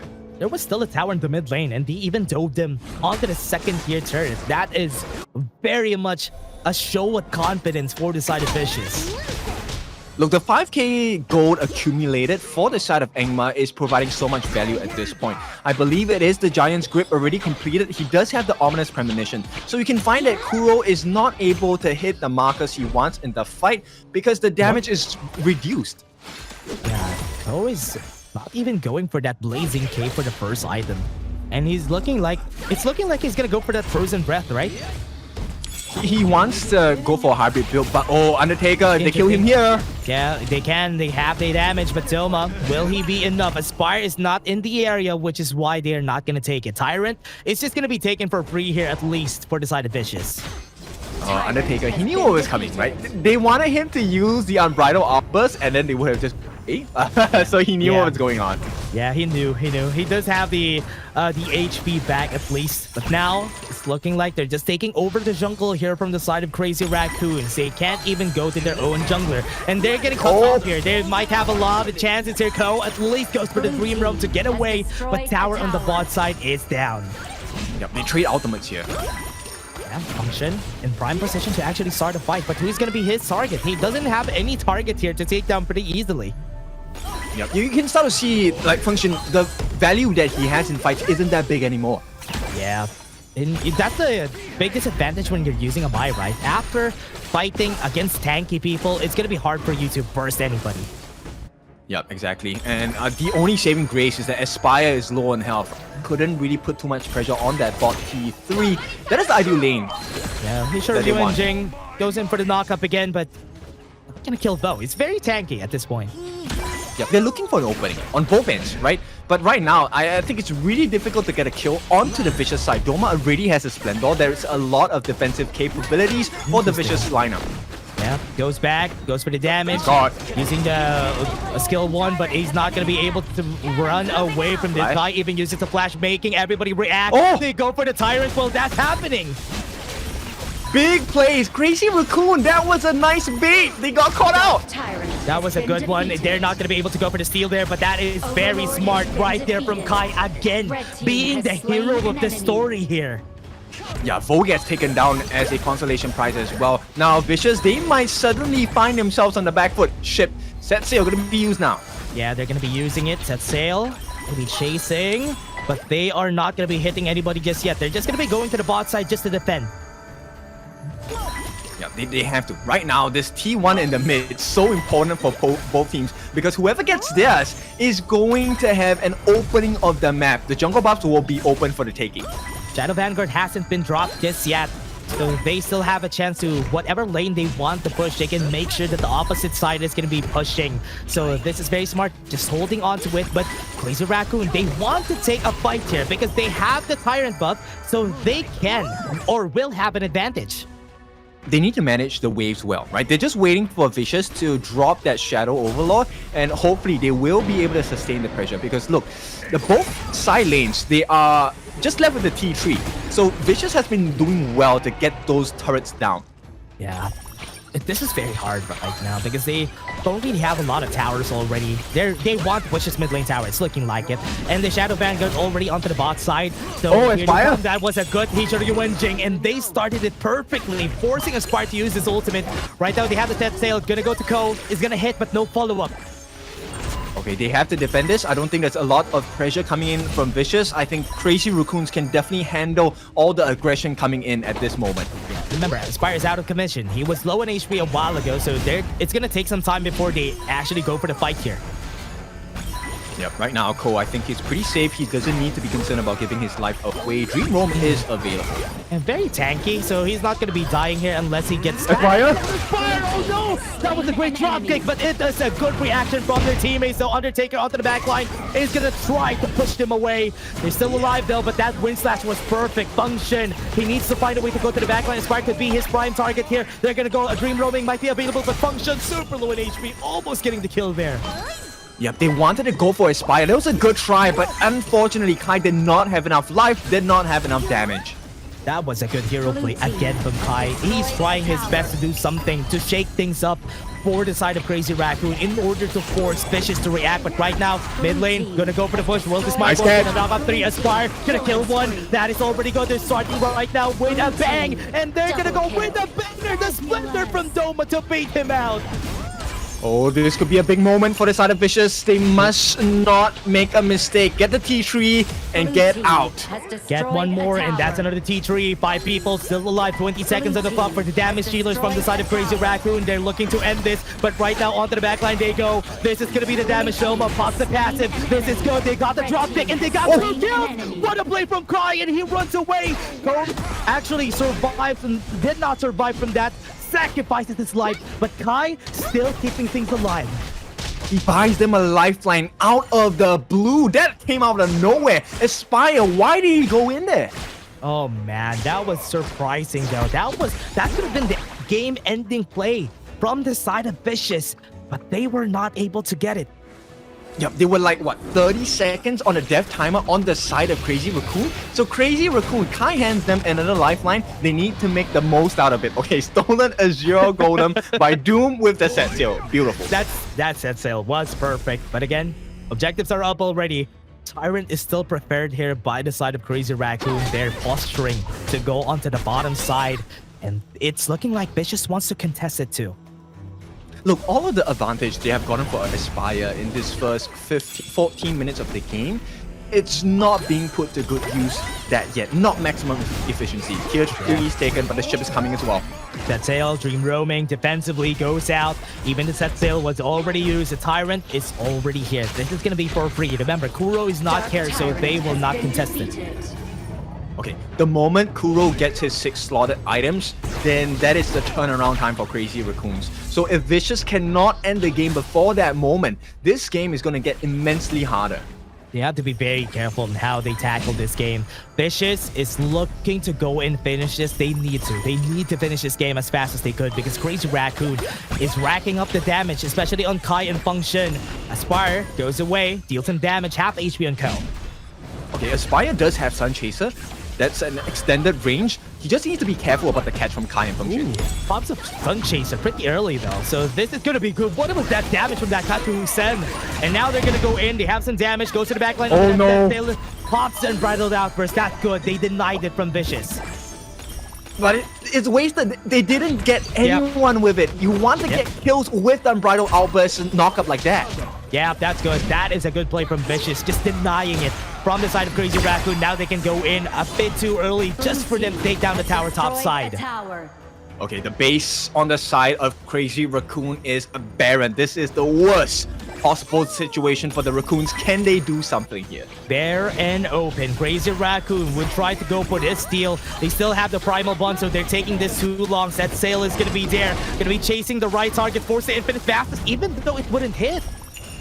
Yep, right now, Vicious, they don't have to overplay their cards. They can just take it slow, and it will naturally go in their favor in terms of waves. Crazy Raccoon looking like they're getting pressured.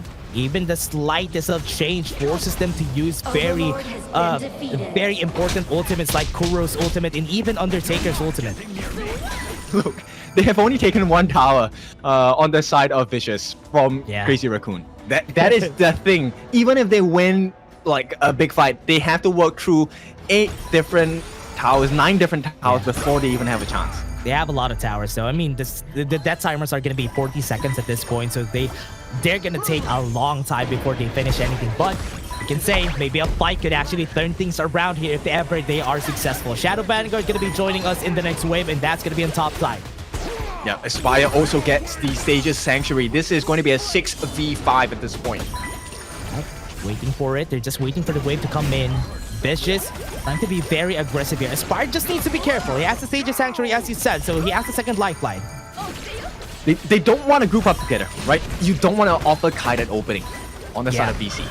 If Kai gets an opening here, this is going to be bad if it gets in. Ko uses the green roaming pretty early right now. Aspire already have HP and Bradley at first gets the knockback, but he was able to get away anyway. Right now, Kai goes in for the drop kick, but he's not able to get the kill on Aspire. Right now, they're pretty much alive, but they're losing a lot of their members and losing a lot of damage. Kuro may be the savior of the team here, but it's not going to work out. The damage is not enough, and they're finishing this game. Vicious wants to go for this game 3, and they are looking for it. Flashes forward, but it's not gonna matter. They're not gonna kill anything except for Aspire, but it doesn't matter. They finish this game, and Vicious goes for a 1-1.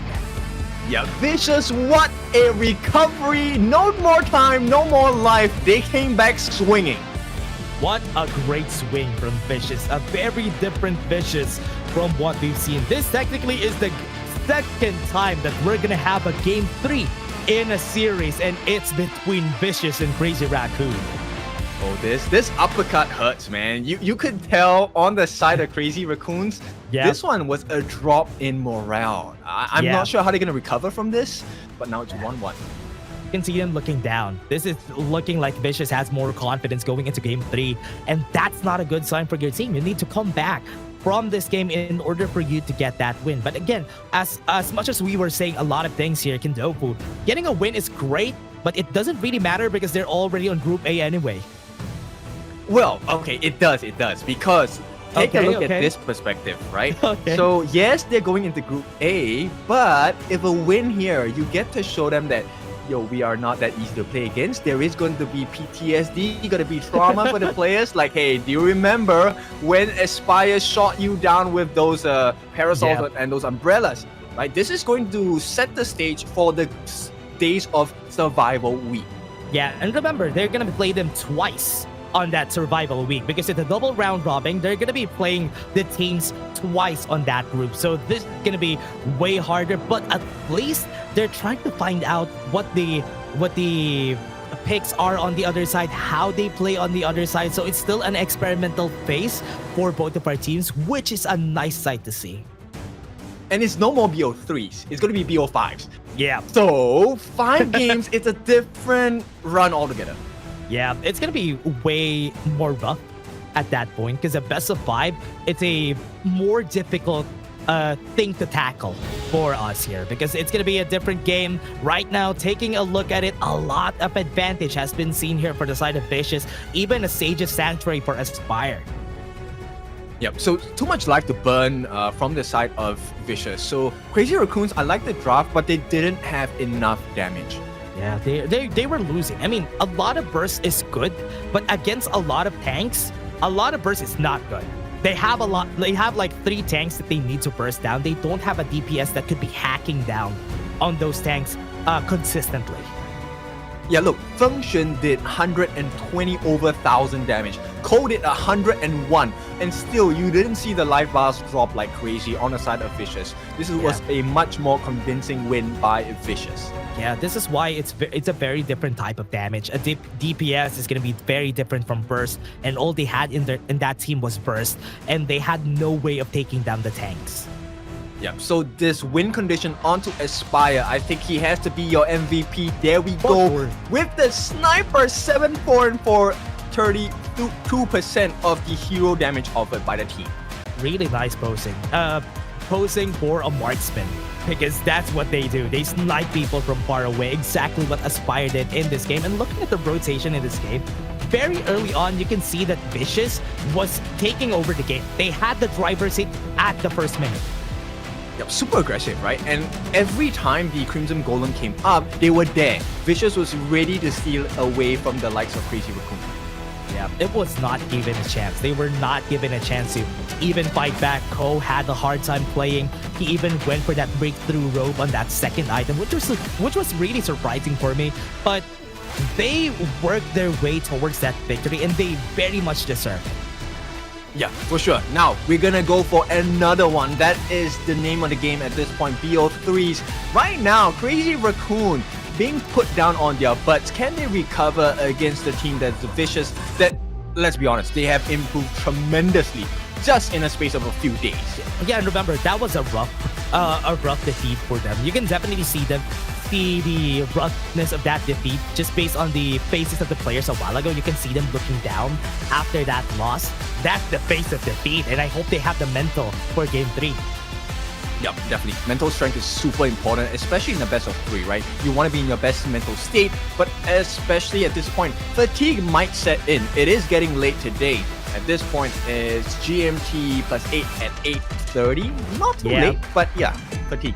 Yeah, and remember, they played the game a while ago. They played the game at 5 p.m. And they had to play this game again just like a 7 p.m. So after an hour, they play again. So this is just very rough for Crazy Raccoons. And they came out of a defeat too. So I hope this is not going to be so rough for them. But again, everybody, we're just going to be taking a short break. We're going to give the players a break for a bit. So see you guys soon. Don't go away.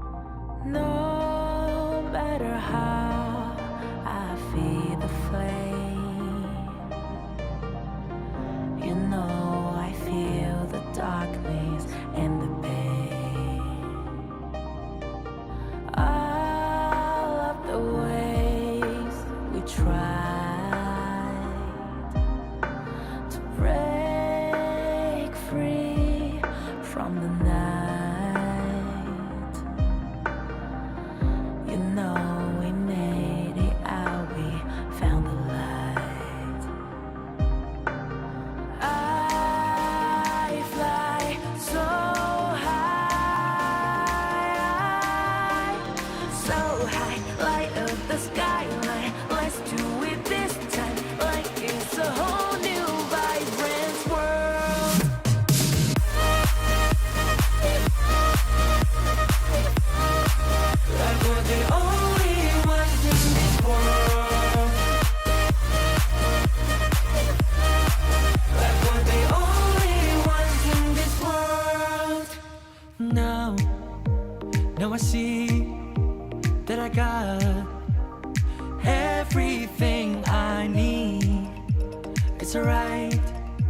I'm on fire, I'm alive, cause now I fly so high, so high, light up the skyline. Let's do it this time, like it's a whole new colorful world.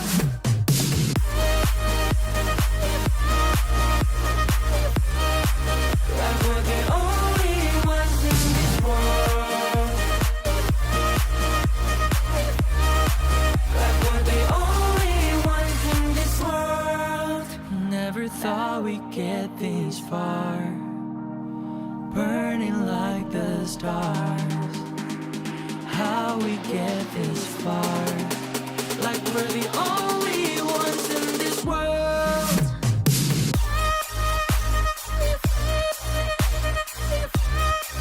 Like we're the only ones in this world. Welcome to the conclusion of our third series of the day. It is going to be 1-to-1 between Crazy Raccoons as well as Vicious. My name is Kindofu. With me, Dash. How are we feeling about this last game in the series? Game 3 looking like Vicious has advantage here just because of how they played during our last game. That's always what happens, right? Whoever wins the last game has momentum going into Game 3. So just by that logic, I think Vicious has advantage here. Yep, it's not just a physical hit, it's an emotional hit as well, Yeah. right? Emotional Yeah. damage coming in. Yeah, and a mental hit too for Crazy Raccoon. And you could definitely see it a while ago. It's weighing down on them, and it's probably the fatigue setting in for their side. So I hope they would be able to survive longer for this day because they need it. Game 3, they need all the wins they can get, and we can see what the picks are from a while ago. Okay, look, Arlie is still available for Crazy Raccoon. They could definitely put that in their kit. There is also the Ogren still available for Crazy Raccoon. These are all picks that have been taken by Vicious, so this might hurt them a bit. Yeah, it's gonna be important. They have to pick that up because they already have a lot of very what do you call this, priority picks. Already has been taken up on the side of Vicious, but they can pick it up for the side of Crazy Raccoon. But Vicious could actually ban that. Just ban the RD, so you wouldn't have the same problem as Crazy Raccoon did last game. Yeah, look, okay, Arlie is a great pick, but I think there is still the availability of the jungle assassin heroes, right? So right now, Crazy Raccoon, they will go for the blue side. They want to prio pick something really damaging against the lineup of Vicious, who are going to be on the counter pick red. Opportunity to go for that early because that's how Vicious was able to take it a while ago. So this could be something that they could go for. Or on the other hand, they can surprise them with, as you said, they can surprise them with an assassin pick on that last pick, which could also be good to shake things up. Are we going to see the Liang ban? Are we going to get the assassin jungle meta here? No, we're not. It's going to be a Mai. Oh no, this Mai shouldn't do it. It's gonna get banned. This is not good. On the other side, Vicious is gonna ban the Arlie. There you go. Yeah, Okay. we know. Fortune telling over here in east side, the best side. Yes, that's true. Balance has been regained, everyone. We don't have Mai, we don't have Arlie anymore. They shake things up during the last game, so might as well take them both out. Okay, buckle up your seatbelts. This is a Tempest game. Nah. Maybe. Nah. I think there is a chance that Vicious could actually win this pretty easily. If the men look at Crazy Raccoon, the fatigue is setting in. You can see it in their faces. Look, Diadea first pick, that's a great start. Will Vicious ban the Ogren? You know, they have to do something. It looks like an Ogren pickup for the start of Crazy Raccoon. Oh, Dharma. Okay, we forgot about that. Dharma has been banned a lot of times on our game, so having him open just gives an opening for that set, and Vicious holding it on the hands of Doom could be good. I like this. Look, here's a wild idea. I think Crazy Raccoon, they could consider the Nursa. I think he's a brilliant pick here. If they don't pick up the Ogren, pick up the Nursa. Able to force 1v1 situations before team fights happen. Very tanky, able to get the damage over time as well. It works wonders against the Vicious lineup. Has a way to deny healing too, which is also good. But Dun getting picked here for Crazy Raccoon in the Lady Soon. They want to go for that late game power of that Lady Soon. I hope they survive at that point because so far Vicious has been winning the early game. Yeah, and at this point, one of the things I would consider is the Musashi actually. Does really well, right? Illuminating Slash can definitely get rid of not just the ultimate shell, the rolling raid, frag grenade, it also gets rid of Destined Encounter. And with Duel to the Death, you make sure the Dune doesn't get that recovery. That's true. I think Musashi is also a good pick here just because of that delayed healing that you get. And Vicious, just because of this lineup, they do have a lot of crowd controls in the first 3 picks. The Resplendence is going to be there. Not going to be big, hard crowd control, but they have the Imperial Order with the Truth Mantra. This 3 could actually wreck a whole composition. Yep. So, which means Vicious needs to go for a tanky, right? At this point, they have already used... No, they haven't used the Mankey. One possibility for them to explore as well. I think that would do well for themselves. Yeah, Menki could be good here. Unless they get banned on the other side. But as you said, the Musashi could also be good. Just for them to have... Oh, a Yuhu 1 could also be a good answer unless it goes to the Roamer. It's a good flex pick, but it's very safe for this 4th pick. I mean, it also creates the situation that lets Doom have a little bit more access as a Dharma, right? So that's going to be interesting. The Princess Frost. Do I like it? I like the idea of the Princess Frost, but it's going to be really difficult to land those frigid prisons. But if you do, that's going to be a big game changer for the side of Crazy Raccoon. The only good thing about that though is the Winter is here. Could stop the Renjet from doing damage. Could actually push him back if ever Dharma goes in. Drop the Winter is here so that nobody could follow through. Curious to see what the last pick here. This jungler needs to be some, I don't know, big game changer on the side of VC. That's big. Not sure if it's a game changer, but that he's big, Menki. But with what they're gonna do here, they do have a tank at least for the Dharma to use as an elevator to get in and do the Truth Mantra. I'm pretty concerned about the initiation on the side of Crazy Raccoon. Not as easy to start a fight compared to what they have on Vicious. And if they don't have the lead, it's going to be exposing their weakness even more. Yeah, especially Dunn is very slow on starting those fights. Byron could be there, Storm Strike could be a possibility, and even the Bitter Farewell. But as you said, it's easier to start fights on the side of Vicious just because it's a bit more direct compared to the other side. Yeah, look, Monfu Temple coming in from VO. Vo is going to be one of the prime targets to get a good starting position for the side of Vicious. At the same time, I think, you know, Crazy Raccoon, they'll do well for themselves to go for the initial gank, level 1 gank or first blood gank onto Doom on that Dharma. If they can kind of mute this Dharma, good game. Yeah, what I like about it though is the early game. The early game for the side of Vicious. I love Yuhuan in the early game because her damage is just crazy, and she can really push people away with the mournful tempo, and her damage is gonna be good. That's why I like it. She always cuts off rotations whenever I see a Yuhuan getting picked. Yeah, I think level 1 fight actually also in favor of the Lady Sun for the side of the Crazy Raccoon. If she can land her frag grenade, level 2 I think is the highest potential for Crazy Raccoon to try and seek for a first blood in the farm lane. Yeah, Lady Soon gonna be very important in this game, and having that Bitter Farewell too is just gonna make it easier. I mean, the Gen.G could cleanse out of the way, but it's still gonna be easier to just damage you out with the rolling raid range. Yeah, if they can burn out the flash on this Gen.G, I think that's going to be a big marker, right? Yeah. Legal immunity, sure, you use it. But look, the rolling raid from Lady Sun with the frag grenade enhances your damage, extends your reach.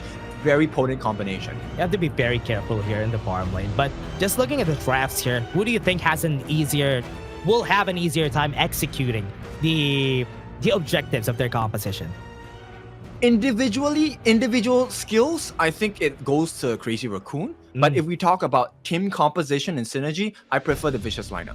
Ooh, that's true. That's true. Honestly, just because of how their team is going to be playing this, I think Vicious also would have the advantage. And I hope they would be able to pull it off. The emergence to the Truth Mantra combos could actually be very destructive. But looking at it again, it's a 1-1 already for Crazy Raccoon and Vicious. And this is going to be their last game for Game 3. And looking at it, let's go back to the composition. And these are their picks. look, all paths lead here. It is going to be a victory regardless. The only thing is who makes it easier for them to achieve this victory for themselves. Let's see if that works out. This is Crazy Raccoons versus Vicious. It's game 3, the last game of this series. Remember, everyone, we have another series after this, so don't go. This is just series 3, game 3. All right, let's go. It's going to be a pretty decent wave clear. It looks like they try and enhance the farm for function here. Yeah, they have to make sure that function is going to have an easier time here. And I love the idea that they're doing here. Crazy Raccoon doing a Vicious. They're doing a push. Function forces the flash away. And here it comes. The creations are just building themselves up. Wasn't able to go for the ceiling. Still level 1. They can go for the kill here. This is going to be good for them. Engma has level advantage. And Vicious is making sure that they're going to get the first blood onto their side. This is good. Goes in. Function doesn't have the flash. So this is going to be a good kill for their side. That's another 2 kills for the side of Vicious, and they're gonna go for 4. Kai is gonna be next, but he does have flash. No, he's dead here. There's no way. Right, it's good. More full tempo and go for the kill, and that's 3 kills already for Vicious. Disaster strikes here. 1,000 gold lead, and the jungle open for the taking as well. Oh no, that is so painful. Goes in for the jungle, goes for the invade. Oh, this is just rough for the side of Crazy Raccoon. Now, if you thought life was going to be hard for Crazy Raccoon, it's even more difficult now because Vicious, they have the goal lead. They have allowed the farm on the side of Aspire as well. It's not looking good. This is rough. This is really rough. Almost 2k gold lead this early. Minute 2. We're just in minute 2, everybody. And they have a 2k gold lead. And this is very big. I think Vicious should just ride the waves here because they have advantage like what happened during the first 2 games. Yeah, they're going to be very aggressive here. Goes for the Knight. Have the move speed because it turned Knight. Have the creation. May be able to cut off some rotations here from the side of Crazy Raccoon, but they're not going to traverse. So every rotation right now by Doma is actually super painful, super scary for the likes of Crazy Raccoon as well. They're going to do healthy amounts of damage on this T1 on the bot. Not going to take it, but this rotation for Crazy Raccoon must make sense. They force out the flash from Doma. That's a good start. Yeah. Doma doesn't have any flash anymore. They could go easiest target to kill after having no flash. So they can go for it later on. That's a good investment. At least slowly but surely for Crazy Raccoon. Okay, he already has the Stone of Sorcery at 1.6k for Doma. This is a good start to the game. We'll see. Oh. Yeah. 1 full tempo gonna be used. They have the Bitter Farewell. Gonna Heart Link away. Just dealing a poke damage into the bot lane. But looking at it, look at where most of their members are positioned. They're gonna go to the bot side. Oh, that was a nice vision offered by Ko here. Actually knows that the rotation was coming in from Engma. If they didn't know that, it would have been a kill. Locks up on the Storm Strike, but doesn't have the care in the world, has the Emergence just to help out or at least push Kai back. This is a pretty balanced lane here, I think, for Doom. He's not looking for the kills. Yeah, he's just clearing the waves. Look at what he's doing. He doesn't even care if his HP is low. He does know that Kai can't kill him. That's why he's just trying to clear the waves. Yep, so decently, they've kept their lead at this point for the side of Vicious. I have no idea. Vicious, they are learning so fast, man. Yeah, this has been so good for Vicious. This is looking like they have a contestation for that first place spot on Group A once it finishes, just because of how they're performing today. This should be how they perform every time. Look at this, Kai onto the top side, waiting for the truth, goes in for the flash. That's the time to go for that truth battle. Wasn't able to hit the wall, but it doesn't matter. Oh, there's a big start. They will give away the Tyrant at this point unless there is a miracle steal here from Vo and Aspire. Maybe they can go for it. Annihilation is going to be used, but not enough to go for the steal. Oh, doesn't matter. They have map advantage here. Doom on the top side, already clearing the wave. He should be able to deal a healthy amount of damage on this T1. Yeah, they want to go for the tower, but too late. If he started to go for it, that could have been a tower takedown, but he doesn't know where Kai is at this point. Goes for the emergence. This is very, very dangerous. 1 HP on that guy, though, so I thought Undertaker could get taken down, but no, this is the turnaround. Good thing he has the flash on Blue Blade. Not available for Ko. That's why he wasn't able to follow through. Oh, the Matrix actually saving his life at this point, but the T1 on the bot is so low. Can they actually find some opening on the side of Vicious here? look at how patient they're playing, right? Vicious has the advantage, but they're not overreaching. They're just taking down Red towers. team Go has for the top destroyed side, a go for the tower. bot side. Let's take down these towers. Let's find kills later. Yeah, I like the Red patience, team right? The has restraint is destroyed a really tower. what makes a team stronger, knowing Yeah. when to actually overextend. Yeah, and it's looking really good here. Vicious, it's with the 2-tower takedown that opens up a bit off the side lanes. They can go for that jungle later on. They're looking to go for mid now. Yep, should be a healthy amount of damage unless they're not going to push that. And look, Cole, not in the best of positions. Remember, Doma and Aspire doesn't have any flashes, so they can commit the fights right now. Razor Raccoon has a timing right now if ever they want to go for the fight. But looking at it, Doom also has his splash, so he can go for that combo.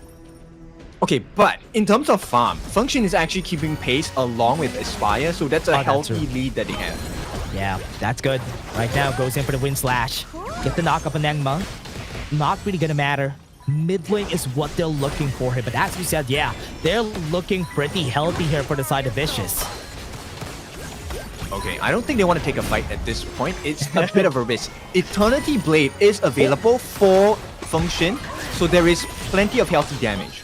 Good cut up from their side. They might be able to take down Undertaker. Good thing he has the hard flank. That is a good idea that they're doing here, Kindofu. Okay, Doom, look, he's hiding. Gets caught out by Kuro there with the Shattered Ice. So look, there's so much map pressure coming in from Vicious. He's using the passive. Look at this. He's using the passive to just to get that chip damage in that tower. Just because he can. Just because every member of Vicious is here on this side of the map, he can do it. And nobody could push this mid lane. There's no one gonna keep this alive. But bot lane though, good answer. Okay, so they make a trade. But here's the bad thing for the side of Crazy Raccoon.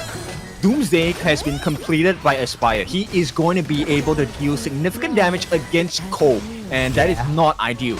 Gonna be hitting hard, especially if he hits that Imperial Order. Later on, goes in. What a great knockup coming from Doma. Annihilation goes for the flash. What a great snipe from Doma. Goes in, going damage. Doesn't even need to use the Truth Manther. They are still going for the damage, and they are trying to lick their wounds on the side of Crazy Raccoon. Yeah, they have found the keys to the hearts.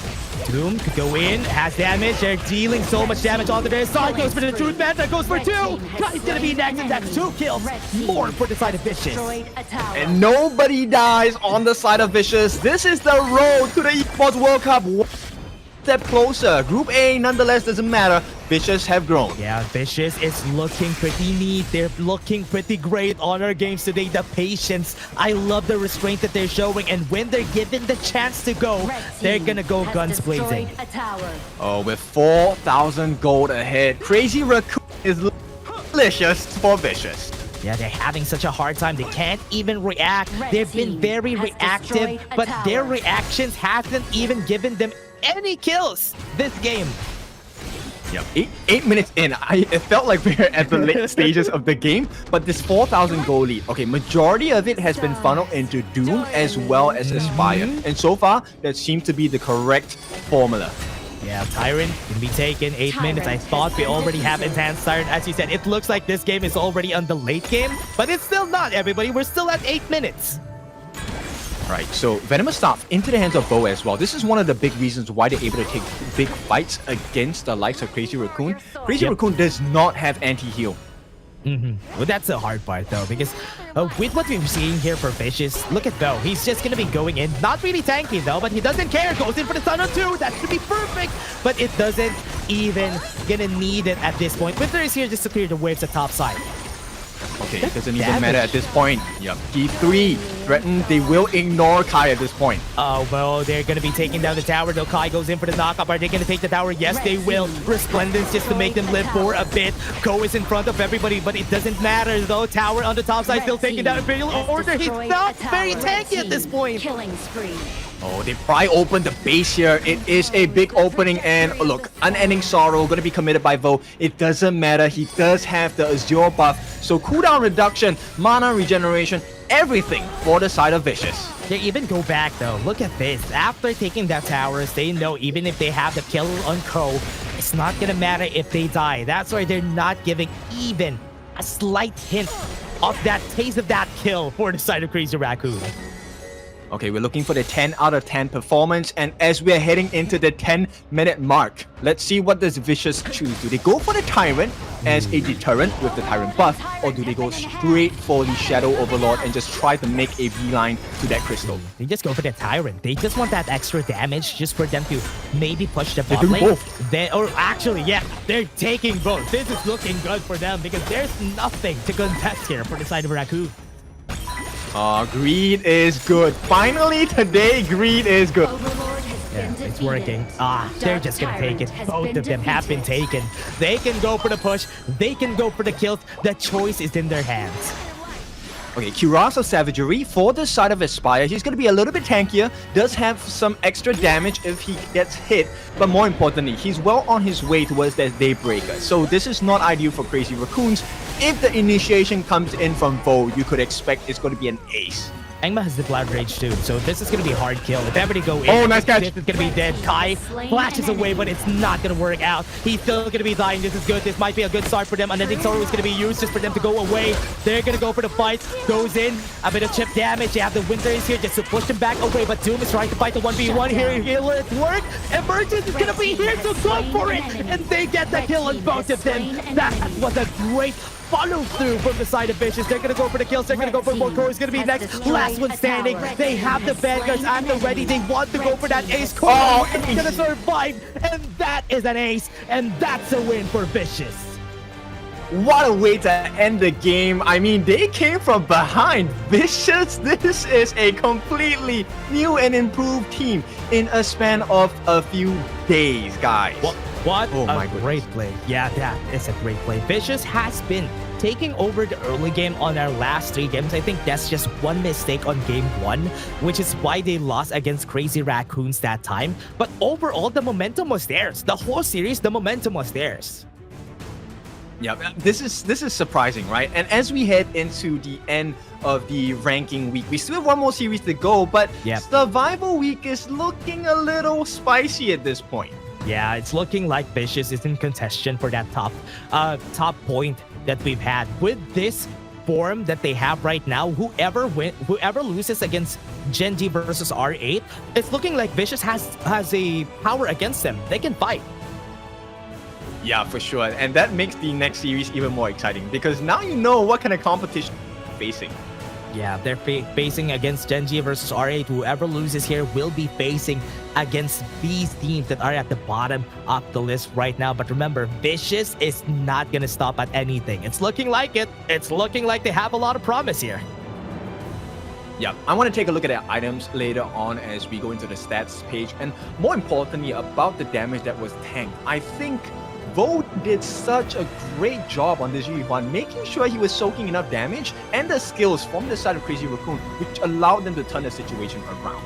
Yeah, remember, he even had Venom Staff as first item. He was not even building tank at first, so he was taking the risk of dying just by tanking a lot of the damage very early on. But hey, let's take a look at the item again. Yep, so actually going for the hybrid build here. Actually going, next item was supposed to be the Frostscar Embrace. Yep. So able to tank a little bit more against Function, against Ko, and even against Kai. Yeah, it's looking good. But just looking at the items too, Menki went in for that Blood Rage for the 3rd item just for him to survive a lot more tanking. Look at the damage taken here. 49k for Engma and Bo, 35. Even without tank items, he was able to tank 35k damage. Yeah, it's crazy, right? So, and Doma as well, those annihilate point, just as steaming to the side with the help of the Matrixes as well to understand that, hey, you want to run away? No way. We're going to snipe you down. So Doma is my personal MVP in this game. Yeah, Doma did really well, especially flashing forward to get that kill on that one fight in the mid lane was really good. But on this one, just look at it. There was a time in where they were at least a bit equal in the early game, but once it falls off, it was Vicious the whole time. Yeah. Make no mistake, I think this game was pretty close on the side of Crazy Raccoon. They always managed to keep pace, although they were a little bit behind. But with that being said, once Vicious hit those power spikes with the items, it was pretty much game over. Yeah, it was done at that point. It was MVP, as you said. Perfect. Doma takes it. And 307 in that KDA and a 28% damage dealt for this guy. Yeah, we'll take a look at the highlights of the game. I mean, it all started right at the first minute of the game when they failed that invade. Cole had to hang on to dear life, did not manage to get it.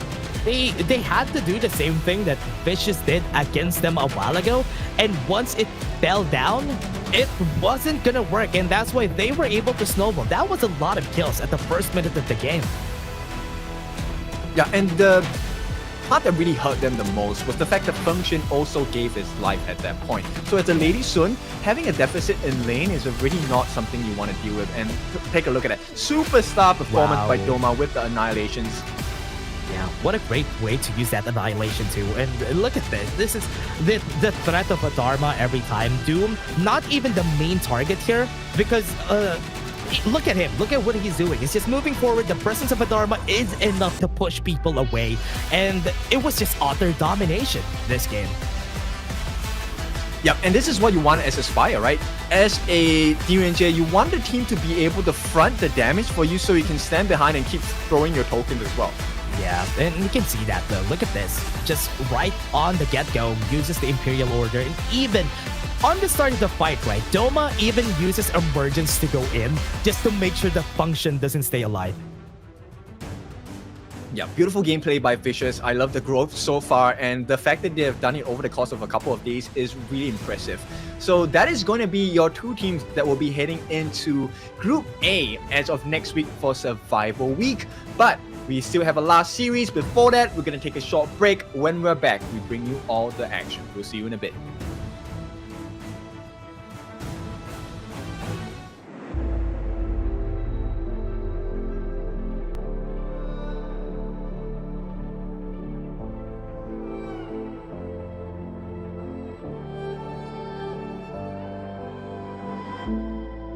We're no strangers to the fallout. It's what got us here. Ever changing, some chameleon. Blood, sweat, and tears. We'll never make it if we fall to everything that brings us down. With a comeback is now. Blood, sweat, and tears. Fight for what we want. Doesn't matter the cost. Every day, put in work. Blood, sweat, and tears. Nothing comes overnight. Strength in numbers start to line. We don't bow to fear. Blood, sweat, and tears.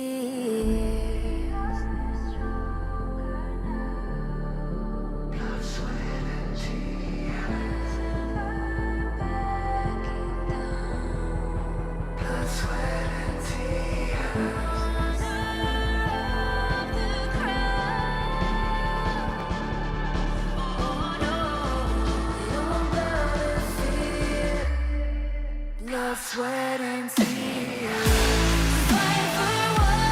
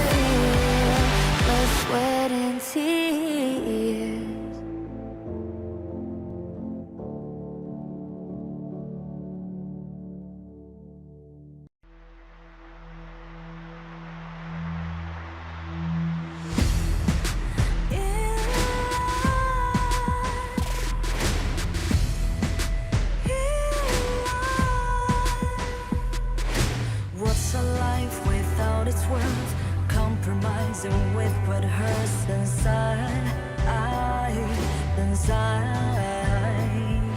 When you let fear decide your fate, you don't choose which path to take in life.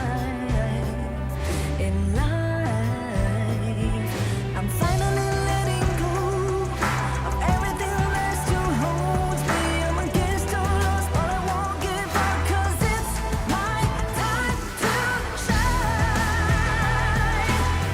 Standing in the spotlight, can no one back me down. Destiny is calling high. I'm not afraid to fight for everything I love. Victory is on my side.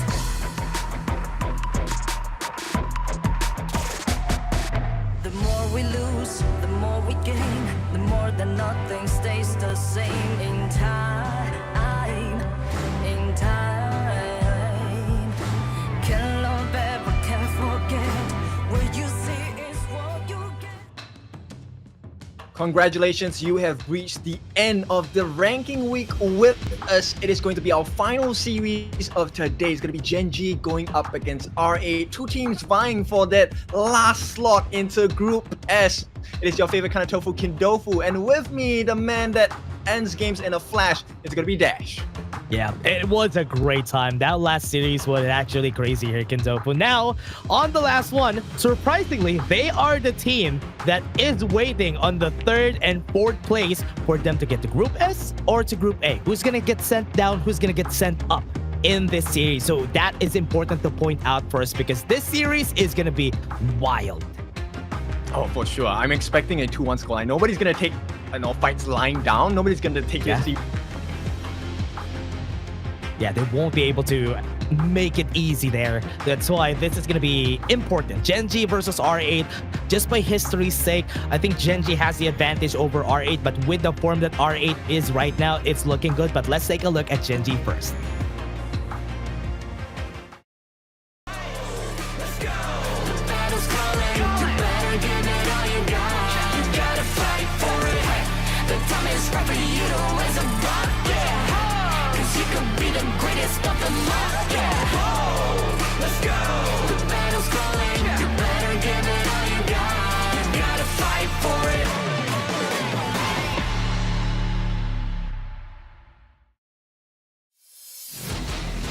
Gen.G Esports, one of the strongest teams that we have right here, right up on the 3rd and 4th place. The game changes, as they say, comprised of Inoa, Wawa, Ray, Rock, and Clue. And these guys are gonna give us a great series here, Ken. Yeah, Gen.G, I think they have to show a little bit more change today, because they have been coming up with unorthodox draft. But is it going to work against R8, who have been watching them since day number 1?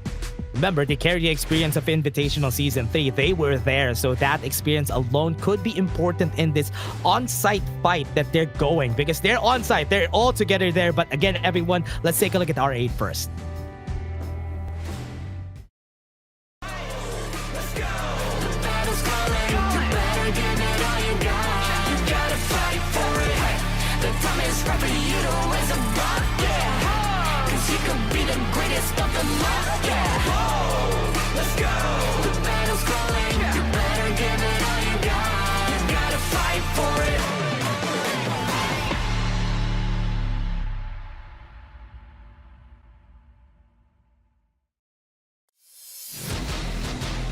And that is R8 to infinity and beyond, represented by Abdo, BX, Xenon, Ryoichi, and Mijoj. These 5 members will be looking to secure that 3rd placing into Group S. Yeah, they have been pretty good. R8 Esports has been very consistent, has been very great. But historical-wise, Gen.G would have the advantage here. But looking at their faces right now, it's looking like they have the confidence to take on the challenge and be able to fight their demons from before, which was Gen.G. Yep, I think this game is going to be reliant on BX. They need to make sure that he gets those assassin jungles. We have seen him fly sky high with those picks. Oh yeah, especially that Jing from yesterday's game against SCARZ. That was the reason why they won from yesterday's game. So very, very good player. Especially this guy really loves playing those assassin jungles. Yeah, and the fact that they lost the series yesterday, I think this one will give them enough fuel to maybe burn their ground and edge their brand into the top 3 spaces of Group S. Yeah, what's also scary about this draft for RX Abdo getting to play Dharma is always a match made in heaven. Always has been good for this guy. So could be a target ban here for Gen.G. But remember, Gen.G really loves experimenting. They really love picking up unorthodox drafts. Okay, look, I don't think they need to experiment anymore today, but True. this is going to be the farm lane comparison. Rock really pulling ahead here. Rock having 44 kills, 23 kills ahead against Ryoichi. That's a big lead. And also even the team fight participation at 84% and 53% is a sizable lead here. I think it comes down to the hero picks as well, right? So his Fuzi has been really up in the faces of opponents. Whether they'll pull this out again, I don't know whether that's going to be the correct choice. R8 has seen their gameplay, has seen their decision making, and I think it might hurt them if they pick up the Fuzi Daqiao combination again. He was also picking up a lot of very weird picks here. I think he even, their fight against Vicious, he picked up a Hanshin and a Pei. And that is very interesting for me because of those unorthodox picks. That's why Rock has been racking up these kills that he has. Right, so is the creativity going to be enough for the side of Gen.G? Now, Gen.G, they will pick up the blue side, so they're going to be prio picking, and then that leaves us with R8 on the counter pick red. Yeah, they don't have to experiment anymore. As much as I love experimenting on that draft, seeing it again and again for Gen.G and failing against the stronger teams is not what I want here. I want them to play standard, play against R8, play it well. That's a nice Jing ban. Yeah, Gen.G, they knew the strength of BX. They don't want to allow him to get this Jing. We know how potent this combination is with BX. They will take out correspondingly the Mai on the side of R8. Ooh, Jing, Mai, Arlie probably gonna be banned here also, just so they're just banning a lot of assassin jungles here. Okay, the Lam, this means Yixing is also in contention for the pick. Yeah, respect. Yixing, as you said, could be a potential pick here, but they could prioritize something else. Yep, a Diadea is good. Yep, definitely. The lockdown from Bitter Farewell and the heals and debuffs coming in from that Destined Encounter going to be very valuable for the side of Gen.G. Now, this also tells us there is no Daqiao Fuzi combination here. This is the first step for them taking a Pei composition. If a Pei gets picked by Gen.G, this is one of those weird comps that they draft. But Yixing and Dharma getting picked, very nice combo. The Truth Mantra to the world is my board. There's nowhere to go. Yeah, exactly. And this is going to put a lot of pressure on the lineup of Gen.G in terms of positioning, right? They can't overextend into fights until they see where this Yixing is going to be at. No like way. you said, okay, Gen.G, they go for the Pei pick. They're gonna go for the same comp. They're gonna give this to Rock. They're gonna give this Pei to Rock again. I hope it works out against R8. That strategy hasn't worked out from the other teams, but I hope this works against R8. Okay. Let's not set it in stone yet, right? There is a potential that Ray picks up this Pei, but oh my goodness, I love this Musashi coming in for the side of R8. It is going to be locked in. Yeah, I usually don't like a Musashi pick, but in this composition alone, I like it just because of they have the tools to help out the Musashi once he goes in, which is the Yixing and the Dharma. And also the Slash. If timed right, it could just totally cancel out Destined Encounter. Yeah, that's true. Yeah, that is a big one. Done getting banned here for the side of R8. I think they're getting baited. I think what they don't know is that Gen.G has a lot of things in store for them. Could be a possibility to surprise them with their interesting picks. So maybe, let's see what's going to work out for them. Look, there is a decent bit of control as well. There is still the Liang of it. If they want to play their cards, it is a bit risky to pick up the Liang here, but with that being said, Lady Zhen, actually one of the best uses against R8, also going to be banned out. Ooh, remember, Gaiden is open. Inoue loves playing Gaiden. Gaiden has been a priority for the last 5 games they played, so that could be a potential pick here for the side of Gen.G. Yeah, and RA, they know the burst potential coming in. They pick up the Liu Bang. The battlefield command is going to be so adept. And you know, with a Musashi, you get the reposition, so they do have a lot of killing potential on the side of R8. What I like about that is what they do whenever they have a Jing is precast the battlefield command when somebody's going in. Duel to the death, then use that battlefield command. Nobody's gonna get away. And as I said, Ganonmo, it was perfect matchup. But whew.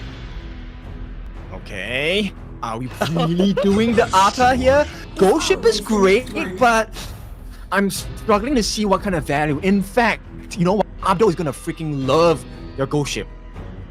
Oh man, oh, this is not good. Yeah, as you said, the Ghost Ship is not gonna be good. It's just gonna be a bad thing for them. Fight? And I think they're gonna lock it in. And as you said, the shenanigans. Gen.G is back at it again.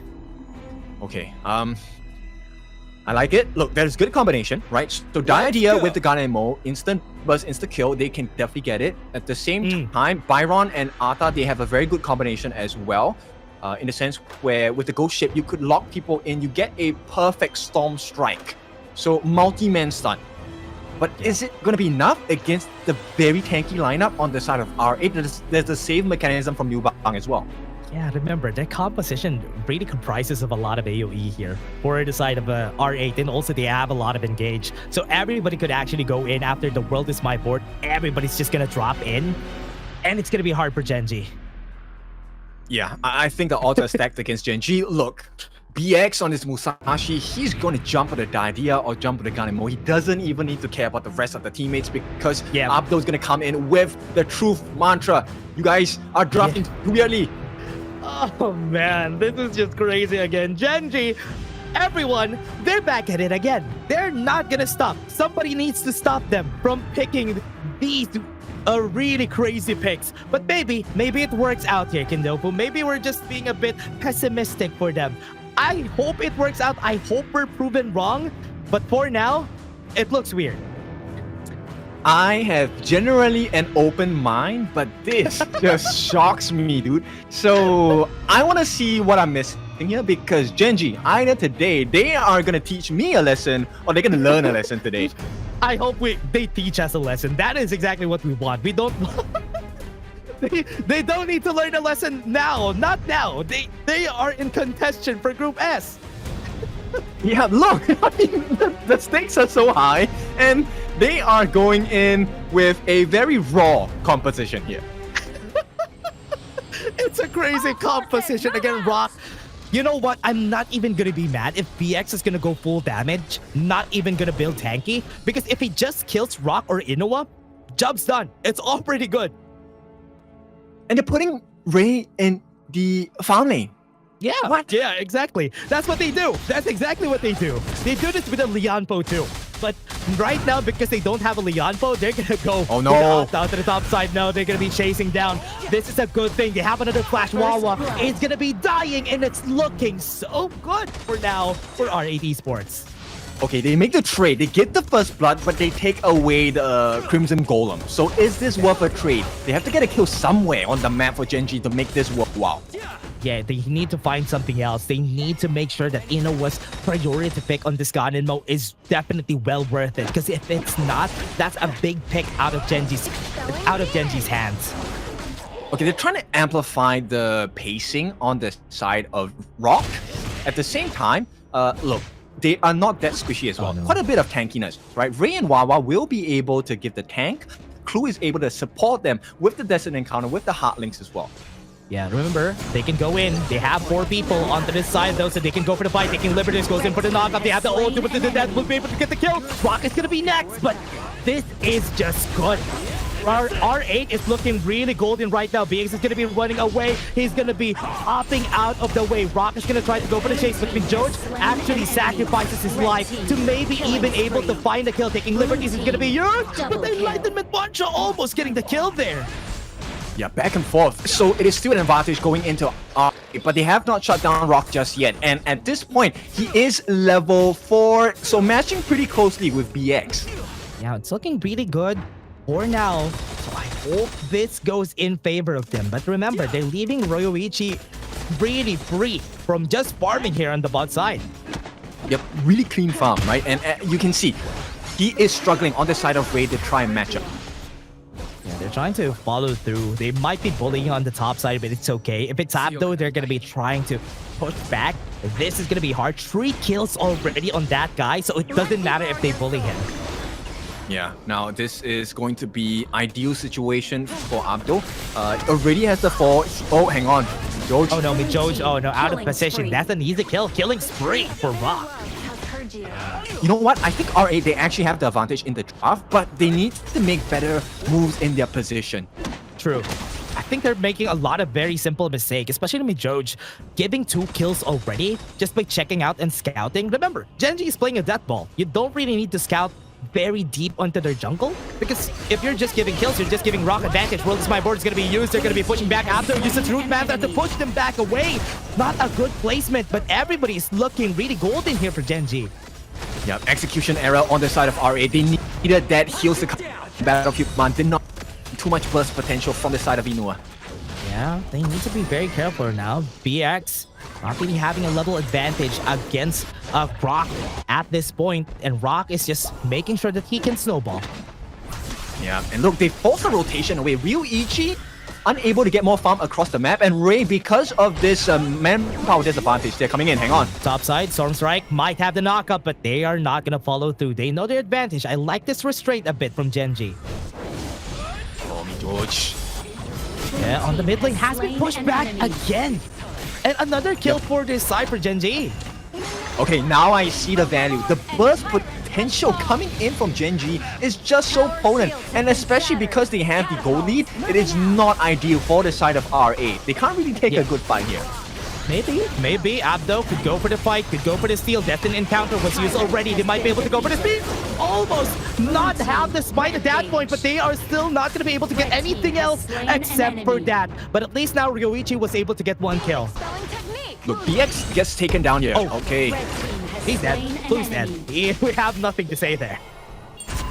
So it's really, it feels like a buffet for both teams. It's like, okay, what kind of dish do you want and how fast get it, right? So kills are always traded back and forth. 6-5. This is going to be a very high kill game. Remember, Ryuichi is just farming. While this is all happening, all eggs in one basket here for the side of Gen.G. Rock is the one getting all the advantage, but I hope Inoue has the next firepower here for the team. Joj, super low already. That was close. Yeah, it's all about this side for the side of Gen.G, right? Inoue, if he has the farm, this is not ideal. This is looking really hard here. Inoue, he just needs to get as much items as he can. He needs the burst. Rock is going to be there to finish. Inoue is there to go for the burst, at least to start it off. But it's not good. Abdu, Throat Matcher is going to be there. Ryuichi as the ulti for Barrage goes in for the kill. Might be able to get 4, and that's 2. That's why you pick up the Liu Bang, and at the same time, BX is split pushing at the bottom. There's no one to handle him, the exception Wawa, but the rest of the team already backing him up. Yeah, this is the problem when you play a death ball, right? Whenever you make a mistake, everybody on the side of R8 could just capitalize and make sure that the other lanes could be pushing. If you're not together, it's gonna be bad for Gen.G. Yeah, they didn't leash Ryuichi long enough. Close to 5,000 gold, already has the Doomsday. Yeah, gonna be bad. 2 items on this guy. Doomsday, Spark Purge Dagger. Once he ults, everybody's gonna disappear. And remember, the only tank they have in this team that is building very tanky is one person. And now Abdo's gonna go in. Truth Manta not gonna be able to get the stun, but at least Rock survives that. And this, on the other side though, they have the World is My board. Will be able to get 1 kill. Ryuichi falls down, unstoppable. And this guy, Rock, dealing a lot of damage, but Abdo waiting. But they are not gonna follow through. You could see the benefits of having Inua's pick on this gun mode, but he needs to be closer in the team fights. He needs to be more aware when he to give the damage. Right now, it's simply because Inoue has not rotated fast enough. If not, this will be a very different game for R8. One thing that's hard about it is because the wave clear of Xenon also is just good, which is why he can't leave the mid lane open. That's why he can't even rotate as well. And as we are saying, they need to stick together here for the side of Gen.G to make this comp effective. And Inoue needs to be behind them. Yeah, it definitely needs. He needs to stick close. But I understand, right? Yes, Xenon's wave clear is pretty sick. With the Venomous stuff as well, there is some underestimated damage coming in as well. That's true. And now onto the top side. Rock's in, gonna go in. Ryoichi's gonna fall down. What a great start. Again, that bitter farewell. Yeah, that is the combination they're looking for. And with the burst composition by Rockets, at level 12, he does have both busts. Once again, trying to go in. Yeah, goes in again. Joe's gonna be the target. Battlefield Command just to run away. Expended that big ultimate. Right now, they laid the board down. Clue is in a safe spot here. This is not a good fight for the side of RA. There is no heals. Oh, hang on, Ray. They're gonna take the fight. That is one target though. Ray is gonna be their target. Deuce in with the ultimate. The couple blades was able to get the kill on 2. BX is also gonna fall down. Legendary onto Rock. Destroyed a tower. Yep, and Inua, this is the real value of this gun mode. There's nothing behind the farm. 3,000 gold difference going in advantage to Gen.G, and very soon we might see an exposed T3 at this point. Yeah, Joe's just been quite a target here. Like a big target for Inua to just lay down all the damage. He has been killed a lot by Inua.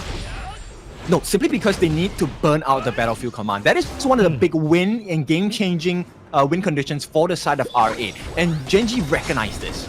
Yeah, they know. Once they burn somebody, once they close down somebody else at the side right here of R8, this could be an opening for them. 8 minutes on the game. It's looking like we're already at the mid-game. And Tyrant is already being taken. No contest here. Look at this. 3 items already. Heroes of Savagery for Bach on that 3rd item. Yep, okay. At the same time, look, the trail and difference. 3,000 gold between the junglers. BX is struggling to keep up. Yeah, it's just so hard. Right now, all eggs in one basket, and Rock is making sure that this is gonna be an easy time for the team. And they have so much advantage here. Yep, the tankiness of Ray is really coming to full effect. Again. Yeah, Abdul could have started that fight though. Battlefield could to run away. Truth Mancha, he's looking for it, but he's not gonna find it at this time. They're gonna be chasing down damage onto Xenon. Contap is passive. Yes, there you go. And that is a legendary for Rock. They're not tanky enough. There is no save. Right now, even BX cannot take the damage. We might just dive him. Yoichi has been dropped. A lot of damage on that Fever Barrage, but not enough to actually kill on Rock. There you go. Look at that to counter him. That was good. Leo goes in for the deny. Bait them out. Go for the dash, and that is the last kill. 4 kills for R8. Yeah, this is the drop that dances on knife edge, and BX said, dance no more. The knife is coming through. They won that fight. That is big. That is one thing that they need to do here for the side of R8. And it's looking like they can do just that. Mid lane tower could be taken down, and top lane tower at least easing out the pressure on the map. Yep, they're cutting the goal lead. At this point, it's negligible at this moment of the game. At the same time, I mean, big mistake. Where was the lockdown? The mistake by Clue to not jump in at the correct time. If he had jumped in earlier, they would have been able to take the kill. The half a second delay costed Gen.G so much. Great use of that cleanse also from Ryoichi just for him to run away faster. That was big. He was stunned by that bitter farewell, but wasn't able to follow through. Tyrant has been taken here by R8, and Overlord is being taken by Gen.G. Can they steal? No, they are not going to be able to contest it. Wawa is going to be running back. Okay, they still do have the ultimates available on the side of R8, but no Purify on Ryoichi. That's going to be a big concern. Every time the Purify is down, Gen.G get a upgrade in battle strength. Yeah, Frozen Breath already built by Xenon, so this is going to be bigger. Having that extra slow after the World is My board is going to be big for them, so let's wait for that to work out. Okay, very calm and composed. They don't want to overextend at this point. Shadow Vanguard onto the bot side. Cutting off R8. Abdo might have the chance here to go in. Goes in for the true backdrop! And the Enlightenment to finish them all! And this is what you're looking for Abdo. Going for that game-changing plays, and Wawa is the last one standing. No more shields, no nothing. And that works out for R8. That's exactly what they need to do. R8, look, you don't even need to care about Wawa or Rock or Clue. You care about Inua. That is the big game changer on the side of Gen.G. That big burst damage no longer available. R8 wins all fights. Yeah, they got the takedown Inua, got the takedown on Rock. Big fights winning. Abdo was just looking for that right moment. 5 seconds on the clock, and they have the death timers on. Yep, and this is going to be a T3 guaranteed for the side of R8. They found the opening they were waiting for 11 minutes in the game. Ooh, that's what you want. Game-changing plays from Abdo on that Dharma. And he found that opportunity. That timing, look at this. even without HP, he doesn't care. Yeah, I mean, why would you stick together? That is the big question on the side of Gen.G, right? I can understand why Clue wants to go in, but Inoue made a very vital mistake of standing next to Rock, and the both of them, they were caught together, and that's not the situation you want. If only one of them fell, that could have been a fight that they could turn around with, but because both of them fell, it was really hard for them to pump out any more damage at that point. 43.5k, or rather 4k gold lead now for R8. They turn things around now, but BX gonna be chased. Peter Farewell is gonna be there, but he's gonna go for the chase. Battlefield Command is there to help him out, but do they have the damage to kill him? No, they are left with one person. Ray in front. Luigi goes in with a big barrage, but he's not getting any kills except for one. Clue keeping things alive. Rock just running away. They got 2 kills already. It's still a 2-4-2. Wawa is gonna be left alone, but that's gonna make it 3 for the side of R8. Okay, they still have some life in them. Inoue and Rock are still alive. There is decent burst damage available. So I think R8 will do well for themselves to play a little bit more passive at this point. Just look for openings around the map. Get your buffs, get your camps, whatsoever. You can see it. Ryuichi very tanky at this point because of that frigid charge. He was not killed pretty easily that time. And Gen.G just took it in the face. There was nobody to stop that ultimate from happening. Rolled the spy board just to push them away in order for them to get this T3 again. Yep, and that's a clean opening. Can they get it? Oh, they tried to go in, to do that, to bait him out. BX, is he going to be able to survive this? Battlefield Command is going to be there. They have to stand waiting. Sage's Sanctuary was bought at the right time, but he's still going to fall down. The ult is going to be coming in. Will they be able to get the kills here? Clue is still alive. They're going to be running out. Luigi is going to be here, but they still got 2 kills on the board. At least Gen.G fights back. Oh, both teams, I mean, they're dancing in the middle. It's a seesaw match at this point. Every single time they find the weakness, they expose it. Look, the moment Mijoj does not get the Battlefield Command down, R8 are in an immensely tight spot.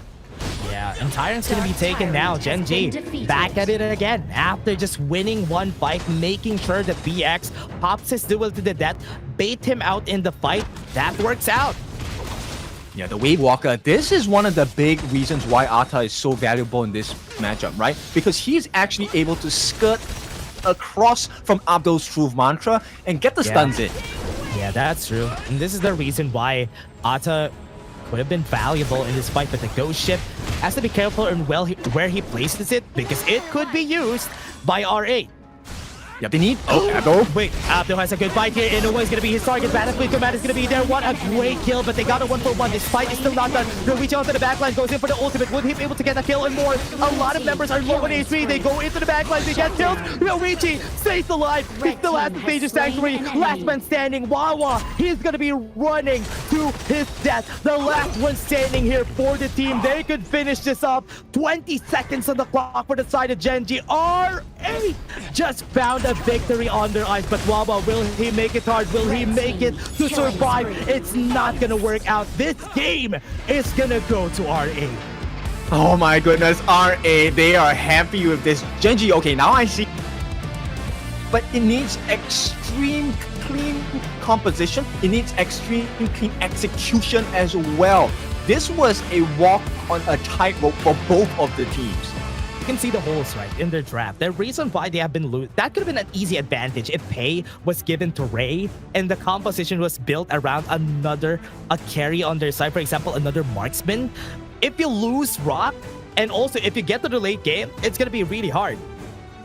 I think they needed to swap. They could have swapped the Arthur. They needed something that was able to contain the majority on the side of R8 without the risk of them walking out of it. So, look, Ghost Ship is great, but it's one-dimensional. It's one direction, right? And Inoue was never safe in this match. The moment Inoue died, game over.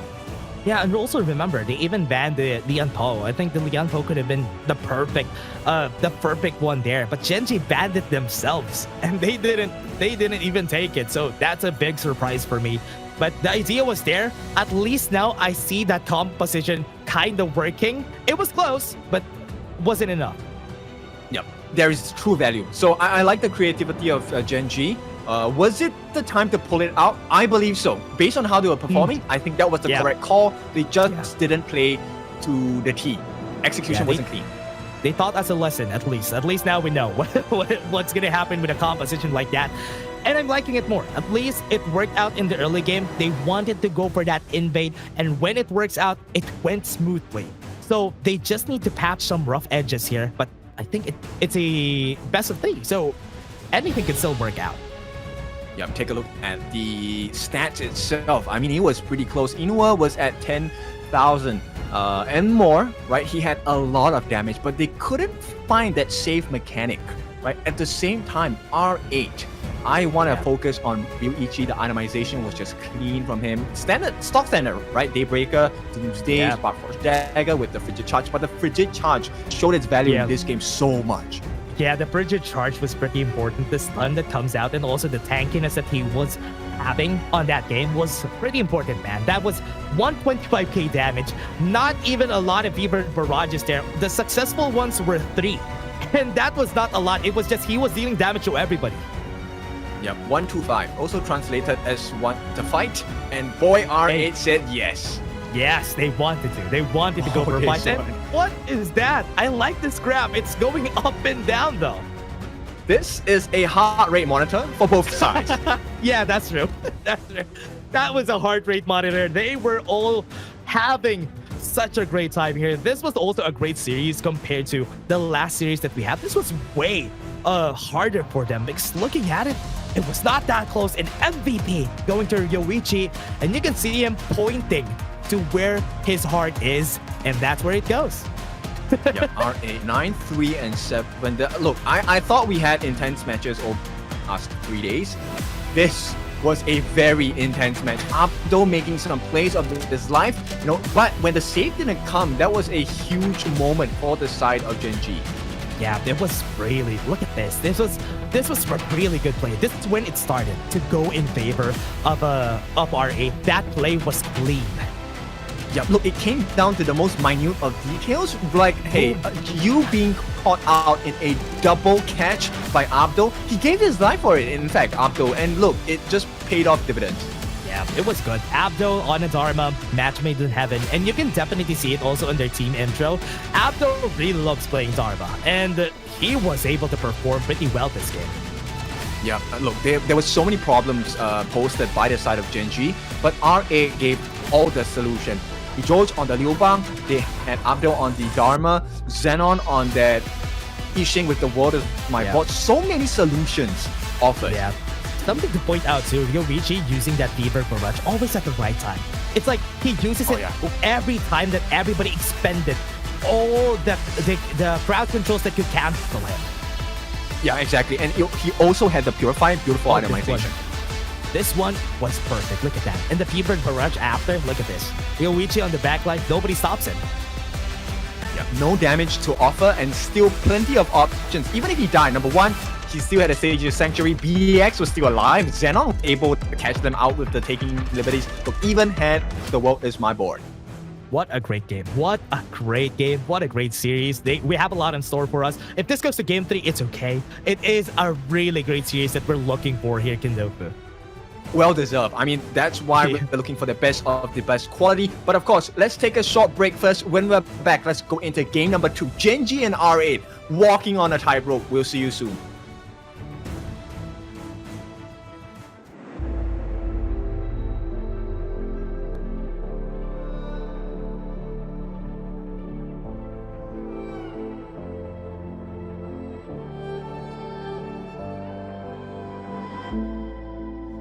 Stranger to the fallout, it's what got us here.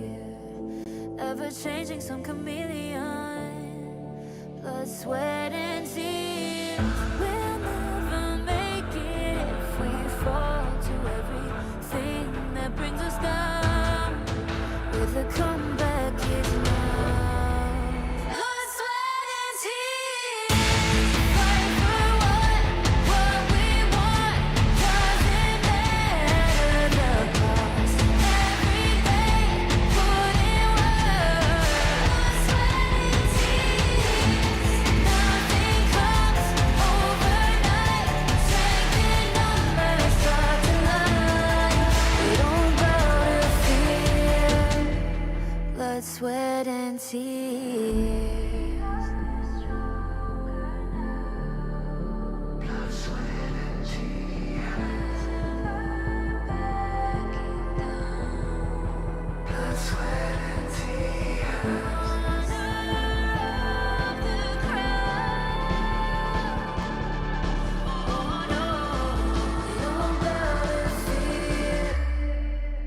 blood, sweat, and tears. Fight for what we want. Doesn't matter the cost. Every day, put in work.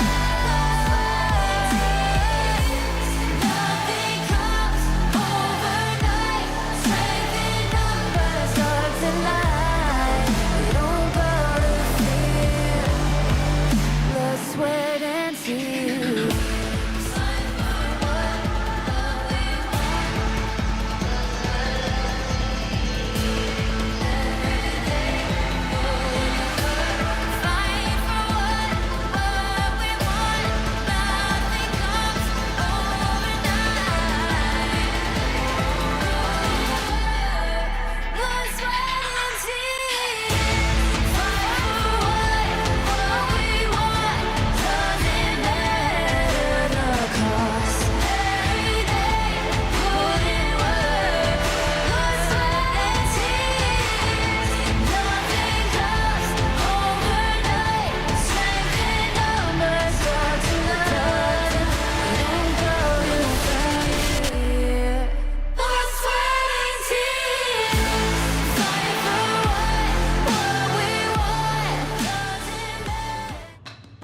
We are on the edge of glory here for the side of R8. They are one more step away from making it into Group S. It is your favorite kind of tofu, Kindofu, and with me, the man that ends games in a flash, it is Dash.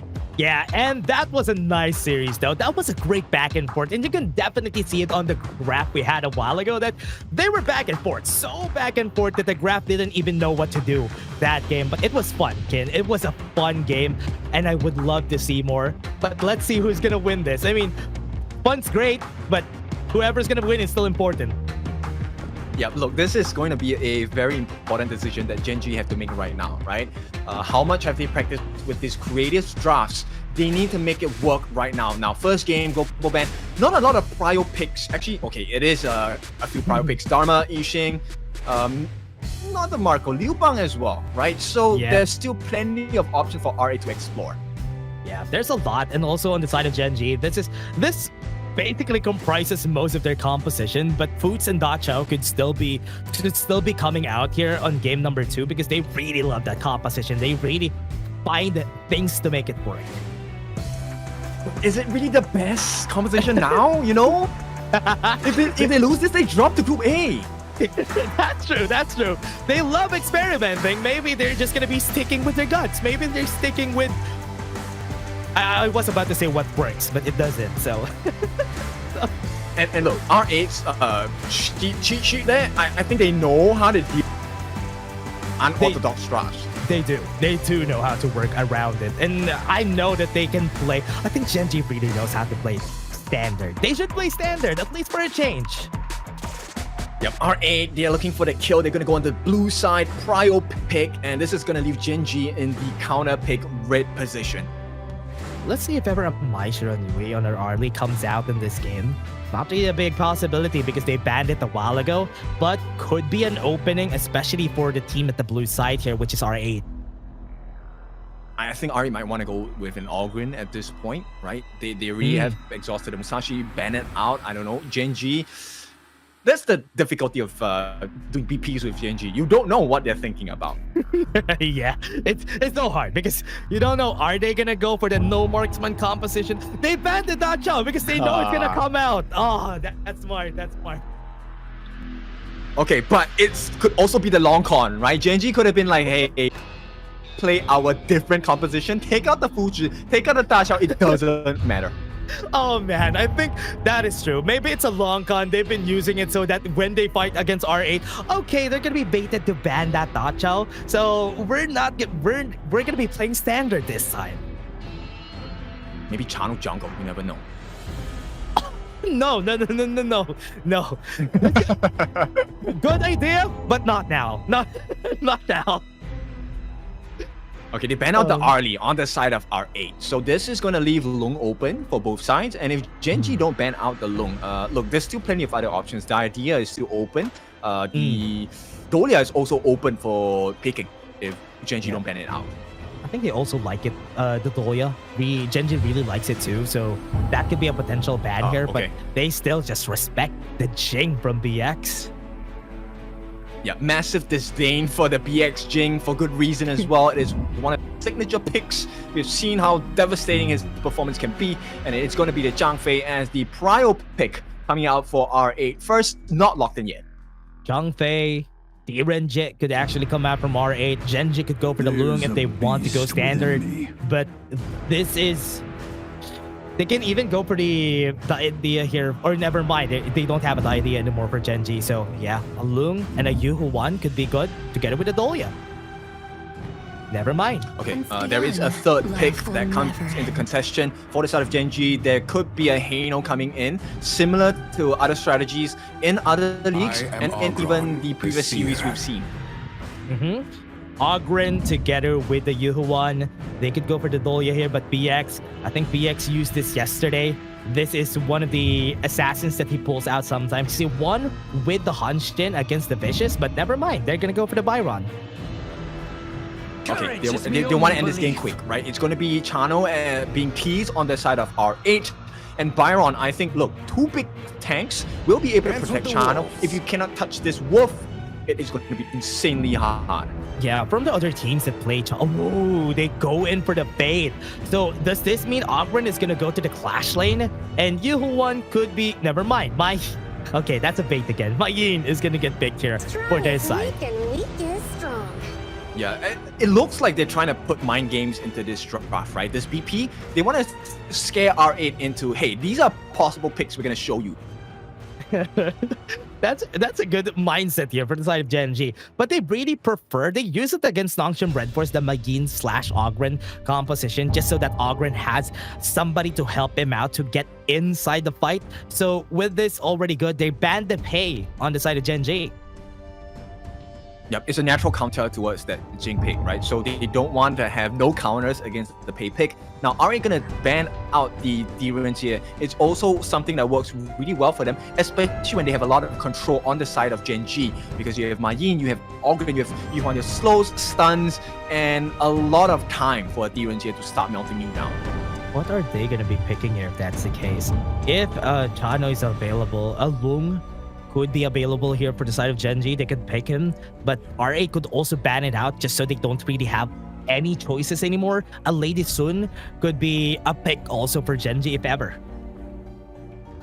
Okay, look, they don't really have a lot of access into the backlines on the side of R8. So I would take a risk and actually go for Mengya here. I think with the front-facing shields they have from the Yuhuan, from the Ogren, and even the Yin, I think it makes sense, but looks like the Marco is what they're looking for, trying to chase down the channel with mobility. Oh yeah, Marco, just to go for that engage together with the Yin. This is good for Gen.G. At least they're going for an engage composition just because of that Marco. And they even have some ways to cut it off with the Yuhu 1 on their side, so R8 needs to react accordingly. Yep, this is going to put a lot of pressure onto R8. Laning phase might not go as well, to be honest, because Marco struggles against having to deal with multiple targets. And R8, oh, this is such a strong one. Gun and Mo, very potent against an Ogren and Yuhuan as well. Yeah, having that first damage is going to be big. They are going to be important here, and having a Lamb also on the side of R8, so they're really banking on the fact that Mijoj is going to be the only tank here for the team. It's going to be hard for the Lamb to do much here. I think it really comes down to positioning here, and look, they pick up the Yarya. Is it going to be very difficult to deal with? I don't think so. Look, the mini stuns coming out from the Wandering Beam, great. It does deal a little bit of damage, but I fail to see how this is going to help out the side of Gen.G. This is what comes out in your rank games. The Yarya to the Marco Polo just carrying the team. But at this point, at this level of play, I'm not sure if that's going to be effective here. Because remember, what you need when you're playing an Ogren is somebody to crowd control just so the Ogren could get close. Okay, look, Yarya with the Verdant Protector does give you a little bit of a leeway to get out of fights, right? The burst potential will not be able to burst you down straight away. But even so, there is significant amount of damage coming in from this side of R8. So my concern for Gen.G is, can they survive the burst? Yeah, that's going to be a good question, though. There's a lot of damage on the side of R8. I hope it would be enough for them to win this, just overwhelm them with overwhelming damage. So maybe that's possible. But right now, if you just tuned in, this is an R8 versus Gen.G matchup. Both of them playing for that spot, that last spot in Group S. Yeah, that Group S is where you want to be at, right? This is one soft guarantee into first place, into that KWC, EWC, Esports World Cup placing. Yeah, they need to have every advantage that they can just for that road to EWC. R8 versus Gen.G. This could be the end, or maybe we could go the lengths here. Okay, George actually picks up the stun. This is actually against, I think, Wawa, maybe to stop him from getting that combination in free flow. Ooh, Ray starting off, taking out the borders just to get that. They would know that that happened. Okay, Mijoch knows, so they could maybe give the signal here to BX that, hey, they took your board, so maybe we can take it. Look, and there's also very high kill potential in the clash lane. Abdo along with Xenon, you could definitely melt Wawa down really quickly. And Ryoichi, with the support of BX, they can get a couple of kills onto Rock as well. So every time there is no Purify, Rock is in danger. Yeah, he has to be very careful here. The Verdant Protector is his only protection later on, so that is something that they have to deal with every time here. But right now on the top side, this is going to be a fight that I am always looking forward to. The Byron versus Magin, just because of the shield and the burst. It's just a back and forth for both of these guys. Yeah, itemization going to matter quite a lot actually. And here we go, Xenon wins the trade against Inua. I'm curious to see Abdo, what does he want to go with? Nether Gauntlet as the first item, but it looks like Wawa might go for the Meteor as his prior item. Luigi getting chased down by Rock. A lot of damage, half the HP probably. Gonna go for the kill, maybe. That's a lot of damage. Oh no! Oh, it has been popped. Yeah, but he took it too early. And look, this is not a nice situation for Bien. Yeah, you can get killed here by Rock. Once it gets to level 4, that is very dangerous waters that he's crossing here. Right now, he needs to recall. Yep, and that's going to cost him quite a bit of time, and maybe even some in the wave. Top lane, they're still looking for that opening. If they can get a kill on Wawa, this is going to be for the side of R8. Gonna be big. We have to look at that. And BX needs to find something here, because what we want whenever we have a lot in the team is to have that snowball that we're looking for BX. But maybe just because it's playing safe for Gen.G, we're not gonna see it yet. And huge cause of concern in the farm lane for the side of Ryoichi is not farming well, right? 1.7k at this point, going in for Rock, it's huge for him. Force a flash out of Xenon. That's big. They can make use of this in order to get the kill on him later on. What do they have? They do have the Mournful Tempo to go for the stun if they want to engage. Yep, and looking at vision score, it's a lot more vision given by WoW. So far, they just Byron is around, and it is the channel. Ryoichi so far providing valuable information that, hey, some of the members on the side of Gen.G are missing. Be careful of the rivers. Yeah, that's the only thing that I love about the channel, right? The traps gives you vision, and you can see everyone was trying to cross, and it's not going to be easy to get a kill on him unless he already knows that you're there. Maybe this is the time for Abdo to shine. Yeah, right now they're going to go in. Storm Strike goes in for the stun, but not enough damage for Xenon, and Ray is still on half HP. I don't think they can find any opening yet. The stun does come true. I'm trying to figure out if this Wandering Beam is really going to make that big of a difference against the likes of R8. Yeah, that's a good question, though. I mean, they don't really have any big CC fight. So that's going to be my problem here for Gen.G moving forward. Yes, they're going to protect themselves, which is nice. But are they going to find kills? That's a note for me. Yeah, this might be a very low kill game based on what's happening now, at least for the first, 10 minutes or so, until they find a farm. I don't think they're going to be too comfortable over-engaging into the fight. Remember, Gen.G has the gold advantage there, but the Tyrant has been taken by R8 with no skate, and even the blue buff, oh man, the Azure buff has been taken too. Not ideal, and Wawa. Yep, 1v1, Abdo goes in for the dropkick, not enough damage though, Abdo. could actually win the fight, but you know, that's a Clash Lane battle, not gonna happen. Leader's Stance is gonna be used. They use the Fevered Barrage to clear the wave, goes in, gets the damage, they have it, and they go for the first blood. What a great time coming in from the side of R8, but at least it is a 2-for-1. Yep, and of all the people to give kills to, they give it a Xenon that's going to amplify his burst even more. And right away, another trap is going to be ignited, and Inua now in danger himself. That is very, very dangerous waters that he's crossing here. Inua still has the Unending Sorrow, but they could go for the push here. 4 people are going to be here. They go in for the teleport just to force him out of the way. Inua is in danger. Flash. Use the flash away. Doesn't have the Unending Sorrow, so this is going to be very dangerous, so they back off. Yep, Abdul and Ryoichi come in as the deterrent against... And look, there is no punish. So right now, hang on, there is going to be a... Okay, we are in a current stalemate, but P1 on the bot has been taken by R8. This could be a nice swing for them. Yeah, that is a good thing that we should be answering here. I think they have a bit of a problem here on the Gen.G side. So this is not good, not ideal that they are... they gave up the kill a while ago, and there was some problems here on their side. Yeah, look, the goal differential in the mid lane, especially for the Yuhuan, that is a probable cause for concern. Because if you have Xenon, who's able to have the threat of slicing people down with the freshly forged and couple blades combination, then you are essentially fighting a 4v5 every single time. Yeah, that is the goal that they have here, especially for their game. This is why Yarya could be a potential bad pick for their side, because we're really looking for the value of that Yarya. But what they needed in that composition was a lot of crowd control, and they don't have it. Yeah, I mean, the mini stuns, great, but is it going to be enough, right? What do you feel about the Yarya? Is it valuable or not at this stage? Yeah, I think it's not. I'm not going to sugarcoat it anymore. It's hard to make the Yarya pick good here, just because of the fact that they don't really have any crowd control. I love the extra protection though, but they pick a U1 too, which is why it's hard. What do you think? Yep. Same thing here. My main concern is damage. Look, DOT, damage over time, great. All grand long extended fights. You have the heals from the U1 as well.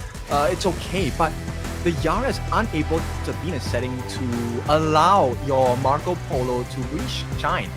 You have the defensive capabilities. Don't get me wrong. You have the Purify as well. But what does that translate to, you know? Yeah, I love the safety. I mean, safety is always good. But the problem here is R8 really wants to go in. Will that safety be enough? That's always the question that we're going to be asking here for Gen.G, but I hope it has been resolved already. I think it's already good. They're doing the thumbs up. Yeah, we'll see. This is a critical moment for this side of both teams, right? Gen.G and R8. Maybe this reset will kind of help them with the composure, help them formulate what needs to be done next. Yeah, you have to be very careful. Now we're going back into the game. What happened? Is there something that changed? No, there's nothing that changed. No, nothing much. Yep. Okay. Fast forwarded. And now we're looking for the Gen.G side here. Not really a big advantage here. Just very close on the gold for both of our teams with Venomous Staff for Xenon goes in. I think this is not good. Inua needs to back off. Doesn't have the Unending Sorrow. That's bad. Spirit never fades. Yeah, that's a huge resource down, and you can start to see this starting to struggle on the side of Gen.G to find openings around the map. They are keeping close in gold, but the damage offered, it's a big concern for the side of Gen.G. Very concerning. Right now, we have been looking forward here, but right now, take a look at what's going to happen. They're going to go to the top side. They might be able to go for the pushes, but let's see. This is top side. They're going to try to go for the push, but not going to work out. Okay, they have not been able to shut down Ryoichi just yet. He's 0-0-3, but at the same time, Rock, he has died once. Now, is this affecting his farm? Not really, but you want to put a leash onto the growth of Ryoichi on this channel. Yeah, right now into the mid lane. They are just really finding ways to... Chano's just farming. He's just going to be farming just because there's nothing happening around the map. And you were right, Kin. They are not going to be having a lot of kills in this game. Yep. The big problem here is the fact that Xenon is actually doing so well. He's at 4.7 thousand. So his burst potential with the itemization, he hasn't even gone for that full Scepter of Reverberation just yet, but you can see the value of the damage he's offering already. Oh yeah, onto the bot side. They're going for the push, but they have cleared the wave. So it's not going to happen for Abdo mid lane. They're looking for it, but they are just being forced to react here for the side of Gen.G. Xenon, couple blades. Not really gonna work out. Yeah. It's just most of the couple blades that Xenon has been pulling out has been on point. It has been really great. Yeah, and he does have the Scepter of Reverberation, so it's something that's gonna start hurting a little bit more. Right, the next item is the one that I'm really concerned about. I think he might want to go for the Void Staff first, just to melt down the shields offered by the Yaria, right? So Clue, he is going to be muted pretty much. Yeah, Clue is just really struggling to find value here for Gen.G. Already 2 items though for Rock, so we're waiting for a very fat fevered barrage for him. But for now, he has advantage against Ryoichi, which is really big. Okay, so they're also close to Dawn Light, right, for the side of Clue. So maybe this extra shields, extra life might be able to help them turn situations around where it will find themselves out of position. That's going to be what they're looking for. Blood Rage already completed onto the top side. BX getting chased. He's going to stay alive. Okay, this is a good start. So they burn out his ultimate. There is no death from below, and this might be a position where Gen.G is able to force their will onto the T2 on the top lane. Have to be really careful. Right now onto the mid lane. They're going to go and try. But right now, they are not finding anything just yet. George. Yeah, onto the back line. Goes in for the Unbridled Outburst. Not enough damage. Gonna try to go for the push, but nothing. Still nothing, kid.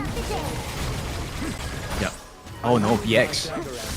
He was looking for something there. So both teams are kind of like poking, prodding. They're trying to see if there's any opening that either side will give to them. And so far, both teams, they're not relenting at all. They don't want to make that mistake.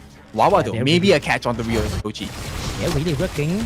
Right down to the top side, BX tried to go for the death from below, but it's a mistake. He's gonna fall down, and he gave them a kill.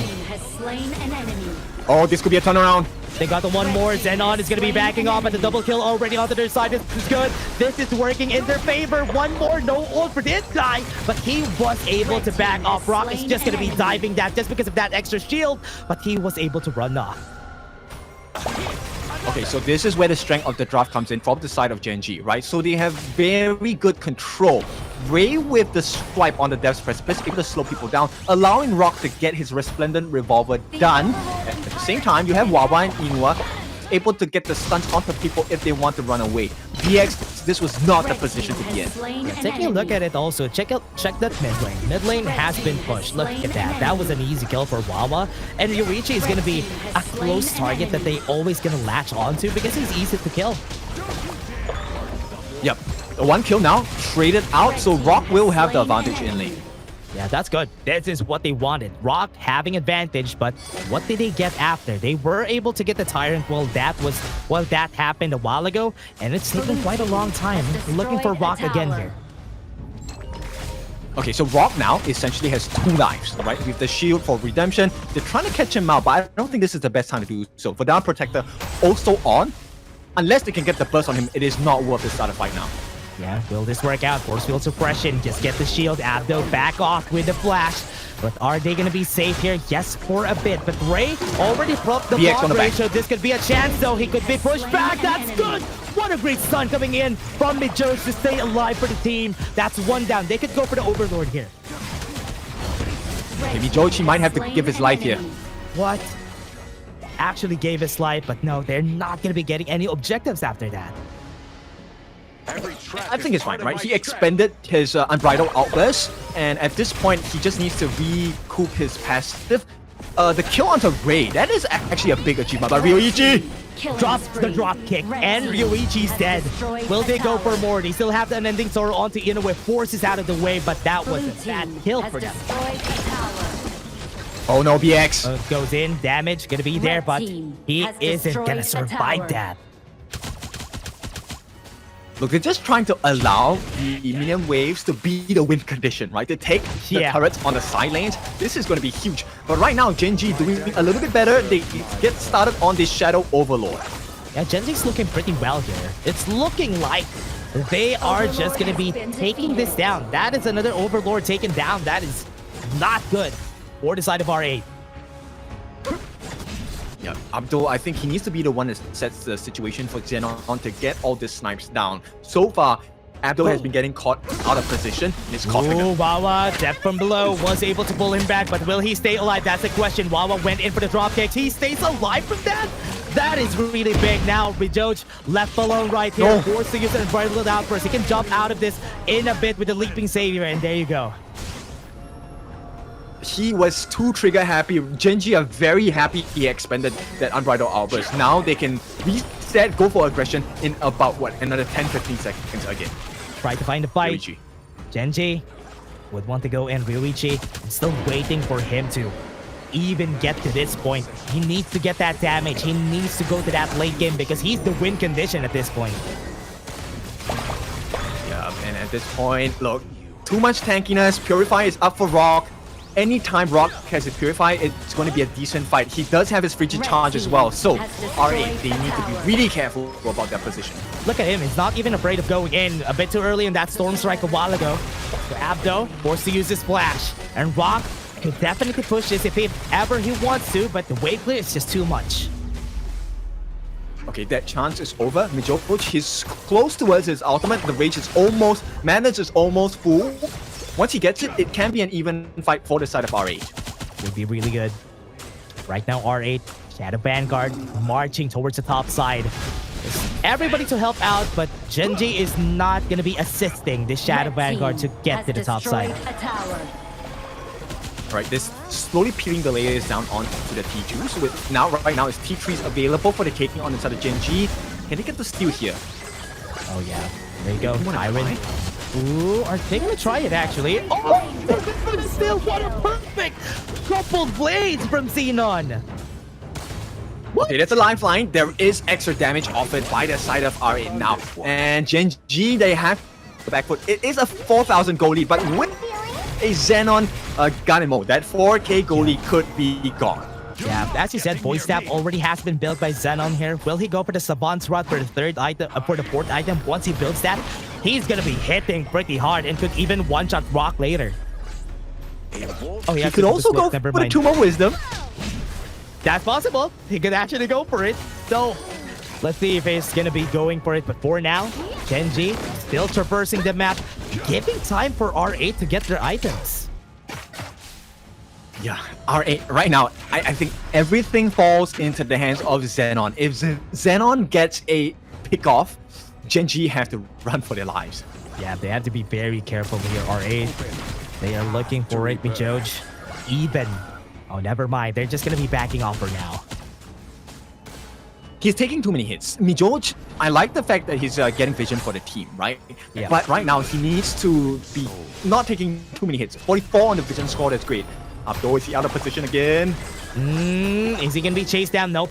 Not going to happen just yet. Frigid Charge was available. Could have been a kill there for their side, but Gen.G really just having the restraint here and not even looking to go for those kills. BX will be able to chase. Because of you. Okay, look, they need to create space. They need to get this Crimson buff into the hands of Ryoichi. They have managed to done so, but at this point, R8, they are gonna face immense map pressure because Ray has just secured that Shadow Overlord for themselves. Yeah, drops it in the bot lane so that he wouldn't be able to push. Right now, Ryoichi is hitting hard, huh? This is gonna be hard to deal with. He's slowly getting the hits on people. Yep, he's gonna go for the Ominous Premonition just as a extra survivability against the likes of Ray and Wawa, and hopefully against Rock as well. Have to be careful. Right now, they're pushing back, and Bridal Nice Outburst was used. Good thing they have to Purify. Rock, he's a bit alive. Will they stay alive right now? That's gonna be the question. Mijoj is just gonna be backing off. Use the Fever Barrage, gets the kill on him. That's perfect. That's big one. 4v5 right now. That's not the time to take a fight. It is going to be the Shadow Vanguards come down on the bot as well. Yeah, Shadow Vanguard onto the bot lane. They need to clear the waves as much as they can. They have people onto the bot side. They have to be careful here. They don't have any wave clear. They need to pop the leader stance in order for them to defend this, but it's not going to happen though. Okay, that's an open wound on the bottom side for R8's base. And this is the best chance Gen.G has had. They've been very patient and they have been rewarded. They have a chance to fight. But for now, they have the mid lane or rather bot lane open. This is not a good look for them. Fevered Barrage is already up for Bach. Leader stance up pretty early. Yeah, look, this is the best time to be able to try and catch Rock, honestly, because there's no frigid charge, there is no purifier as well, and there is no redemption from Clue or heals. Yeah, this is gonna be hard though. So they have to make sure that if Daybreaker has been built by Rock, he needed that extra chunk of damage. Trident is available. 17 minutes. We're close to the Tempest Dragon here again, Kindofu. Yeah, I feel like Gen.G are gonna even this. Yeah, it's looking like a 1-1. But for now, R8 has been having such a hard time deciding on where they want to go for now. But one mistake could definitely overturn anything here. Yeah, Mijoj needs to be really careful about the use.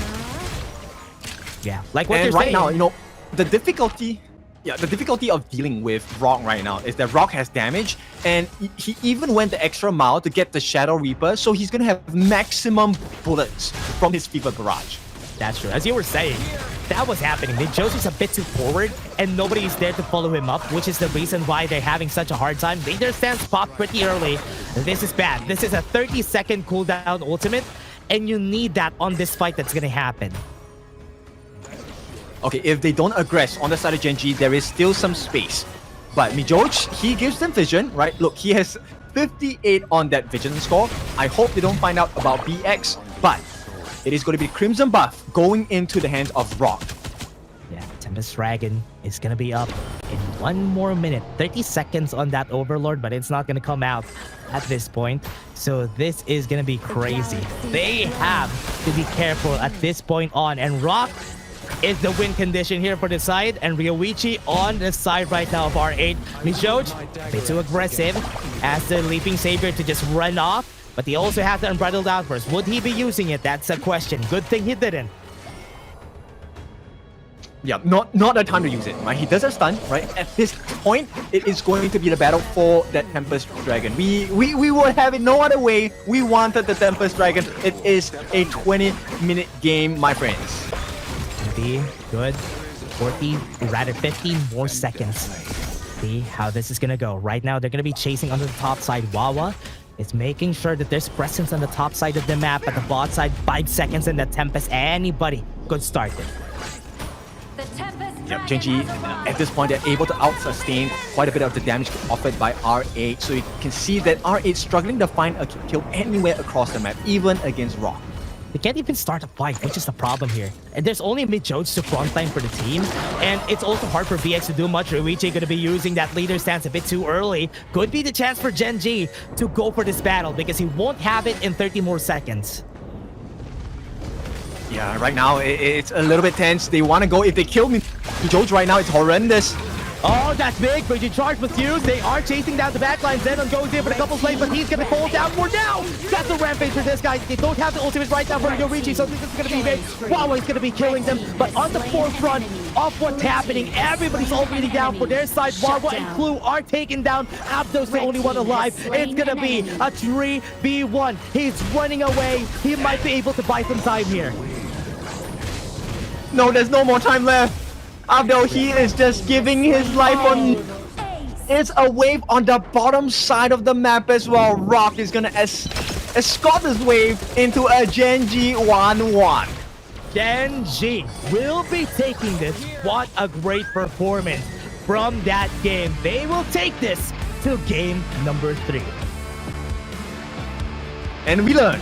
This time, your shoutcasters have learned. That is the value of the Yari. Look, full tank, all of the armor, the heals coming in netted Gen.G that when they brought them to the latest of late games and won it from there.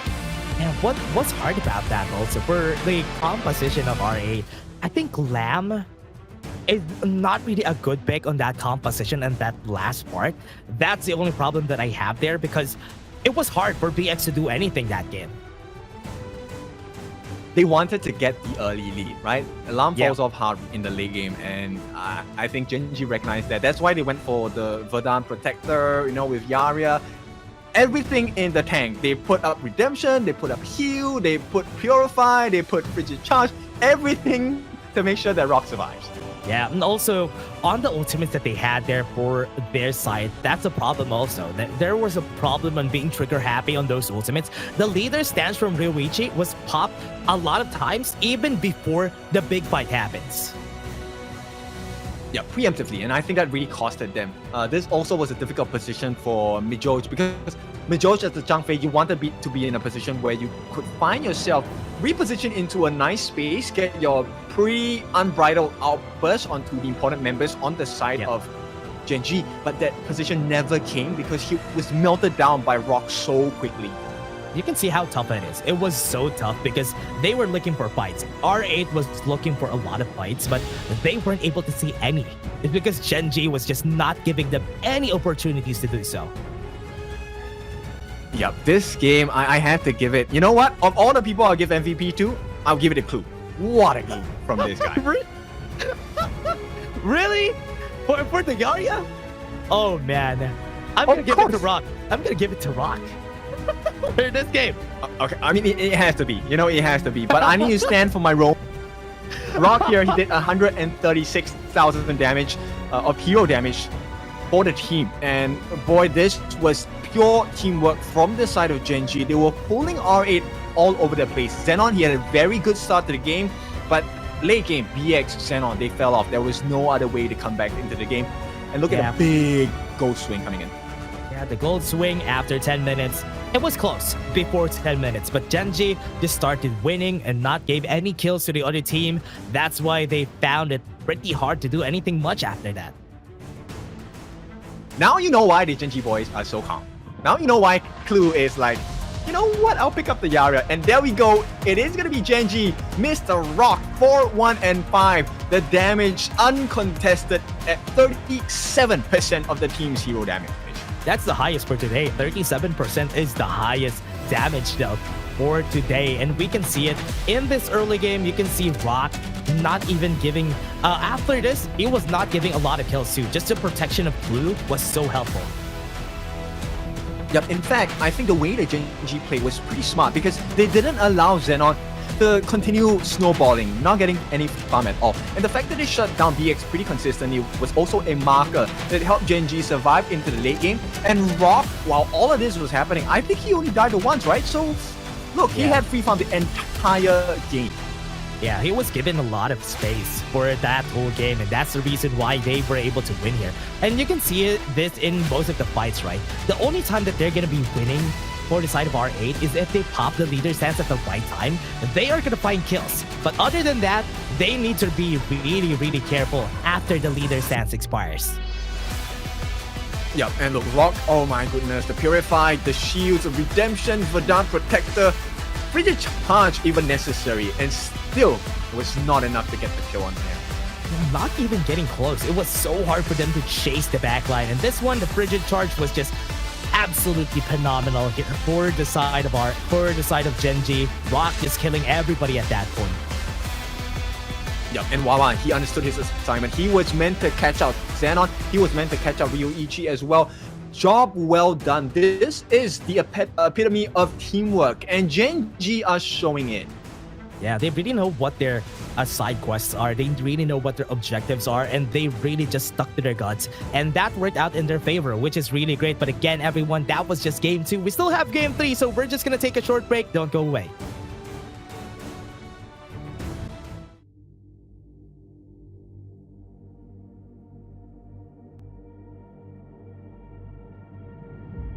I feel it deep flowing through my blood. Rising up to become someone, and taking it all on my own. What a sweet victory. Taking all of my control, awaken something deep in me. Like flames, feel it burning inside. Take a hold of pursuit of the prize. I've been told ain't no way to survive, keeping all of this fire that's locked up inside. When this is the time, enter the ring. All those mental chemicals doing they thing. I got flashes of battles inside of my dreams. I was made for this moment. At least now it seems like it's time to come face to face with your fear. Been battling reasons for all of the years, and I learned how to fight them with style and grace no one's ever encountered. You say it's amazing, I'ma come out swinging when they open the gate. Go ahead, call passion, I'm calling it rage. I'm taking what's mine like I already own it. Watch but don't blink, going here to the moment. The sky rain down. Here's to the madness that's all around. Go on, tell them who you are, you are, you are. Go on, tell them who you are, you are, you are, you are. Here's to the moment, the sky rain down. Here's to the madness that's all around. Go on, tell them who you are, you are, you are. Go on, tell them who you are, you are, you are, you are. My name is honor, my name is king, my name is champion, my name is strength. Tell them who you are. My name is Pentakill, you think it's strange? My name keep ringing inside of your brain. I hear it every night. Here's to the moment the sky rain down. Here's to the madness that's all around. So tell them who you are, you are, you are. Go on, tell them who you are, you are, you are. Here's to the moment the sky rain down. Here's to the madness that's all around. Go on, tell them who you are, you are, you are. Go on, tell them who you are, you are, you are, you are. Here's to the moment the sky rain down. Here's to the madness that's all around. Go on, tell them who you are, you are, you are. Go on, tell them who you are, you are, you are.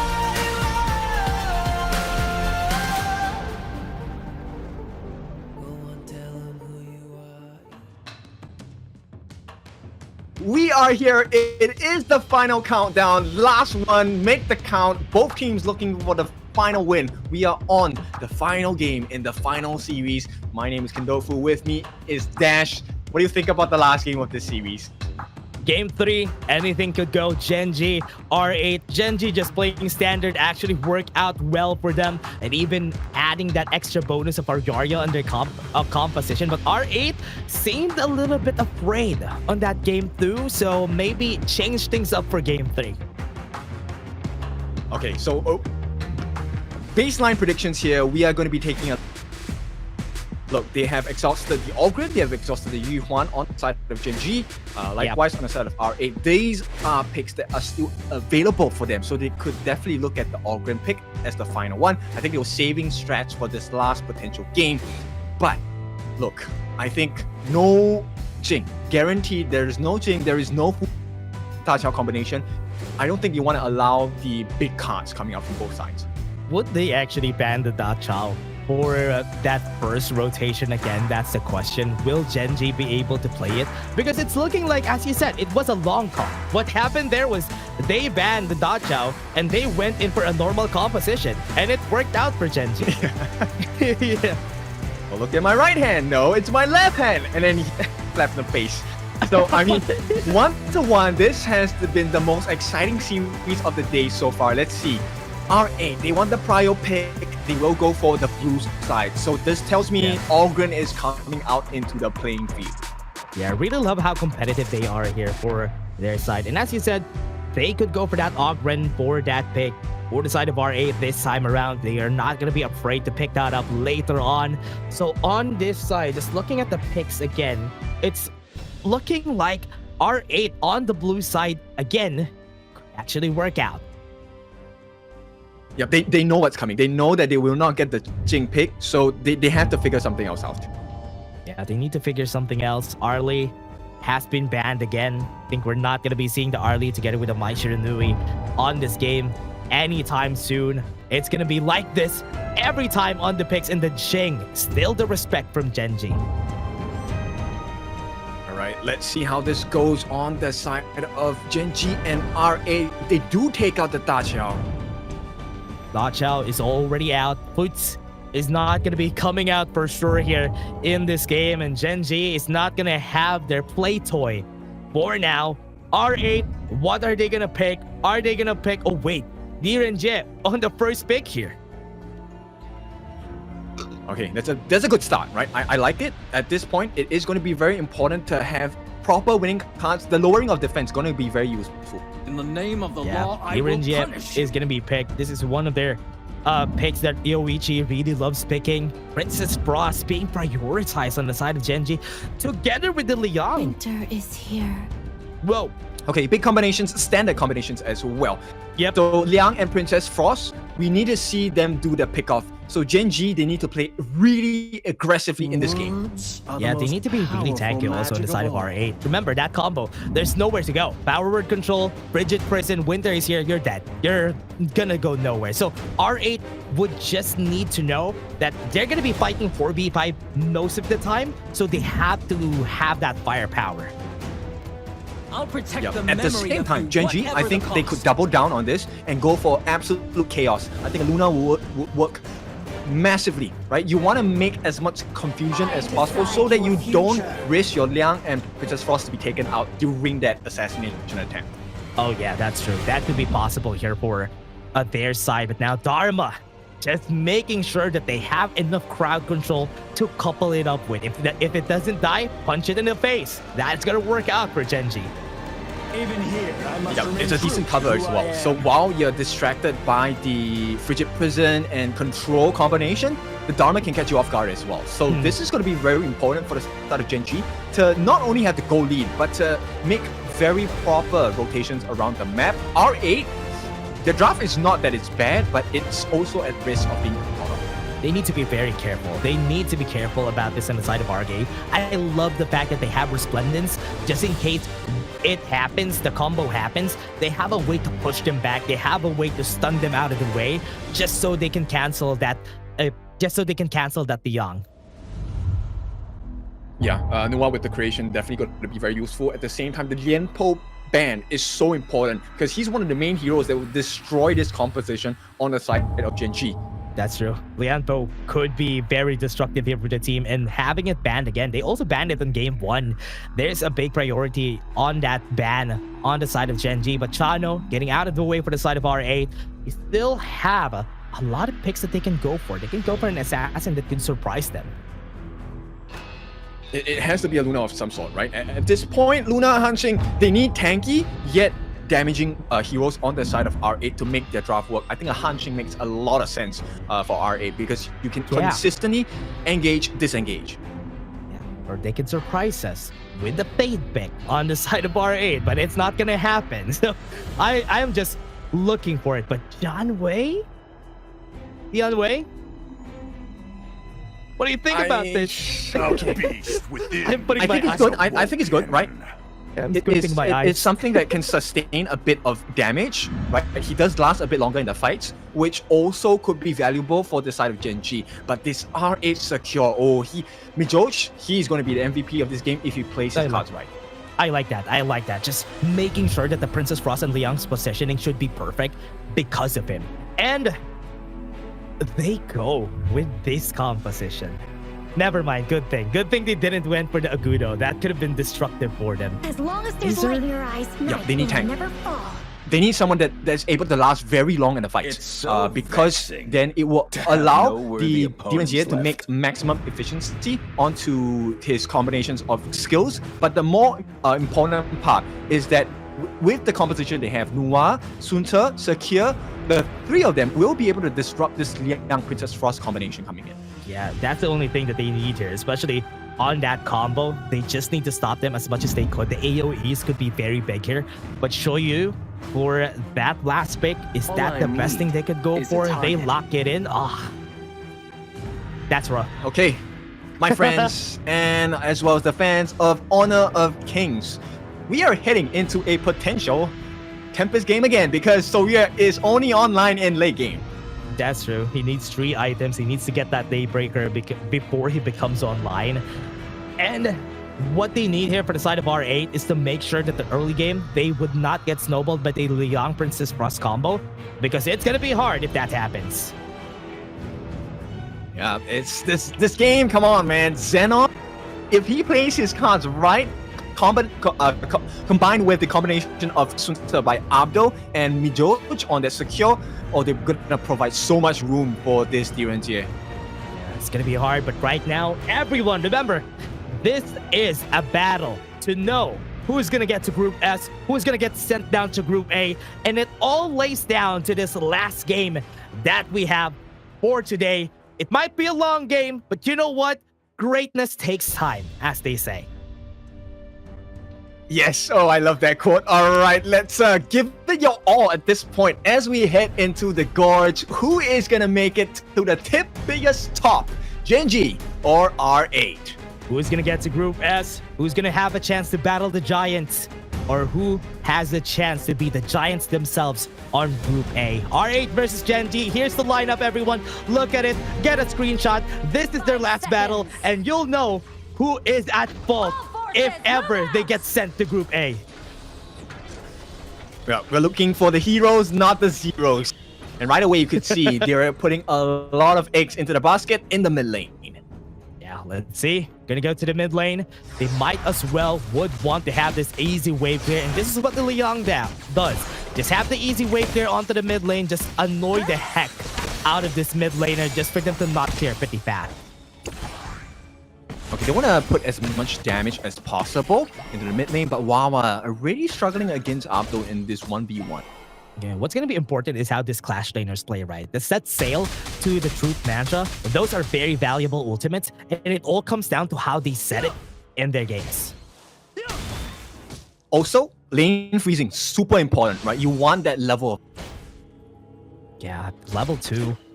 Lane freezing, Wawa is doing a good job. It's looking like it's doing great. Whoever gets to level 4 pretty fast here, looking at where the trajectory is of most of our junglers, especially at the top side, BX could go for that gank on the top side.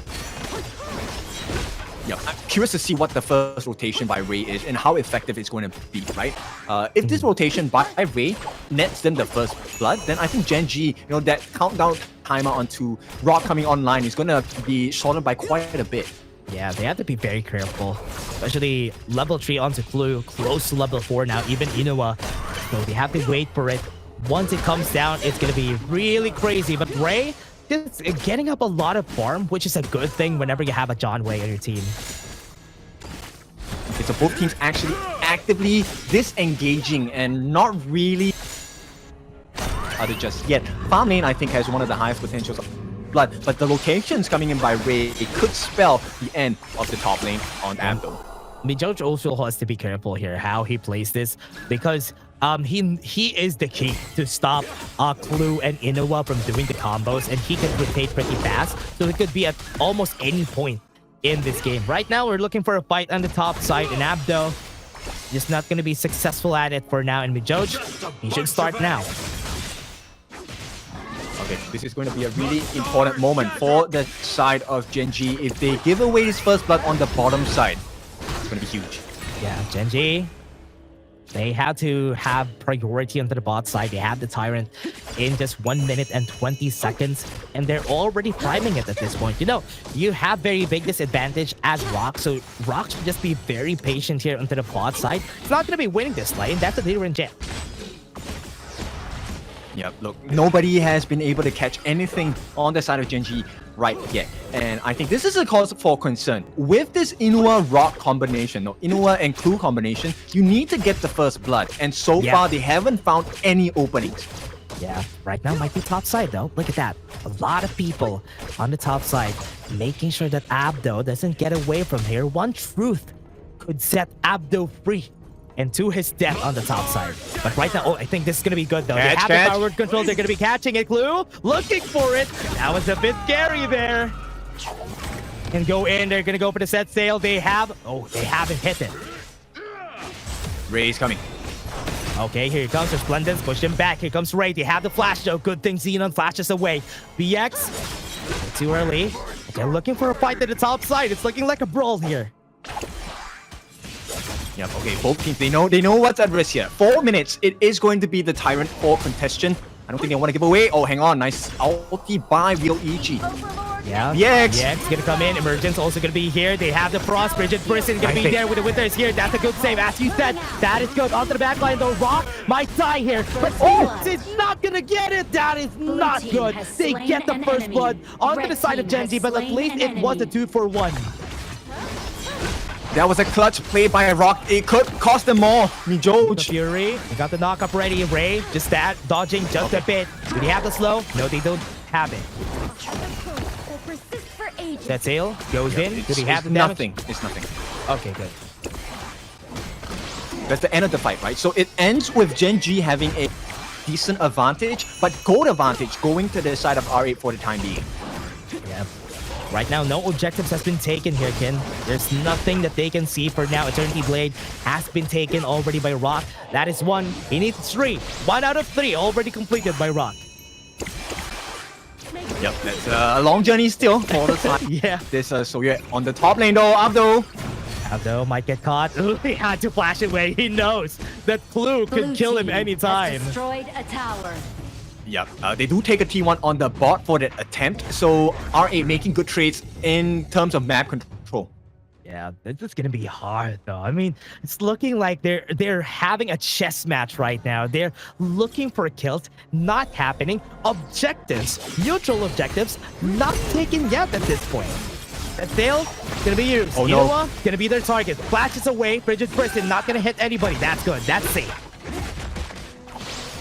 They committed so many ultimates though. Really committed, but the Tyrant is going to be theirs anyway, so that's good. But the topside tower is going to get taken down here. Has destroyed a tower. Yep, they're still looking for Abdo. They want to crush down this top lane. And based on the vision score, it looks like R8, the reason why they're able to maneuver so well is because they have a lot more vision going on. Yeah, they have been moving around the map a lot more compared to Gen.G. Gen.G has been stagnant. They have been looking for a flash ultimate for Blue, but because he has no more flashes again, they won't have it easy on that combo. Yeah, Clue is not hitting the marks so far. You can't blame him. Right now, RA is just playing super safe. Yeah, they're flashing away. They're not giving him a chance to get in range. Feels so bad when you're the one playing Leong. Yep, but that could change in a moment. Right now, Rock actually has access into the Crimson buff. It's going to be traded out. BX and Xenon going to do their best to try and steal away on the top side.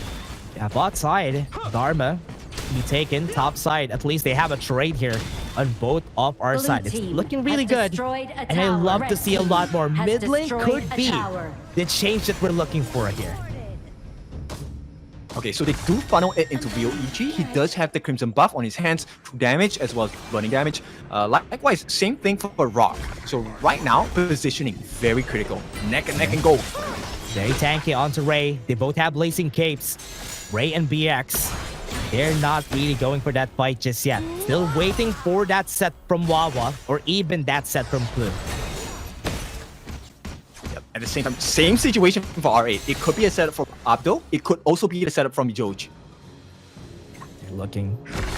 Now that has been really quiet. Really different game that we're looking for here. Lip of Fury was used against Abdo. Stays alive, very tanky.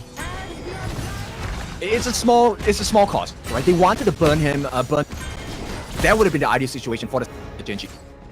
Looking as much as they can. For now, R8 onto the bot side, even TP. Just for them to cover all those angles, not even leaving any holes for Gen.G to breach. Yeah, both teams also mirror movements, funneling all of the minion waves into their respective farm laners as well. VX is going to try and take a risk here and steal away the Azure buff. Not going to be that fast, and as expected, this is going to be hard for him to steal. Ray is going to be there. He's not going to be taking it. Ray is still going to be the one going away with a laugh. And now Wawa, what a great set again. Abdo at least survives. That was good. That was a flash. And Drew Memphis expended, but that snipe coming in from Rock was good. Okay, so they do get the Overlord, but frozen. Bridget Brisson, what a perfect timing from Innova there. What a great preemptive Bridget Brisson. Yep, they know what's going on. They're gonna try and go for it. Wawa does have the truth mantra. Yeah. Splendid is up again. Was able to push him back. Wawa, as you said, has Truth Mantra, still has the flash. Good go for an engage against the backline here of R8. Oh, nice freeze. Yeah, they're not gonna follow through. Set sail is here. Have to be pretty fast. They go for it, but they don't have the wave to push this mid lane. You have to be careful. Clue does have his ultimate. Control is available. Yeah. Now, it's gonna be very hard. Clue is very low. So this is gonna be a hard fight if ever they start Wawa looking for it. But at least he was able to back away. Okay, so this is just teetering on the edge, right? Both teams unable to overextend and get their opponents into their reach. But right now, R8 just in a slightly better position. Yeah, almost on the break point. 1-8 is what's gonna change this game here, Kendofu, because right now onto the top side, they're just pushing towers and they're looking for it. Ray is not gonna have a good time. He's gonna be killed. That was one kill onto their side. Rock still has one more getaway, but wasn't able to run away without the flash. It's gonna be used. Emerges. It's gonna be their Resplendent. It's gonna push back Rock. They have 2 kills on the side of R8, and maybe, just maybe, they can push this top side. They're losing too much. Wawa, could he turn this around? They are gonna lose. Not ideal. They have a bleeding wound on the top. Tower has been taken down on the top side. A bit too aggressive for the side of Gen.G, but Wawa might be looking for a kill here. Even the Imperial Order was preemptively casted here for Yoichi. No, there's no option now on the side of Gen.G to try and take anything. RA now has a 2,000. As long as RA don't make a mistake and give away kills, this could be big for RA. As you were saying, Abdo almost got killed there with a Frigid Prison. They have the Vanguard, or rather, Overlord still up here. They are looking to maybe strike in that angle. Winter is here, is going to be a drop, but this is going to be pushing. BX going to be in. Set sail is there. Flash at the wrong angle, and Abdo is just going to move forward. They still have the Truth Mantra. They're waiting for the right timing right here. They have the power word control. They get the kill in mid-Doge, and they even use the Truth Mantra for it. That is just a 1-for-1.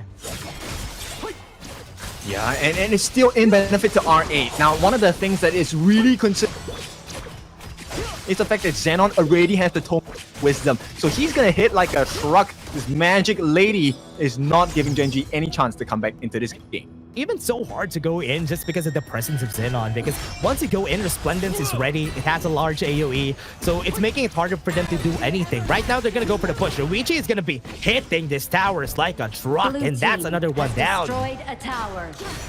Yep, and they can't find Yoichi because they can't get past Abdo and BX. That's a huge concern for the side of Gen.G. And until they fix that problem, R8 is going to mow down the remainder of the tier 3s on the side of Gen.G's base. Outside, they're waiting. R8 making sure they can get the bait. Pops the Radiance to get vision. Just seeds one person. Yeah, Rock is still a ways away from hitting level 15, as well as the 6-item slot. Yep. Primal Bond is now down, so R8 can start this. But for now, it's looking like they're just trying to get vision here. On to, they're not going to be contesting this. They don't nice have catch. power word control. They're going to catch one person. But at what cost are they going to do it? They are going to be able to take the Overlord. Yep, it's a big cost, right? So they make a trade, they give away the Overlord. Was that the best decision for a kill onto Abdo? I'm not sure. That was a big win for R8. They still have the damage dealers. Abdo has been down. Imperial Order was used, so they have to back away now. Yep, look, the Firefly fields have been so damaging from the side of Doge, right? And it's not only giving vision, it's also giving deterrence against Gen.G. They can't come in. BX in the middle of 4. BX, very tanky. As Invincible Warrior if ever he needs to. The Vanguard has been dropped already. They would want to push onto the mid lane right now, and they're slowly going for this mid lane push, but BX is getting ready for this fight. Yep, they should be able to take this. Any amount of burst is going to work in R8's favor. Winter is here has been dropped. Shadow Vanguard is still walking towards the bot lane. So without the Winter is here, they maybe have like 15 seconds before they have this. Look at what Yoichi is doing. He's using the passive to just hit the towers. How do you stop him? Yeah. There's no stopping him at this point. Yeah, that range is good enough for them to just take it. They're just going to be giving it. They're going to be defending, take their losses, get this win at mid, and maybe clear the other waves here at the top side. The ray of hope is dimming at this point. Ray, he needs to make a play somehow. They back up, but there's nothing. They can't reach R8. Yeah, Yoichi is so far away. Wawa has good position. Maybe can surprise somebody. But for now, they're going to the top side of the map. Tyrant is going to be up in 10 seconds. We need to see Rock's growth. He has hit one marker, level 15. Oh, hang on, no, Ray, out of position. Goes in for the set sail, but he's very tanky, so he's going to be surviving that for so long. Annihilation? Okay, he's not going to kill him. Oh, this is a big mistake. This is going to get the Tyrant over to R8. Once again, they're going to be very dominant in the control of the map. Tyrant's just going to be taken. Wawa is also here. Yoichi, dodge a bullet right there. Good thing BX showed his presence at the bot side. Okay, so vision is available for the side of Gen.G in the bottom side of the jungle. Let's see, the growth. Okay, so 5 items, looking for the last item, Siege Breaker for the side of Rock. Yeah, mid lane. Gonna be the last push, gonna be the last fight. Rock has been dealing a lot of damage here. Backline, though, Atto knows that Wawa is there. Control would be able to get one. That is not gonna be hitting anybody. Wawa missed the shot, and that could have been his only chance. This game is gonna be over. It's looking like R8 is looking to go for the kills. Rock dodging a lot of bullets, though. He's making sure that he can get the kill. BX a bit too low, and that HP goes in for the snipe. Does not hit the right target. They still have 3 people alive, so they can still stay in this game.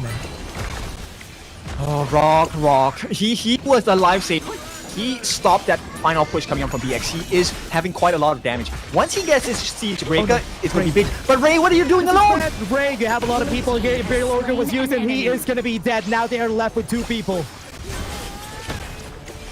Oh no, this is a horrible situation. Look, 7 seconds, there is great, but Wawa, he did miss his ultimate. He does not have his flash available as well. Yeah, Rock doing a lot of damage here. With Yoichi is just going to be pushing this tower. Just on the objective. Eyes on the objective for the side of RA. Destroyed a tower. Okay, Siege Breaker available for Rock. Maybe this is the turnaround. Yeah, this is what they're looking for. A lot of damage. That sail going to be there. Going to be hitting on Wawa. That's going to be good knockups on him. He's not going to be moving anytime soon. And they still get the kill. The waves are going to be cleared. But BX is going to be dying in trade for that. Okay, they hold on. They still hold on. Look, this is lowest kill games we have had, 8-7, but Gen.G, they are making it work.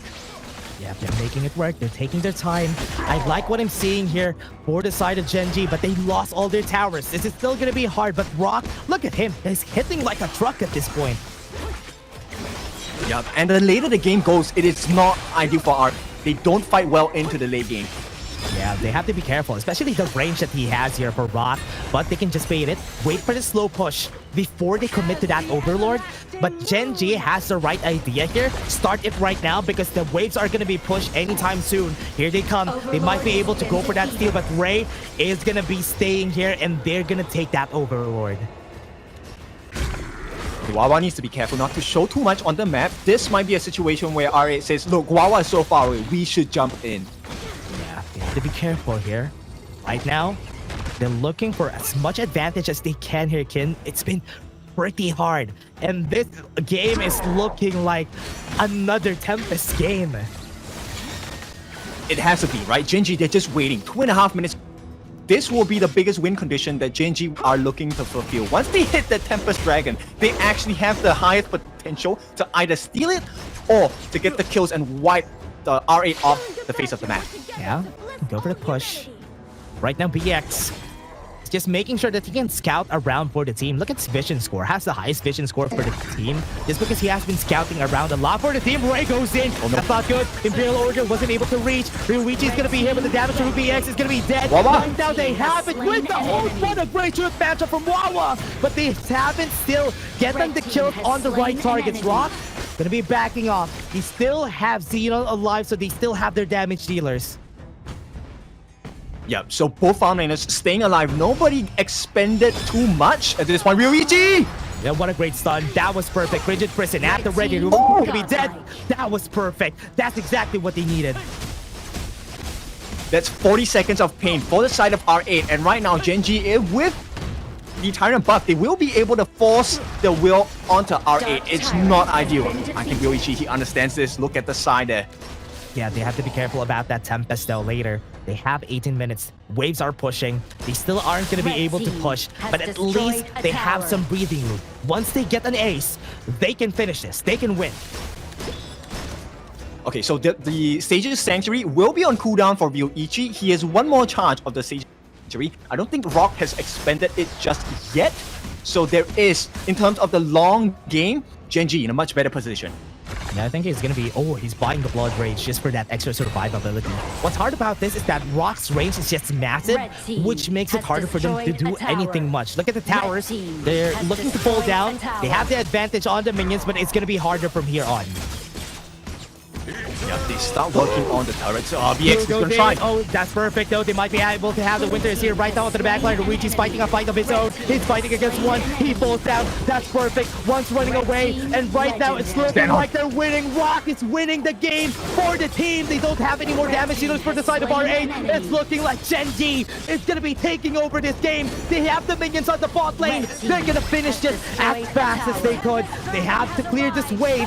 BX, they have some time. Winter is here, is there. Stops them with a tooth mask, pushes them back away. This is their chance. Gen.G takes out with a comeback and wins this series against R8.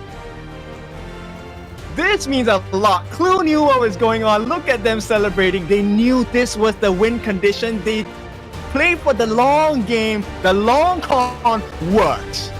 What's hard about that is they were not able to reach Rock. Rock was the reason why it was so hard for them to push.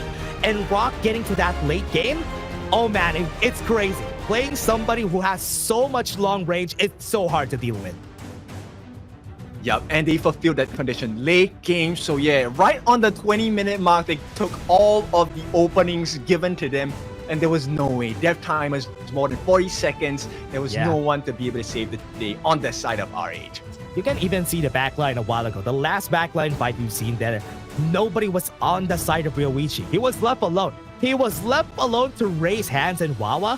He was easy to kill, and that's why after that, it was just smooth sailing for the side of Gen.G. Yeah, so tell me now that East side is not the best side. What kind of games are you having on the West? Look, this is the best league. You have to watch out for it. Survival week next week, it's going to be even more exciting. Yeah, day 4. Oh man, this is where we've seen most of the action. 2 best of 3s for today, and it was the last 2 games, and it was intense games that we've seen there. Yeah, so now Gen.G, they take a breather as they head into Group S. It is just the start of even more grinding for them because they have to go up against Nongshim, they have to go up against SCARZ, 2 powerhouses from the JPKR region. Not only that, we'll talk about that in a moment. I want to know about the items. I mean, Rock. He's the MVP. Has to be out. For sure. Rock dealt so much damage there. Everybody was putting all their resources onto Rock that game, and that's why it was possible for that late game on, and that was really great to see. I would love to see a lot more of those games. So Gen.G, yeah, just play like this. Play normal compositions. It works. Yeah, it definitely did. This was a stock standard combination with the Princess Frost and the Liang combination coming in. Clue just, I mean, they struggled a little bit in the early games to try to get the catch onto Abdo. But I think this game, it really came down to that positioning of Ryoichi. Unfortunately, caught out for some reason. Yeah, remember, having a weak side doesn't mean you're going to be losing the game. Weak side on a Shoyue is actually good. Just wait for him to get the late game, and he's going to be dealing damage like a truck, 158k damage. But on the other side, we do have Zenon doing with 162. He was dealing almost double the damage of Ryoichi on Rock, and simply because he had the range, right? Yeah. So it's so scary. Look at that swing. It was just R8 in control at the start. Yeah, then exponential, then it all went down on Gen.G's side after winning. I mean, if you don't finish the game as fast as you could, and when the minions are already pushing, it's gonna be hard for you to do anything much after, because the other team is just getting gold. And if you're not pushing, you're not getting anything. Yeah, Rock, this is the definition of being caught in between a rock and a hard place. 705. This guy was shooting you down bullet by bullet. 37% of the hero damage offered by Gen.G was given by Rock. 7-0-5, and we can definitely see why the Leon and the cross combo has been really perfect here for our squads. I mean, it has been great. It's easy to pull off, it's easy to push everybody back, and once you go to the late game, it's still very valuable. That outplay, dude, Rock was just on fire. This game, I mean, they lost it. Ray was trying to create situations where Rock could have the freedom to get those snipes in, but in the early stages of the game, when he had no damage on Rock, you could see they were struggling quite a bit. And to remind you, they lost every single tier 3 turret on the side of Gen.G. They don't have any more turrets. The only way they can win that was to get an ace, and they were able to get the ace in the end. And look at Rock. Look at his positioning here. He was positioning so well that nobody could reach him. After dashing, they cannot reach him anymore at that point. Yeah, he was just running all the way. And Ray, you have to commend the confidence and the courage of Ray. He gave his life for the cause. Yeah, that's true. He was really going for it. I mean, he's a tank anyway, so he knows that he had advantage there. And looking at this, Rock, after not getting damage for him, look at this play. Look at Ryuichi. He was alone at the back line. It was sad to see. Yeah, I'm just curious why Abdul went for Inua instead of Rock. And look, at that stage, Rock, 2.3 thousand in terms of damage just by a single auto attack. That was 2 pain. Yeah, you have the frigid charge and you have the knockup too. I thought that's the target. I thought that's the goal every time because Rock was the biggest threat that game. Yeah, you definitely had to control this guy, and he was out of control in the late stages of the game. This was what Gen.G had in mind. They set a sight, they set a goal, they had it, and they targeted it, and they achieved it. So Gen.G will be your finalists into the top 3 positions, qualifying for Group X. Congratulations again for Gen.G getting back their throne. When they play normal, they play well. And we've seen it in Group S. They're going to be staying that they're on the top together with the other 2 teams, Nongshim, RedForce, and even SCARZ. So they're the 3 teams going to be on the Group S. But on the other hand, the other teams will be fighting for their lives on Group A. Yep, this is not the last you will see of them. Of course, we'll do a short recap of the games we have covered today and the upcoming matches for Survival Week as well. Survival Week, I think, is going to be a really intense one because they're fighting for their lives. There's only 1 slot from each region in the Major East League as well as the Major West League to make it into the Esports World Cup. Yeah, they have to be very careful. Next week is going to be where some teams will be taken off the list and will be taken off the tournament. And that is the scary part about Survival Week. That's why it's called Survival Week, everyone. They need to survive during that week. But that was phenomenal. What a great series. That last 2 series we had, Kendofu, that was insane. Nail biter. Too close. I mean, represented by the heart rate, the gold graph was up and down, up and down. And then we came to this where it was really who can run the distance, right? And Gen.G said, we have stamina, we have the goods. Yeah, that was good. Gen.G, just because of their experience, that also adds to it the reason why they have this endurance on those series and even those high pressure situations. And this is what you get just from experience. And I think R8 still has a chance. Even if they lose this time, it's not the end of the world yet. They're just going to be fighting the other teams. They just have to deal with Vicious. Because Vicious, on the last time that we've seen them, they performed so well. So that's the only scary part about Group A. Yeah, I think Vicious starting to be the makings of a monster squad coming in. At the same time, R8 have proven themselves. So let's see how this battle is going to go. Likewise, on the other side, I think we are looking for that contest in the Major West, right? Whether they're strong enough to beat the best team in Group A as we go for that major last call. That is a good question, though. Would Major West have the guts to win against us in the Major East? I mean, against SCARZ, not gonna win. They're not gonna win against SCARZ if ever they take the 2nd place. There's no way. I mean, who do they got? We know about it, right? We know who is going to qualify, probably on the side of the West side into the Kings World Cup. For sure. I want to see who else can bring the ball. Yeah. Who else? That's a good question. I mean, we all know who's going to be winning on their side. At this point, I already know who's going to be winning on the Major West. But again, on this side, we're still not sure. I mean, Nongshim RedForce had a really hard time against SCARZ and maybe against Gen.G if they play like this. So we still have contention for that top 1 spot. Yep, everything up in the air. I would love to see Nongshim come back, right? Every single team has a story installed that makes it worthwhile to see them in the Kings World Cup, in the Esports World Cup. Like, they all deserve that, but end of the day, we want the best out of the best. We only want one team. Yeah, we only want one team to get there. We only want one team to be able to represent the Major East. And it's going to be fun. It's going to be a big challenge for everyone here. I would love to see a lot more from the Major East. I mean, we have next week and next week, so we still have 2 more weeks of the Major East and Major West.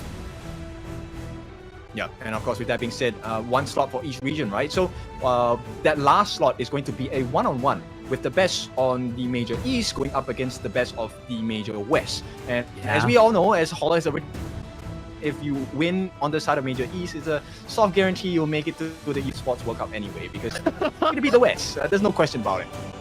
That's true. You're going to be fighting against the West side. So yes, they are for sure going to be winning. So whoever gets the 2nd place has a guaranteed slot to the KWC. Okay, I won't go as far as to say guarantee, but I think Holler would disagree with me. Okay, I think Holler would also say yes. I think being the devil's advocate would be good, Kendoku, at least. 2 out of 3. I think Holler and I would agree. Yeah, I mean, there's a reason why we're East of the East as well. That's true. That is really true. And we've been doing so well, especially on the last games that we've had there. The teams have been doing so well, and they're showing a lot of resilience from our games, and I'm really liking this performance from them. So I'm hoping for a lot more, but here we go. We were waiting for this. Today's matches, look at this. The wins that we have: SCARZ winning a 2-0, Nongshim RedForce getting a 2-0, and the last Vicious winning a 2-1. Get a look at Vicious, everyone. On the next matches, you need to look at them. Gen.G versus R8. These are the teams. Gen.G taking the Group S spot and R8 being relegated to Group A. Alright, so with that being said, for ranking week, these are the final standing. Nongshim stands atop all, 6-0 clean record, no losses at all. SCARZ comes in 2nd with 5 wins and 1 loss. Gen.G make it their way here, 4 wins, 2 losses, taking R8 down. So the remaining 4 teams, R8 VC, Vicious actually, and Crazy Raccoon and Venomous, they will be into Group A. Yeah, this is going to be the Group A. The teams that are 4th on the 7th place, they're going to be staying right there on Group A. And the Group S will be taken by the other teams. And we already have our schedule for April 24. SCARZ versus Nongshim RedForce, Crazy Raccoons versus Venomous, and SCARZ versus Gen.G. That is 3 best of 5s, right? This is going to be hard for SCARZ. Yep. Yeah, it's going to be a long day. We have seen teams struggle with fatigue, and I think we even in the championships, right?